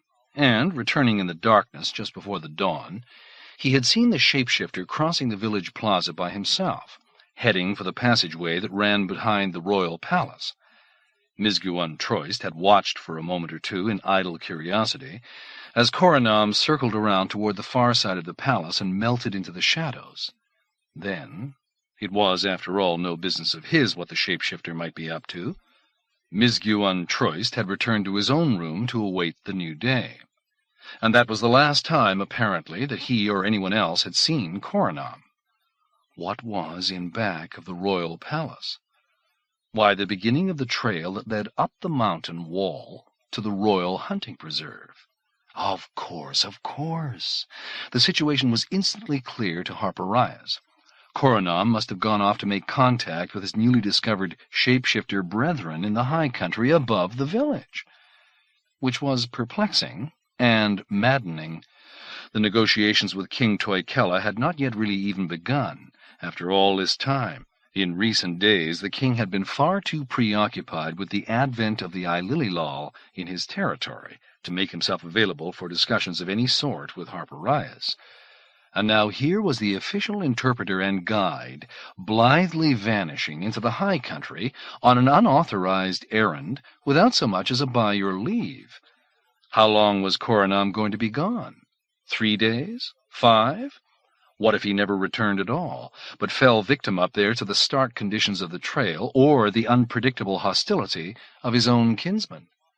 In that case, how would the treaty with the Othinor ever be worked out, and the hostages set free, without an interpreter? And there was something even more important to consider. How, Harpirias wondered, were he and his soldiers going to find their way back to civilization without the metamorph's help? He boiled with rage. There was nothing he could do, though, except wait. 3 days went by, and Harpirias's anger and impatience mounted steadily. The only comforts he found were in the girl Ivla Yevikenik, and in the dark, bitter beer of the village. But he could make love only so much, and drink only so much, before even those palliatives ceased to have any effect. Nor were his traveling companions of much benefit to him. They were common soldiers, and he was a prince of the Mount, after all, and they were Scandars and Gayrogs besides. No friendship was possible there. Essentially, he was alone in this place. Fretfully, Harpirias roamed the village, desperate for diversion. No one blocked his way. He went wherever he pleased, or nearly so. Evidently, he would not be permitted to visit the hostages in their cave, for one morning when he saw the daily trek of food carriers setting out for them, he attempted to join the march, but he was firmly turned aside. Otherwise, the Othinor placed no restrictions on his movements. Unchallenged, Harpirias went out to inspect the flat stone altar in the middle of the plaza, and saw that its surface was inscribed with faint, incomprehensible glyphs, and stained with the dried blood of old sacrifices. He peered into dark, musty ice caverns where foodstuffs were stored, the roots and grains and berries that the inhabitants of this miserable land gathered during the summer foragings against the frightful winter that would soon descend. He opened the leather door of a low dome-shaped ice building he had not noticed before, and found himself facing a room full of small, snarling animals tied down with leather harnesses. Entering another, he came upon 7 or 8 fat-bellied, heavy-breasted women of the king's harem, lying naked on thick stacks of furs and smoking long, narrow pipes of bone. The air in there was stale and close, reeking with the stench of sweat and some evil perfume, and whatever it was that they were smoking. The women giggled shrilly, and gestured as though to beckon Harpirias within, but he made a quick exit. The interior of yet another building, where crude wooden boxes were stacked, smelled of incense and dust.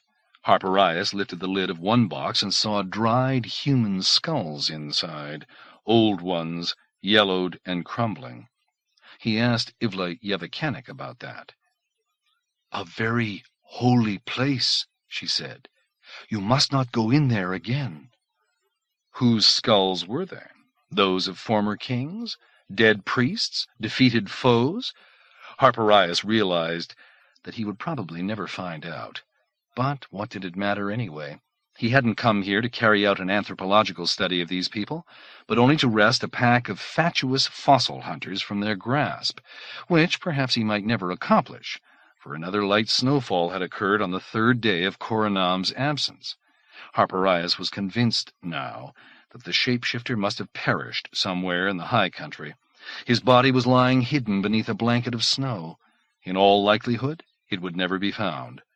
And so it well might be, Harpirias reflected, that he was going to spend the rest of his days in this miserable little ice-bound village at the far edge of the world, living on charred roots and half-cooked chunks of meat. Was it possible that the skulls in those boxes were those of previous distinguished ambassadors from the outer world, and that his own was destined to rest among them one of these days? These endless idle hours seemed interminable. He felt like a prisoner here, like one of those miserable sequestered men in their ice cave high up the canyon wall. At night, lying in the arms of Ivla Yevikenik, he prayed for some reassuring dream. If only the blessed Lady of the Isle, whose spirit roved the world at night, bringing welcome balm and surcease to the troubled, would favor him with some sending that would soothe his soul. But of her sweet mercy, Harpirias received no token. Very likely the icy kingdom of the Othinor was beyond the reach even of the lady. 14. On the evening of the 4th day since the disappearance of Coronal, Harpirias was dozing alone in his room when word came that the shapeshifter had at last returned. "Bring him to me," he told Eskenazo Marabad. Korinaam looked pale and haggard from his adventure. His robe was soiled and torn. His slit-like lips were tightly compressed. His eyelids were swollen, hooding his eyes so that they could hardly be seen at all. He held himself in a tense, edgy way, as though he might be thinking of undergoing transformation into some other guise and making an escape. Harpirias imagined Korinaam turning himself suddenly into a long serpentine ribbon, swiftly gliding out of the room while he sought in vain to catch hold of him. "Do you want me to stay?" the Skandar asked. Perhaps something along those same lines had occurred to him. Harpirias nodded. To Korinaam he said coldly, "Where have you been?" Korinaam was slow to reply. "On a little reconnaissance mission," he said at length. "I don't remember asking you to undertake any such mission. Where were you performing this reconnaissance?" About. "Be more specific." "It was a private matter." There was a note of defiance in the metamorph's tone. "I realize that," said Harpirias. "I still want to know the details." He signaled to Eskenazo Marabod. "Hold him, will you? I don't want him vanishing on me." The Skandar, who was standing behind Korinaam, wrapped two of his arms around the shapeshifter's chest. Korinaam looked amazed. His eyes opened as wide as Harpirias had ever seen them, and he glared at Harpirias in unconcealed hatred. "Now," Harpirias said coolly, "once more, Korinaam, tell me where you went." The shapeshifter remained silent for a time. Then he said reluctantly, "To the heights overlooking the village." "Yes, I rather thought so. And just why did you go there?" Korinaam seemed ready to burst with indignation. "Prince, I demand that you order your Skandar to let go of me. You have no right—" Harpirias cut him off. "I have every right. You happen to be here in the employment of the Coronal, and you've chosen to go off on an unauthorized side journey at a time when your services were needed. I want an explanation. Again, what were you looking for up there, Korinaam?" "I refuse to discuss my private affairs with you." "You have no private affairs in this place. Twist his arm a little, Eskenazo Marabod." "This is an absolute outrage," Korinaam cried. "I am a free citizen of—" "Yes, of course you are. No one denies that. Twist it a little harder, will you, Eskenazo Marabod, until he yelps a little, or until he gives me the answers I want. Don't worry, it won't break. You can't break a shapeshifter's arm, you know. The bones simply give with the stress, like rubber. But you can hurt him all the same. It will be quite all right to hurt him if he doesn't cooperate. Yes, that's the way. What were you looking for up there, Korinaam?" Silence. Harpirias looked toward the Skandar and made a twisting gesture with his hands. "I was looking for the people we saw on the ridge the day of the hunt," Korinaam said sullenly. "Ah, I'm not surprised to hear that. And why did you want to find them?" Silence. "Twist," Harpirias told the Skandar. Korinaam said, "Are you aware that this is interrogation under torture? It's barbaric. It's unthinkable." "You have my sincerest apologies," said Harpirias. "Will your arm break, after all, I wonder, if he twists it far enough? We don't really want to find out, do we, Korinaam? Tell me, who were those people we saw on the ridge?" "That's what I was trying to find out." "No, you already know who they are, don't you? Tell me, Korinaam, who are they?" "Puravars," Korinaam murmured, looking down toward the ground. "Are they now? Cousins of yours?" "So to speak. Distant cousins. Very distant." Harpirias nodded. "Thank you. You can let go of him, Eskenazo Marabod. He seems to be more cooperative now. Wait outside, will you?" To the metamorph he said, once the Skandar had gone, "All right. Tell me what you know about these distant cousins, Korinaam." But Korinaam claimed to know very little about them, and Harpirias had the feeling that for once he was sincere. There were, Korinaam said, old legends among his people to the effect that one branch of the metamorph race had settled in the far north in the time of Lord Stiamat, many thousands of years ago, Puravars who had escaped, as Harpirias had already guessed, from the genocidal war that Lord Stiamat had launched against the aboriginal inhabitants of the planet.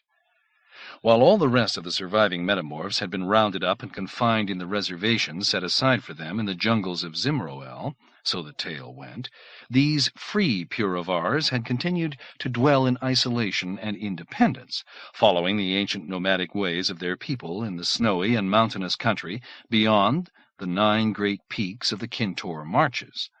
Like the Othinor, they had lived as a people apart, unknown to the other inhabitants of Majipoor, and perhaps after all this time equally unaware of them. There had never been any communication between them and other metamorphs, not even during Valentine's reign, when the great Puravar uprising against human rule had taken place. Their very existence had become a matter of conjecture and speculation. Now and again a sighting was reported by one of the shapeshifters who, like Korinaam, lived in Nimoya or some other city bordering on the marches, and made their livings providing guide service to hunters or explorers that wished to venture into the North Country. But none of those sightings had ever led to anything. It was impossible for the metamorph guides even to be sure that what they were seeing, always at a great distance for just a fleeting moment, were people of their own kind. Until now. "I have no doubt of it," Korinaam said. "My eyesight is very keen, Prince. The day we saw them, I watched them undergo their change." "And so you decided to take off without authorization to visit them? Why?" "They are of my blood, Prince. For nearly 9,000 years now, they have lived in these mountains without ever once coming face to face with others of their kind. I wanted to speak with them." "And tell them what?" "That the persecution is over, that we Puravars are free to come and go as we please on Majipoor, that they can emerge at last from their hiding place amidst the snow and ice. Is that so difficult for you to understand, Prince?" "You could have told me what you intended to do, at least. You could have asked my permission." "You would never have given it." Harpirias was caught off guard by that. His face reddened. "Why do you say so?" "Because," said Korinaam evenly, "I am a Puravar, and this is a Puravar affair. And why would any of that matter in the slightest to you, Prince? You would have said that it was inconvenient for me to leave the village, because I was needed here as your interpreter. You would have told me that I could return to these mountains at another time, on my own, and look for my kinsmen then. Is that not so, Prince?" Suddenly Harpirias had difficulty meeting the shapeshifter's implacable gaze. He could make no immediate reply. "Possibly it is," he said finally. "But even so, you still shouldn't have gone off without leaving some sort of message about where you were going. What would we have done if you had died up there?" "I had no intention of dying up there." "It's a difficult climb in dangerous territory. There was a snowstorm during the time you were gone, a light one, but suppose it had been one like the one we rode through in the pass of the Twin Sisters. You aren't immortal, Korinaam." "I know how to take care of myself in these mountains. As you see, I have returned, and only slightly the worse for wear." "Yes, so you have." Korinaam offered no response. He continued to stare at Harpirias with undisguised animosity.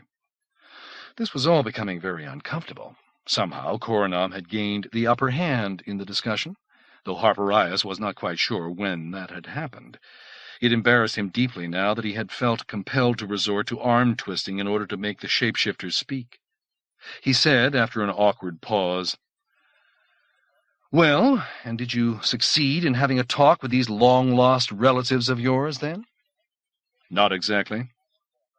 "What does that mean?" "I talked to them," said Korinaam. "Not with them." "Ah, to them but not with them, meaning that you couldn't speak to them in a language they understood?" Korinaam said in a tense and ragged tone. "That is essentially what happened." "Do we really need to discuss this any further, Prince?" "Yes, we do. I want to know precisely what took place between you and those people."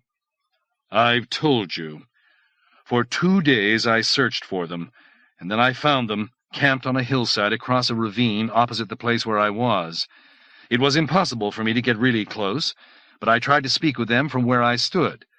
They didn't seem to comprehend anything I was saying.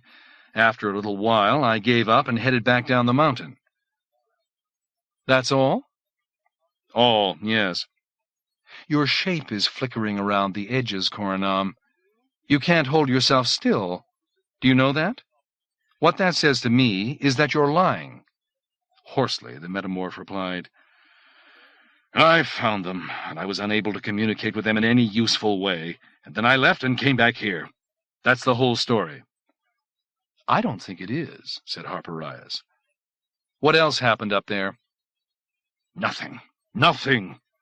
A ripple of change passed swiftly across Korinaam's features, betraying inner turmoil.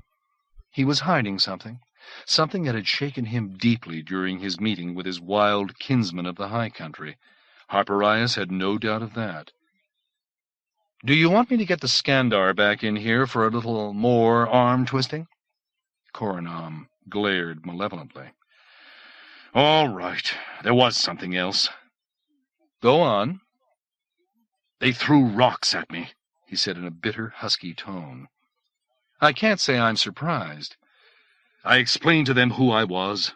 When I saw that they didn't understand my words, I showed them that I was one of them by doing changes for them, Prince, and they threw rocks at me. That moment of hesitation in Korinaam's voice aroused Harpirias' interest. That's all they did? Throw rocks? More flickerings, more ripplings. Tell me, Korinaam, I need to know what sort of creatures we're dealing with. The shapeshifter trembled. Words burst from him in an angry rush. They spat at me also, and then they threw their dung at me. They picked it up in their hands and hurled it across the ravine. And while they did it, they danced about and screamed at me like crazy people, like devils. There was a terrible expression on his face. They are loathsome things. They are worse than savages. They are animals. I see. And now you have heard it all. Will you let me alone now, Prince? In a moment, said Harpirias. First, tell me this. Will you make another attempt to communicate with them? You can be certain that I have no intention of that. And why is that? Are you a fool, Prince? Can't you understand simple words? What I saw up there was utterly disgusting. It was hideous to be near them, to watch them capering like beasts, to listen to their revolting screeches, to think that they were actually of Puravar blood, that they and I— Softly, Harpirias said, I understand all that, Korinaam, but even so, if I were to ask you to make another journey to see them, would you do it? Korinaam was silent for a time.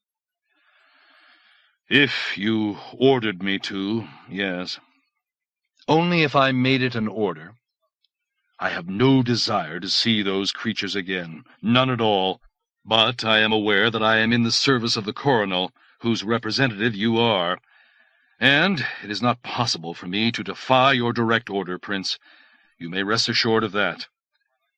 The shapeshifter bowed deeply, giving Harpirias a harshly exaggerated salute of deference.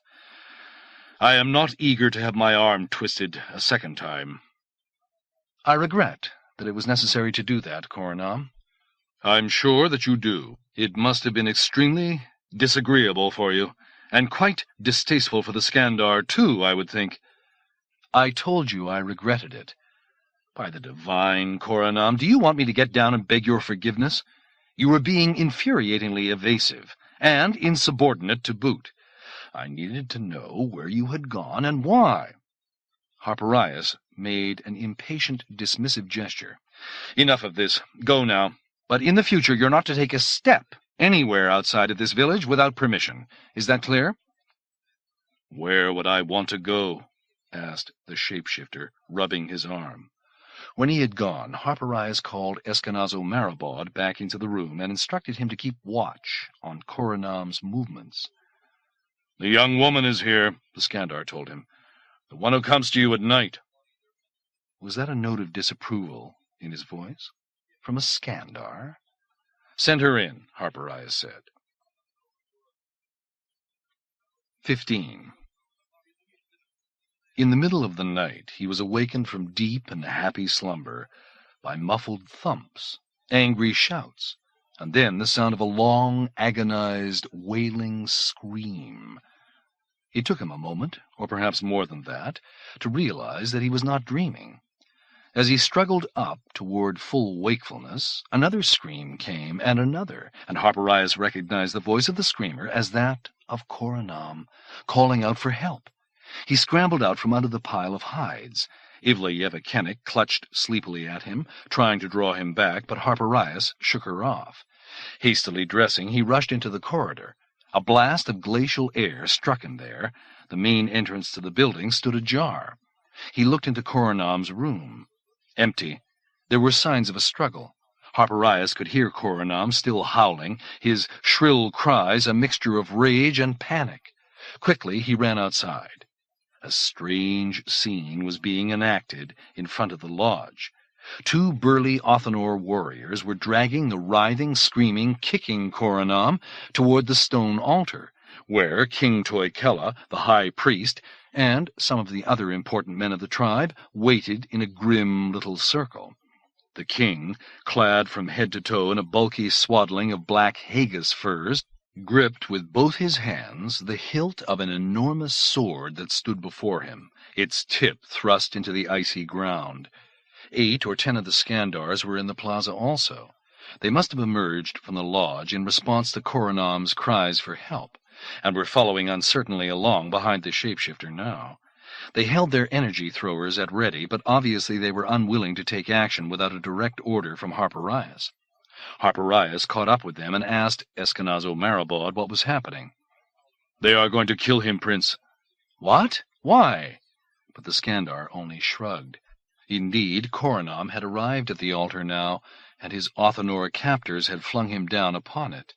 He lay spread-eagled, quivering in fear, his body flickering through a host of apparently random form changes with unsettling rapidity, entering some bizarre bestial shape for a moment, then becoming disturbingly human, then reverting to the metamorph form, but terribly contorted and almost unrecognizable. Several of the Othinor, kneeling beside the stone slab, held him tight. Plainly they were startled by the strange flurry of changes, but they gripped him valiantly all the same. A couple of them seemed to be fastening ropes around Korinaam's limbs and tying them to pegs that were set in the ground alongside the altar's perimeter. Cursing, Harpirias went sprinting forward. The king, somber and immense in his thick black furs, held up a hand to halt him when he was still 15 or 20 paces from the altar. Solemnly, Toikella pointed to the great sword, pointed to Korinaam, made a graphic gesture of execution. "No!" Harpirias bellowed. "I forbid it!" He stamped his foot and gesticulated ferociously with outspread arms. Toikella might not understand his words, but he would certainly comprehend the displeasure that his urgent tone of voice and violent movements conveyed. The king scowled, shook his head, pulled the sword from the ground, and slowly began to swing it aloft. Harpirias responded with even more frantic gestures and a desperate babble of words in what he hoped was comprehensible Othinor, fragments of half-understood phrases that he had learned from Ivla, a torrential stream of blurted exclamations which might or might not make sense, but which perhaps would at least give King Toikella a moment's pause. His garbled outcry seemed to have the desired effect. The king, with a puzzled growl, halted in mid-swing and thrust the sword back into the ground, rocking forward and pressing his weight on it, all the while staring at Harpirias as though he had gone out of his mind. Harpirias approached the altar. Toikella remained utterly still. To the mystified king, Harpirias signaled in furious pantomime that the cords binding Korinaam must be removed. The king made no response, but merely continued to lean on the great sword and glower. Out of the corner of his eye, Harpirias saw other Othinor warriors, brandishing spears and swords, quietly heading across the plaza toward the altar.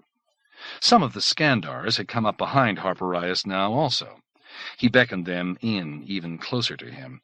"Spread out in a semicircle in back of me," he told them. Draw and arm your energy throwers, but be very careful not to point them in the direction of the king, and no matter what happens, don't fire unless I say so."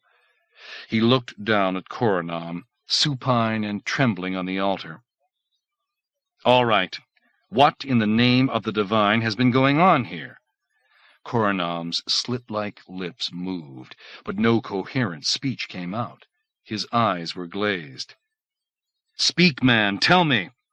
With intense effort, the shapeshifter said in a faint, quavering voice, "They thought. Spying. Enemies." "Enemies? The high country shapeshifters, you mean? Their name means enemies here. Lililal." From Toikella, at that recognizable word, came a grunt of perceptible surprise. "Speak to me," Harpirias said to Korinaam. "The king thought you were a spy for the wild shapeshifters up there, is that it?" Feebly, Korinaam nodded. "And was going to sacrifice you on the altar?" Another nod. "I ought to let him do it." "You know I am no spy." Korinaam could barely get the words out. "Please, please, Prince, tell him that." "You want me to tell him?" "I am too frightened." The merest whisper. "Too frightened to beg him for your own life?" "Please, please." The metamorph on the altar quivered and shook. Scared out of his wits, Harpirias snorted in frustration. The king was looking restless. Already he seemed to be on the verge of pulling the great sword from the ground once again. It was time to invoke a higher authority. "Coronal!" Harpirias cried, waving his arms about importantly. Coronal! King Toikella frowned. Coronal! Harpirias said again, putting a snap of command into his tone. He pointed to the sky. Lord Ambanol, Coronal of Majipoor. He groped for words, but his Othinor had deserted him in the confusion of the moment. Conversing with Ivla Yevikenik in the privacy of his room was much easier for him. Suddenly, what little Harpirias had learned of the grammar was mostly rubble, and half the vocabulary was gone from his mind. But he had to speak. He remembered the Othinor word that he thought meant lordship, and offered that. Helmin Thak. The word seemed to have an effect of some sort on the king. Then Harpirias pointed at Toikella and shook his head emphatically. Lamely he said in Majipuri, You must not kill him. Coronal say, must not kill, must not kill. Servant of Coronal. Toikella appeared baffled, but he allowed the sword's tip to remain embedded in the ground. Coronal, said Harpirias once more, enunciating slowly and carefully, as though the word were a powerful talisman. Coronal of Majipoor, Helminthak. He pantomimed the undoing of Korinaam's bonds and the rising of the shapeshifter from the altar. Toikella stared at him, and stared and stared. His eyes grew wider and wider. A low rumbling sound came from him. He certainly must believe I've gone crazy, Harpirias thought. Then he realized that the king was staring not at him but at someone or something behind him. Was that quietly encroaching band of tribal warriors about to break into all-out attack? Were the Skandars up to something? Harpirias glanced quickly back over his shoulder. Ivla Yevikenik stood there. In the frosty midnight air, she wore only a short cloak of loosely stitched hides casually thrown over bare skin. Fear and uncertainty were visible on her face. She was the only woman of the tribe out here by the altar, and plainly she had no business being here. The look of astonishment and barely suppressed rage on her father's face seemed to confirm that. But when she looked toward Harpirias, her eyes began to shine with unmistakable love. She sees that there is trouble, and she has come out here to offer me her assistance, he told himself, at great risk to herself. That must be it, must be. In one swift movement, Harpirias reached for the girl, caught her gently but firmly by one wrist, and drew her to his side. He folded his arm close around her so that he and she would confront the king as a single entity. Her warmth against his body was welcome in this stinging night chill. Speaking hesitantly, doing the best he could with his lame and barely comprehensible Othinor, supplemented with much pointing and miming, Harpirias told her that he was indeed in need of her help, that Korinaam must be spared from Toikella's anger. Did she understand? It was galling not to be able to communicate clearly in words with these people, but a little of his meaning appeared to have registered on her, at least. She spoke at some length to her father, who scowled and growled as he listened, but he heard her out, however reluctantly. When she was done, he replied with no more than a few curt syllables. She spoke again, and again the king replied, more elaborately this time. He signaled to one of his men. The ropes tying Korinaam to the altar were loosened.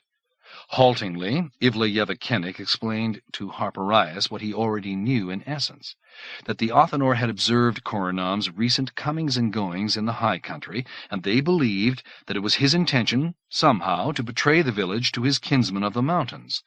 As a suspected ally of the Ilililal, therefore, Korinaam's life was forfeit to the Othinor. Only as a courtesy to the great Coronal Lord of Majipoor had the shapeshifter been spared, she said. But if Korinaam made any further attempts to contact the Ilililal, he would die regardless.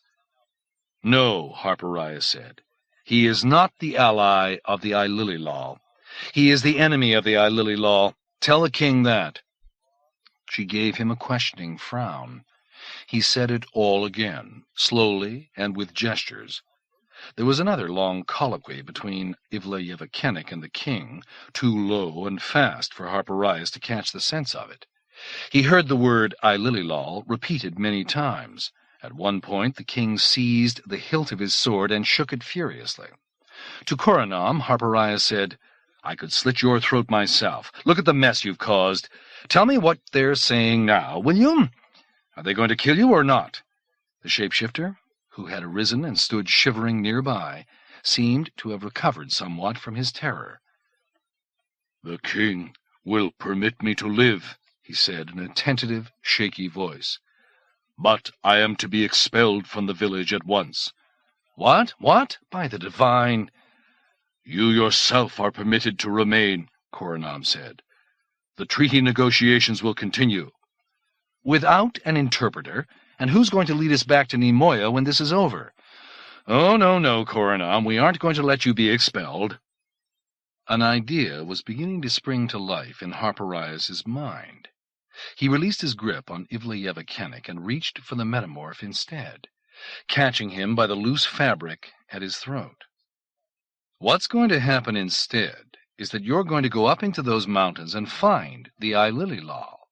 And you're going to order them to clear out of the neighborhood, and you'll make it stick with whatever spooky shapeshifter magic you're able to command. Korinaam looked horror-stricken. What are you saying? Magic? I am no magician, Prince. I am simply one who guides visitors that wish to see the North Country. Find yourself some little vroon, if wizardry is what you want, and as for ordering those people to do anything, how could I possibly do that? You'll do it, all right, and that's all there is to it. Harpirias let go of Korinaam's garment and shoved him a few paces away. To Ivla he said, Tell your father that we offer our services in ridding his land of the Ilililal. Do you follow me? Ilililal, out. We will do. Korinaam and I, with my soldiers. Yes? No more Ilililal. By my solemn oath, but the assistance of Korinaam is needed very much. Tell him that. The girl smiled, turned to her father, began to speak. Prince, what are you promising them? Korinaam asked. His face was a study in anguish and despair. What I have in mind is this, said Harpirias. I'm going to tell you, and then, if you think you have your wits about you again, you'll explain it to the king for me. I want you to stand on your hind legs in front of him and let him know that you are a mighty sorcerer, and that on his behalf you will devote all of your energies and powers to driving off the wild shapeshifters of the mountains, whom you loathe and despise. Is that clear? Tell him that the army of the Lord Coronal of Majipoor, led in person by me, will go back up into the high country in the morning and make a maximum show of force to impress the Ilililal while you are casting your spells. And in return for all this, once the Ilililal have been duly driven off, the king will free the hostages, and we will take our leave of his village, and everyone will live happily ever after. Tell him that, Korinaam. Prince, this matter of casting spells— Tell him what I want you to tell him, Harpirias said ominously.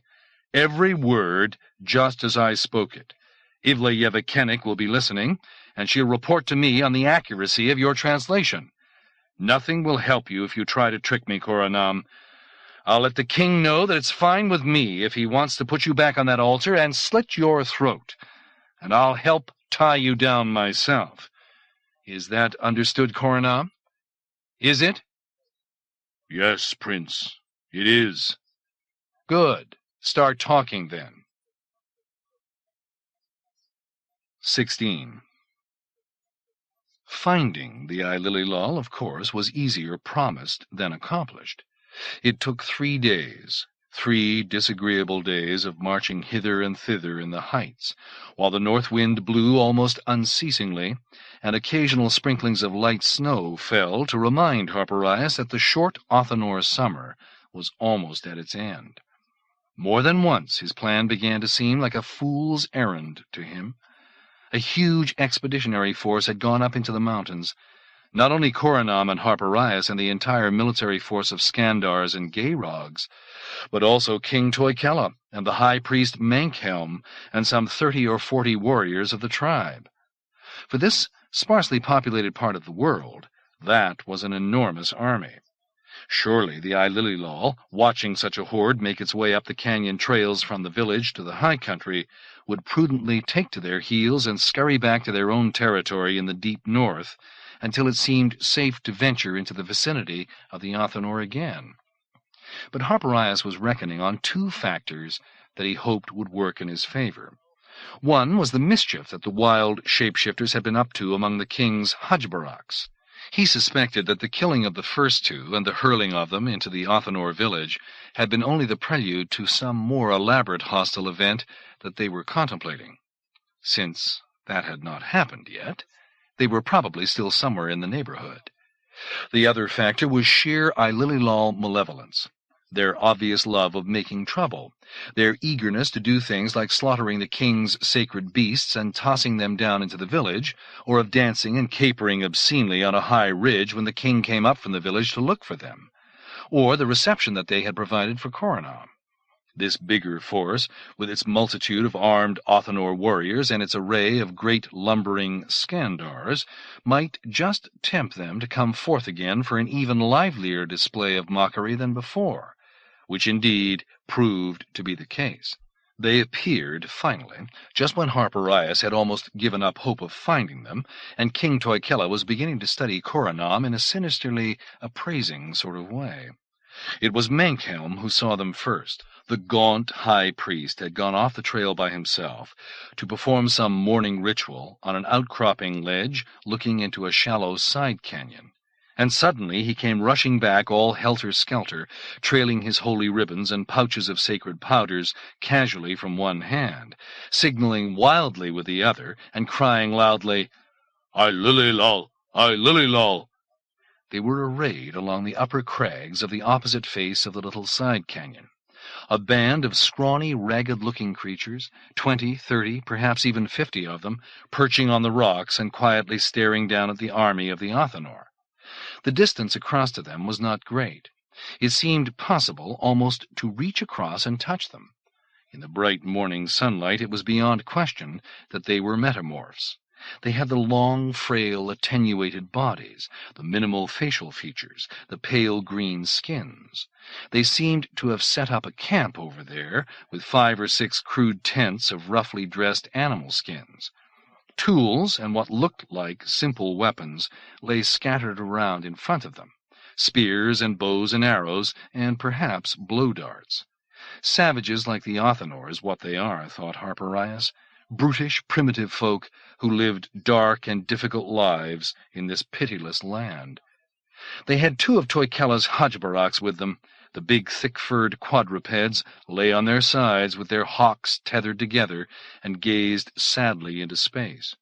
Very likely, Harpirias suspected, the Ailililal had been making ready to do some harm to the sacrosanct beasts for Toikella's greater displeasure, but had halted when Mankhelm had come upon them. Harpirias glanced toward Korinaam and said, "Tell the king to send half his warriors around to the right and half to the left. It should be possible to get over to the other rim of this canyon not very far from here.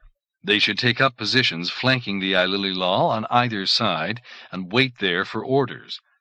While Korinaam was relaying these instructions, Harpirias moved his own forces forward onto the ledge facing the metamorphs, arraying them in a long line against the breast of the mountain with their energy throwers armed and ready. "Now," Harpirias told the shapeshifter, "you go out to the edge of the outcropping and call across to your friends over there. Tell them in your own language that they are ordered in the name of all the gods of the Puravars to depart from the territory of the Othinor at once." "They won't understand a word I'm saying." "Very likely that's so. Do it anyway. Tell them that the gods in their holy wisdom have assigned this territory to the unchanging ones, or whatever it is that you people call us, and that all Puravars have to leave here right away." "We do not exactly have gods in the sense that you—" "You have something that you regard as divine? Invoke it." Korinaam sighed. "As you wish, Prince. I should tell you also, in case you're unaware of it, that Eskenazo Marabad is fluent in the Puravar language." So far as Harpirias knew, that was untrue, but he doubted that Korinaam would call his bluff. "If he should notify me that you've said anything treacherous instead of what I've asked you to say, Korinaam, I'll push you off that ledge with my own hands." Icily, the shapeshifter said, "What treachery would be possible?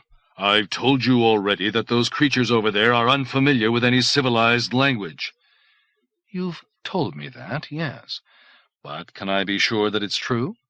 Anger flared in Korinaam's eyes. "I am here to do your bidding, Prince, and nothing but your bidding. You may count on that." "Good. Thank you. Now, after you've made your little speech about the will of the Puravar gods, you're going to start casting spells. You'll make them up as you go along. I know you're good at that. Cry out any sort of crazy mumbo-jumbo that comes to your mind. Just do it in an appropriately awesome, incantatory tone. And while you're doing it, I want you to screech and howl and dance around exactly as we saw the Ailililal doing the last time we were up here, but with 5 times as much frenzy and noise." Korinaam gasped in astonishment. "Surely this is not a serious request." "You'd be wise to treat it as one." "Then you are asking a great deal of me. This is a clown's work, Prince. Do you take me for a performer? Someone from the perpetual circus of Dulorn, perhaps?" "You don't need to be a stage actor in order to screech and howl, Korinaam. Just give it everything you've got. Nothing held back. Some nice wild shrieking and leaping around. Do you follow me? I want you to scare them. I want you to scare yourself. Give us the kind of act that would get somebody locked up if he did it on the streets of Nemoya. Do you understand? This is no time for being shy, Korinaam. Really put your heart in it, or whatever it is you may have that passes for a heart." "But this is humiliating, Prince. What you ask me to do goes against my temperament, my character, the very integrity of my being." "I take formal note of your objections," said Harpirias calmly. "I remind you that there's an altar waiting for you down in the village if you prefer not to cooperate." Korinaam glared, but made no reply. "And while you're casting your spells," Harpirias went on, "you will also be making a series of highly dramatic changes." "Changes?" "Changes, yes. Bodily metamorphoses, shifting of shape. Puravars are known to have that capability, I believe. You will do changes, your entire repertoire, and possibly some that you have never done before. The stranger, the better. Do you know what I mean? I want you to make yourself into 6 kinds of monster. I want you to look demonic and horrifying. I want you to show those cousins of yours over there that you are an absolute master of sorcery and witchcraft, and that if they don't obey you, you will bring down all the forces of darkness upon their heads. It will be your job to make yourself look just as frightening as anybody has ever looked upon this entire planet. A diabolical ogre. A thing out of everybody's worst nightmares. The shapeshifter's eyes were bright with fury. What you require of me, Prince, is simply to do as you are told. I repeat, I am not a clown. I am not an actor. Nor am I a savage, Prince. To stand out there and howl and shriek idiotically, and above all to put myself through changes like that in front of everyone, not just them but your own men, and the king of the Othinor as well, would shame me forever. Go, Coronal. Time is wasting. Prince, I ask you, I beg you. The altar, Coronal. Remember the altar. Go on, quickly now. There's no shame in doing one's duty. Your role will be essential today. Perform for us. Give us the best show that's in you. You said that these people were like beasts. Well, give them some of the same stuff, only more so. Behave like a wild man. Out-beast them 10 for 1. Perform as though your life depends on it. It does, you know. Korinaam offered no answer, but he shot Harpirias such a look of unalloyed abhorrence as could have thawed a glacier. Harpirias responded with a sweet smile and nudged the shapeshifter gently toward the front of the outcropping. The jutting shelf of stone on which Korinaam stood was almost like a little stage. The Ilililal across the way seemed to stir in curiosity as the glowering metamorph took up his position on it. He was silent for a time, breathing deeply, staring at the ground. Then he raised his head and extended his arms to their full spread. He flicked his fingers outward 2 or 3 times, and made a small humming sound that could barely be heard even on this side of the canyon. "Louder, Korinaam," Harpirias said. "Wilder. Start putting yourself through some changes." "Prince, this is ridiculous." "The altar, Korinaam. The altar." The shapeshifter nodded. He stretched out his arms again. Abruptly, the boundaries of his shape wavered, and his arms became long, ropey tentacles that seemed to writhe of their own accord in agonized, serpentine patterns. The Ilililals stirred and exchanged glances with one another. "Very good," Harpirias said. "Now chant a spell." "Yes, give me a moment, will you?" Korinaam's body continued to change. His shoulders expanded and violently contracted. His skin grew puckered and spiny. His legs turned to hairy wheels. His arms, rigid again, became clubs, spears, long hooked rods. "Decoret," he cried suddenly. "Tyaviras Kinniken Malabor Threem." Harpirias smiled. So the shapeshifter knew some history after all. Those were the names of coronals and pontifexes of long ago, and Korinaam was making an incantation out of them. "Good," Harpirias murmured. "Keep it up. Faster, wilder." But there was little need for such encouragement. Korinaam seemed to have put all inhibition aside and was getting fully into things now.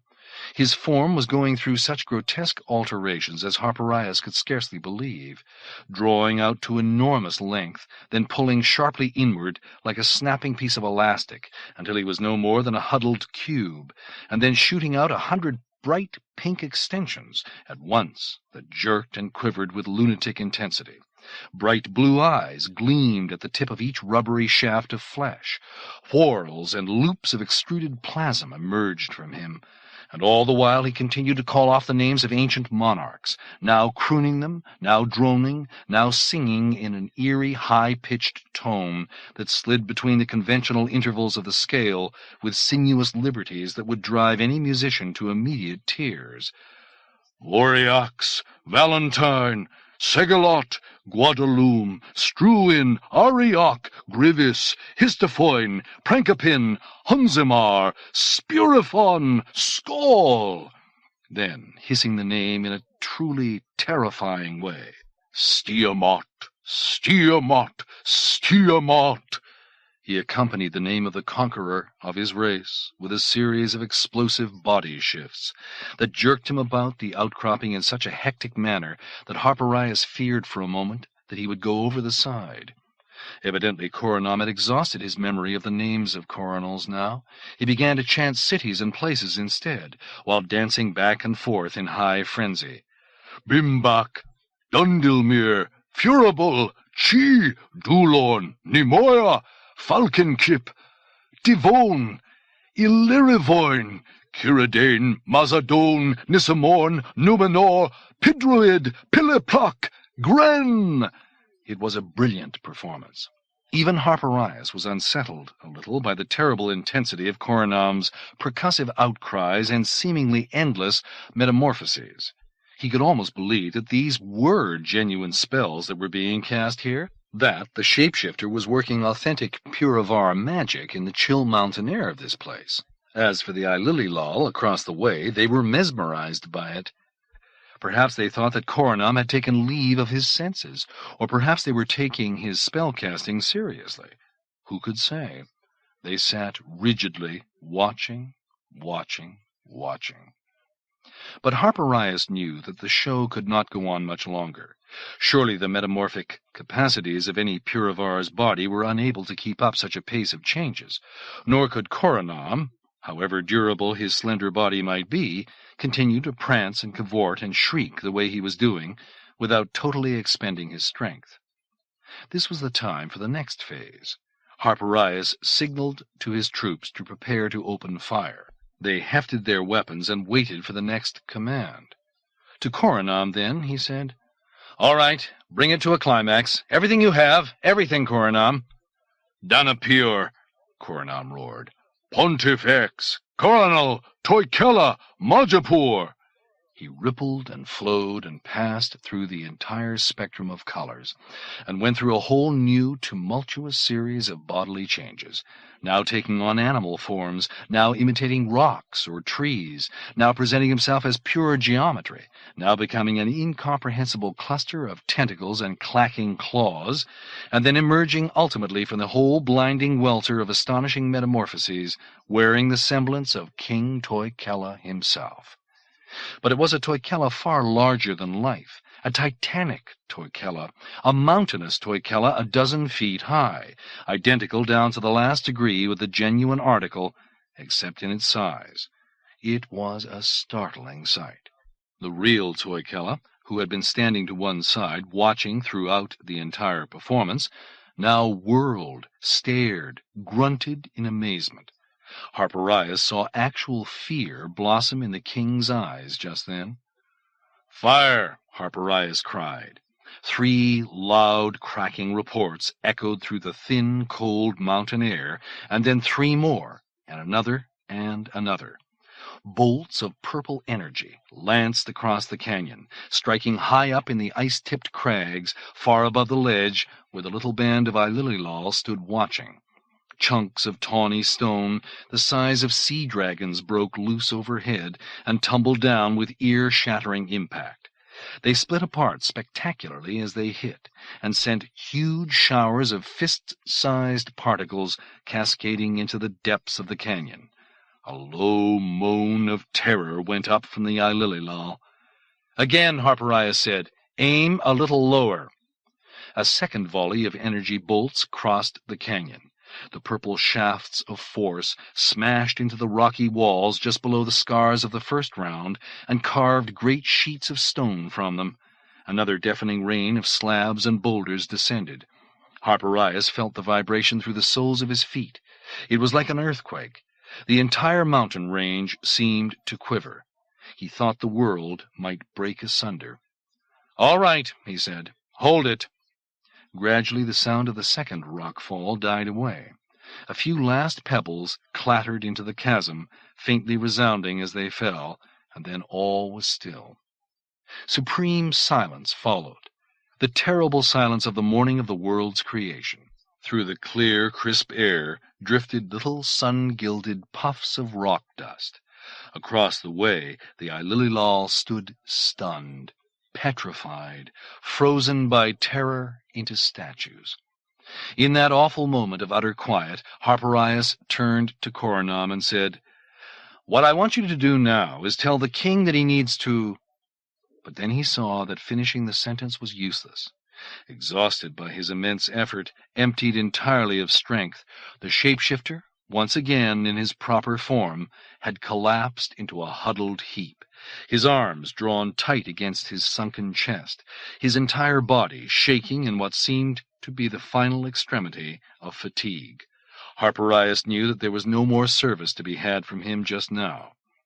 He looked toward the king himself, but once again he was unable to find the Othinor phrases he needed. "Your warriors," he said, urgently pantomiming a band of men with spears. "Send them, now, against the Ilililal. Now, now!" He acted out the motions of an attack and a massacre. Toikella merely stared at him. The king, of course, had no way of understanding the Majipuri words that Harpirias had spoken. But that was not the problem. Toikella appeared to be as paralyzed by astonishment and fear as his enemies across the canyon. He looked as though he had been clubbed. His jaw hung slack. His eyes were glassy. There could be no question that Korinaam's bizarre performance had had a deep effect on him, especially at its climax. But plainly it was the destruction that Harpirias' squadron of energy-throwers had meted out that had stupefied him. Nothing in Toikella's experience had prepared himself for the sight of modern Majipur weaponry in action. Mankhelm was in no better shape. He was on his knees, looking dazed, fumbling with the holy bones and amulets that dangled on a leather cord around his neck. Nor in any case was there an Othinor army on the far side of the canyon to mop up the Ilililal, Harpirias realized. The warriors whom Toikella had sent over there to await the order to attack now were coming slinking back in 2s and 3s, white-faced, shaken. Harpirias threw up his hands in exasperation. "No," he shouted. "Go across again! Across, over there! By the lady, go after the Ilililal now, while you have the chance!" Mute, bewildered, understanding nothing, they simply gaped at him. Then Harpirias looked across the way, and with one glance he knew that no attack would be necessary. The Ilililal were gone. They had broken from their terrified stasis and fled pell-mell over the rocky mountain trails, leaving behind their packs, their tents, their weapons and tools, everything they had brought with them from their home encampment somewhere in the farthest north. The 2 tethered Hajbaraks still lay where they had been, unharmed. It would be an extremely long time, Harpirias suspected, before the wild metamorphs of the mountains returned to trouble King Toikella's people again. He walked over to Korinaam and rested his hand lightly on the shapeshifter's thin shoulder. "You did very well," Harpirias said quietly. "You were magnificent, perfect. If the mountain guide business ever falls off, you could set up shop as a sorcerer and make a fortune." Korinaam only shrugged. "Are you very tired?" Harpirias asked. "What do you think?" His voice carried a freight of anger and embarrassment, and above all else, a deadly, numbing weariness. "Rest, then.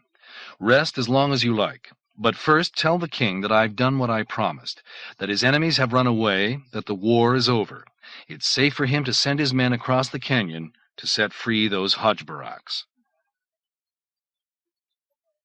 17. When the details of the treaty had been worked out at last, one of Harpirias's Gayrog soldiers, who fancied himself something of a calligrapher, inscribed its text in duplicate on broad scrolls of bleached leather that Ivla Yevikenik had provided. It was very fine leather, almost of the quality of parchment. Although the treaty was in fact extremely concise, a mere 6 clauses, the job of lettering it out took 3 full days, much to Harpirias's annoyance.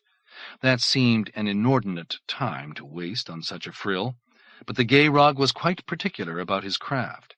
"And what good will all this pretty lettering do, anyway?" Harpirias demanded of Korinaam, when the finished copies were at last brought to him. "The king can't read a single word of Majipuri.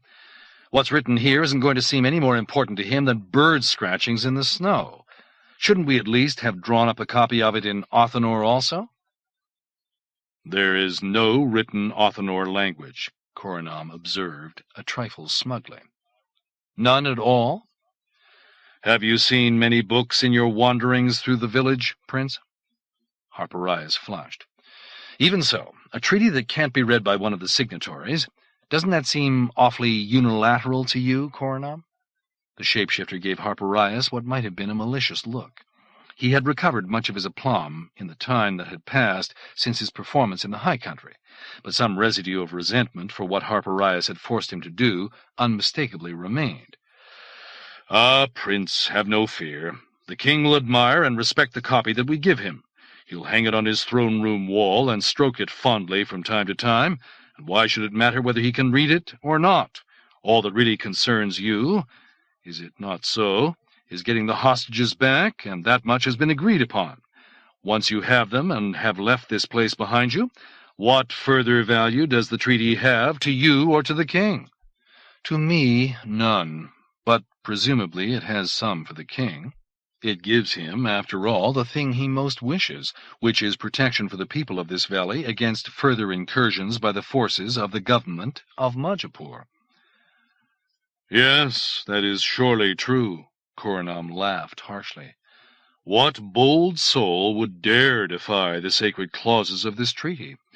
If at some time in years to come a future coronal should be so venturesome as to send an army in here, why, whoever occupies Toikella's throne at that time will simply need to take the treaty down from the wall and wave it in the face of the commanding officer of the invading force, and that officer will immediately order his troops to withdraw.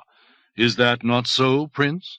For that has always been the way the people of Majipoor treat those who have less power than they. Tell me, Prince, is that not so? Harpirias let the shapeshifter's heavy sarcasm pass.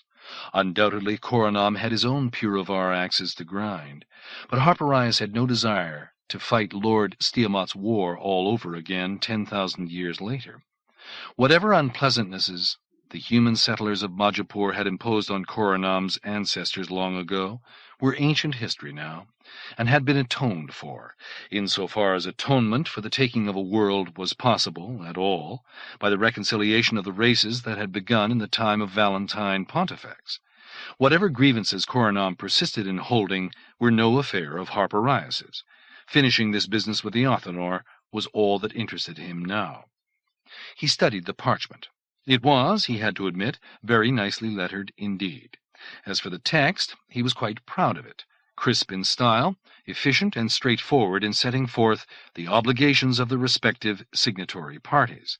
No ambiguities or equivocations, so far as he could tell, nothing that could be misconstrued or misinterpreted.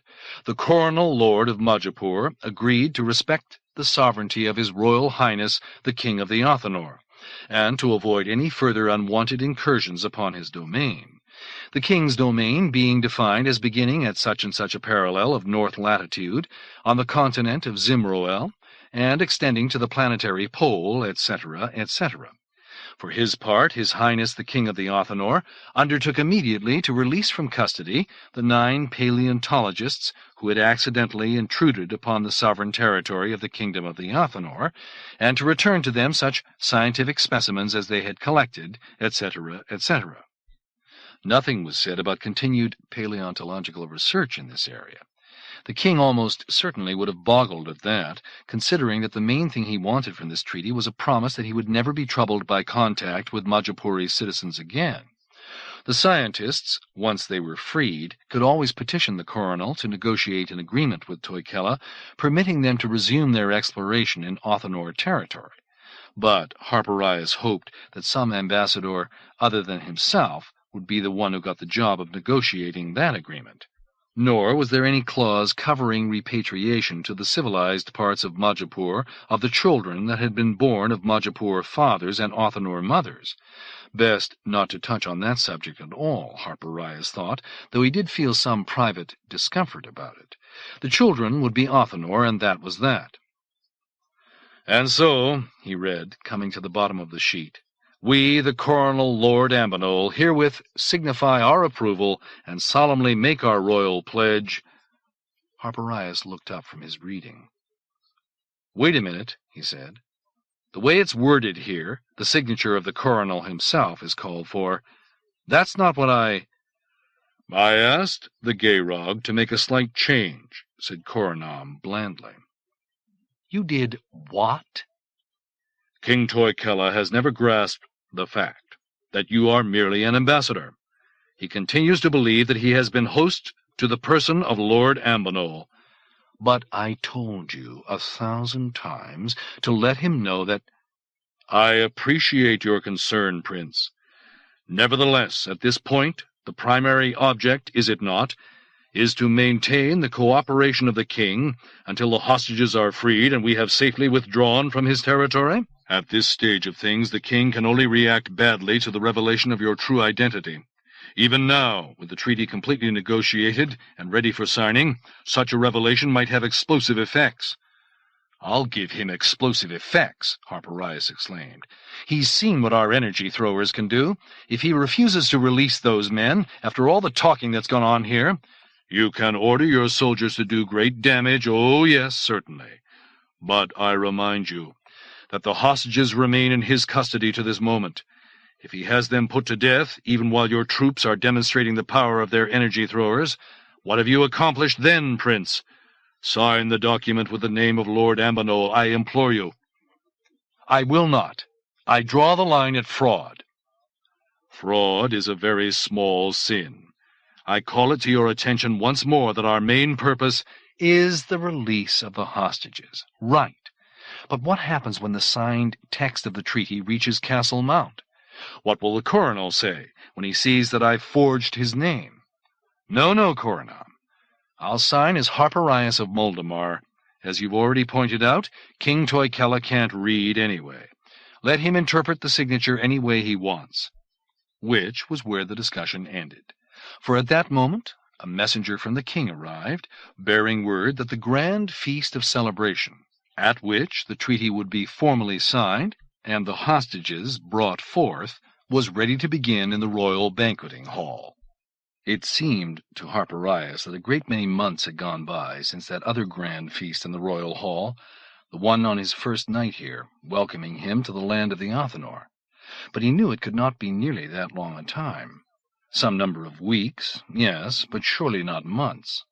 The sky these days still remained light far into the evening, and the heavy snows of winter had not yet begun. Yet he could understand now why the hostages had lost track of time here, had even forgotten what year it was. In this valley, one day faded imperceptibly into the next. 2-day, 3-day, sea day, star day, who could tell which was which? There were no calendars here. The only clock was the clock of the heavens, the sun, the stars, the moons. In the feasting hall, everything was exactly as it had been that other time. The heavy white rugs of steet-moy fur had been unpacked and spread on the floor. The great tables of rough planks laid over trestles made of Hajbarak bones had been assembled. The innumerable bowls and plates and tureens brimming with food had been set out. The king was on his high throne, and an assortment of his wives and daughters lounged at its base. Everything was the same, yes. In the intervening weeks, only Harpirias had changed. For now, the dense, smoky air of the great room seemed perfectly natural to him, and the odors rising from the dishes of food, rather than rousing uneasiness in the pit of his stomach, actually stirred his appetite, for he had grown accustomed to the dry, stringy meats and fiery sauces of these people, to their baked roots and roasted nuts, their bitter beer, their acrid, glutinous soups and stews. The dissonant screeing and skirling of the king's musicians was familiar to him now also, and when occasionally some bawdy words would drift to him out of the group of Othinor warriors standing against the side wall, he would sometimes grin with comprehension, for in the course of his nights with Ivla Yevikenik he had learned more than a little of the Othinor language. The dancing before the meal was very much the same as before, too. The wives of the king, first, and then a ponderous solo for Toikella himself, and then Harpirias invited to join him on the floor. This time, though, Harpirias called Ivla out of the group of royal princesses to accompany him. The girl's eyes gleamed with pleasure as she came forward to dance with him, and Toikella, too, in his own dark and sombre way, appeared pleased at the honor being paid his daughter. After the dancing came the dining, and, along with it, the drinking, round upon round of formal toasting in long, orotund outbursts of Othinor oratory. Harpirias was skilled enough in the ways of high ceremonial dinners on Castle Mount to understand the art of keeping his consumption of the potent Othinor beer as low as was diplomatically permissible. A sip where the others took a gulp, all the while pretending to be swilling the stuff down as lustily as everybody else. The wisdom of that tactic was confirmed when the beer mugs were cleared away and 2 bowls of finely polished stone were ostentatiously laid out on a long, narrow table that had been set up at the foot of the throne. A high official of the court now entered, bearing a tall alabaster vessel, from which he carefully poured into each of the bowls a clear, bright fluid. A brandy or liqueur of some sort, evidently. Sounds of awe and surprise could be heard around the room. Harpirias guessed that this must be some very special beverage indeed, something consumed only on the most momentous of ceremonial occasions, the coronation of a king, say, or the birth of a royal heir, or the consummation of a treaty with a fellow monarch, Harpirias supposed. Slowly and majestically Toikella descended from his throne, walked to the table that held the bowls, picked one of them up in both his hands. The king looked strangely grim and tense. All this evening the king had seemed uncharacteristically bleak and edgy and withdrawn, even during the dancing, even during the noisiest part of the feasting. But now his expression was positively funereal, which was very much out of keeping with the presumable joyousness of the moment. What was bothering him? What had become of his natural exuberance, his colossal, profligate vitality? He stared across at Harpirias, then at the bowl that remained at the table. The meaning was clear enough. Harpirias rose, went to the table, lifted his bowl in both hands, as Toikella had done. Then he waited. Toikella's great bulk loomed oppressively over him. Harpirias felt dwarfed by the king, disturbingly overshadowed, and the king's black glare bothered him most of all. Was there poison in his bowl? Was that why Toikella had turned so edgy as he waited for Harpirias to take the fatal draught? But that was nonsense, Harpirias knew. Both bowls had been filled from the same vessel. Toikella would not be planning a joint suicide as the climax of this evening's festivities. The king raised his bowl to his lips. Harpirias did the same. For a moment the king's eyes met those of Harpirias across the rim of the bowl. They had a baleful look, a look of barely contained anger. Something is very wrong here, Harpirias thought. He glanced over uncertainly at Ivla. She smiled and nodded. She mimed lifting the bowl and drinking. Would she betray him? No, no. The bowl must be safe. He took a tentative sip. The stuff was like liquid fire. Harpirias felt it burning a track to the bottom of his gut. He gasped, steeled himself, cautiously took a second sip. Toikella had already drained his bowl. No doubt he was expected to do likewise. The second jolt was easier. Already Harpirias could feel his head beginning to swim a little. Much still remained in the bowl. Would it be a dire loss of face if he failed to drink it all down? He was the personal representative of the Coronal, after all. In Toikella's eyes, he was the Coronal. He could not allow himself to disgrace the honor of Majipoor before these barbarians. He gulped and gulped again, and a third gulp gave him the last of the brandy. It hit with a frightful impact. His shoulders quivered violently, almost convulsively. His head throbbed and whirled. For a moment he swayed and thought he would fall, but then he steadied himself and planted his feet firmly on the floor. By the lady, would the king fill those bowls again?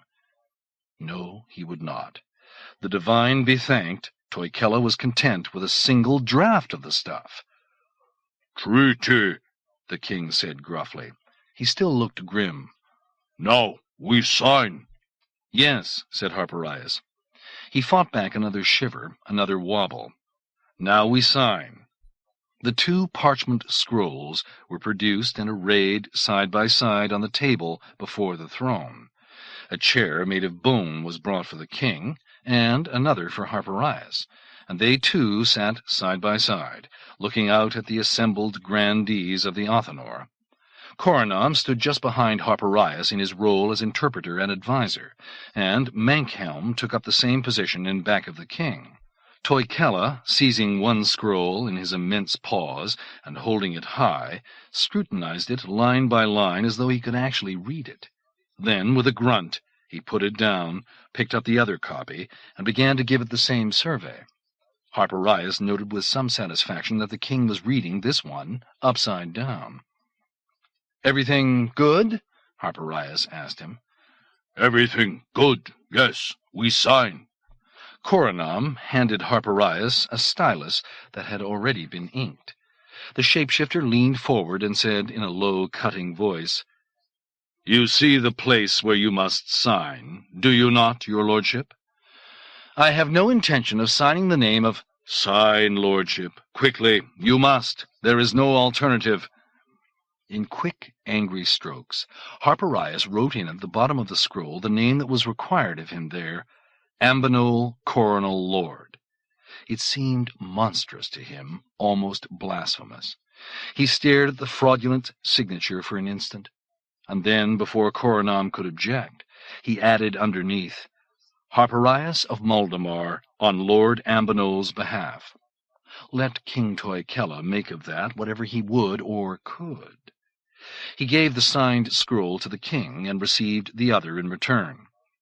Toikella had painstakingly inscribed a bold, jagged, illiterate scribble in the lower left corner. Opposite it, Harpirias once more wrote the coronal's name, and once more added his own beneath. It was done. The treaty was signed. "Gosmar," Harpirias said. "The hostages now." "Gosmar," Toikella grunted, nodding brusquely, and signaled, and the feasting hall door was thrown open, and the 9 prisoners of the ice cave came marching uncertainly in, the wild-eyed figure of Salvanor Hess leading the group. He rushed to Harpirias and fell to his knees. "Are we really free?" Harpirias indicated the 2 scrolls before him on the table. "Everything's signed and sealed. We'll leave here first thing in the morning." "Free, free at last! And the fossils? I saw them sitting outside the hall, Prince, the whole collection. Will they be returned also?" "The Othinor will provide porters to carry them to the floaters that we have parked outside the village," Harpirias said. "Free, free! Can it really be?" In a desperate frenzy, the paleontologists embraced one another. Some seemed almost manic with glee. Some seemed to be having trouble believing that their captivity was ending. Harpirias said, "Give these men meat and drink. This is their celebration, too." Toikella acceded with a surly wave of his hand. More beer was poured, more platters of meat were brought, but Harpirias saw that the king had drawn aside and stood sulkily watching, taking no part in the festivity. Was Toikella planning some treachery as the culmination of the feast? Did that account for his strange, brooding mood, for the air of tension that had surrounded him all evening? Harpirias said quietly to Ivleyevakenik, "Your father, what troubles him tonight?" The girl hesitated. He could see her searching for words. "Nothing troubles him tonight," she said finally. "He is not like himself." "He is tired. He is— Yes, that is it. He is tired." She made hardly any effort at all to sound convincing. "No," Harpirias said. He stared angrily at his fingertips and cursed the limitations of his Othinor vocabulary. Then, looking intensely into her eyes, he said, "Tell me the truth, Ivleyevakenik. Something is bad here. What is it?" "He is afraid. Afraid? Him? Of what? A long pause. Then, You, your people, your weapons. he shouldn't be. There's a treaty now. We guarantee the safety and freedom of the Othinor. You guarantee it, yes, the girl said, and the bitter inflection of her tone explained everything to Harpirias. Indeed, the king was frightened, and angry and humiliated, and these were all new emotions for him. Toikella had learned at last what sort of antagonist he was really up against, and the knowledge had thrown him into an anguish beyond all bearing. Perhaps Ivla had passed along to her father some of Harpirias's descriptions of the greatness and splendor of Majipoor, his tales of the richness of its superabundant crops, and the wealth of its swift rivers, the myriads of its people, the two mighty continents studded with innumerable huge cities, and above all else, the serene grandeur of Castle Mount, and the immensity of the royal dwelling-place at its summit. Whatever she had understood of his stories, magnified very likely by the distortions and enhancements of her own free-ranging imagination, so that the genuinely magnificent was transformed into the inconceivably awesome, was probably what Ivla had poured into Toikella's reeling mind. And then the sight of the energy-throwers in action, those rugged stone crags disintegrating under the force of the purple light that came from the metal tubes in the hands of Harpirias's little army, the hated Ilililal fleeing like vermin as the rocks came tumbling down. Small wonder that the king's mood was dark. For the first time in his life he found himself up against a force that could never be made to yield to his booming and his blustering. He was coming to understand the truth about the world, that his little kingdom would have no hope of being able to stand against the power of the vast unknown realm that lay somewhere beyond his snowy borders. He had begun the process of discovering that the mighty King Toikella was nothing more than a flea on the backside of Majipoor, and that process hurt. Oh, how it must hurt. Harpirias realized that he felt genuinely sorry for the fierce old monster, that in fact he had actually come to like Toikella, and had had no wish to be the cause of his undoing. He looked around for Korinaam and called him to his side. What he needed to say was too delicate to attempt in his own clumsy and erratic Othinor. "I want you to let him know," he told the shapeshifter, "that we of Majipoor will regard the treaty that we have just signed as a sacred obligation, that its terms will safeguard the independence of the Othinor forever." "He knows these things already," said Korinaam. "Never mind what he may or may not know already. Tell him to have faith in the treaty, and in me. Tell him that his people will never come to harm at our hands." "As you wish, Prince." Korinaam turned to the king and spoke at length, and so far as Harpirias could tell, the shapeshifter was accurately rendering the things he had been told to say. But that only appeared to make matters worse. Toikella's frown deepened. The king chewed at his lower lip, and balled his fists, and rammed his great knobby knuckles together until they popped. His nostrils flared, his cheeks went taut with mounting displeasure. When he made his reply, Toikella looked not at Korinaam, but at Harpirias, and his response was brief and sardonic in tone, edged with unmistakable ferocity. "I give you my thanks. I am grateful for your mercy." Harpirias had no difficulty in understanding the king's words, or the meaning that they carried beneath their surface. Toikella fully recognized that his power would continue only by sufferance of the lords of Majipoor, and that was not an easy thing for him to accept. Still, Harpirias felt the need to offer some expression of sympathy and reassurance. "Your Majesty, my good royal friend," Toikella replied with a growl. "Go, now. Go. Leave this room. Leave this land. And may none of you ever return to this place, you or any of your kind." Korinaam volunteered a translation, but Harpirias waved him to silence. He had no doubt of the meaning of what the king had said. Harpirias held out his hand to him. Toikella peered at it as though it were a soiled thing. An icy aura of offended royal dignity, as chilly as the darkest day of the Othinor winter, emanated from him. "We are not afraid," Toikella said loftily. "Let the Empire do its worst. We will be ready, even if you send an army of 200 men against us. 300. There was nothing Harpirias could say in return. Best to leave things as they were, he thought. Toikella's pride, at least, was still intact, and perhaps the wounds of this visit would heal after a while, and in his old age he would boast of how he had forced the Coronal of Majipoor to come crawling to him once upon a time to gain the release of his explorers, and how he had extracted from the Coronal a child of royal blood in payment for the hostages he had taken. So be it, Harpirias thought. Korinaam had been right after all. Nothing would have been gained by forcing the truth down Toikella's throat, and much would have been lost. He bade the king a formal farewell, which Toikella received stonily, with great hauteur, and then he turned to Ivla for one last fond and weepy moment with his Othinor princess. But what could he say to her? What indeed could he say? For all his Castle Mount eloquence, nothing came to him now. She stared solemnly at him. He smiled. She managed a smile of sorts as well. Her tears glistened. She blotted them with the back of her hand. He could not kiss her good-bye. Kissing was not the custom here. In the end, Harpirias took her hand and held it a time, and let it go. She took his and put it lightly to her belly, and kept it captive there for a moment, resting on her as though to let him feel the new life that was quickening there. Then she released him and turned away.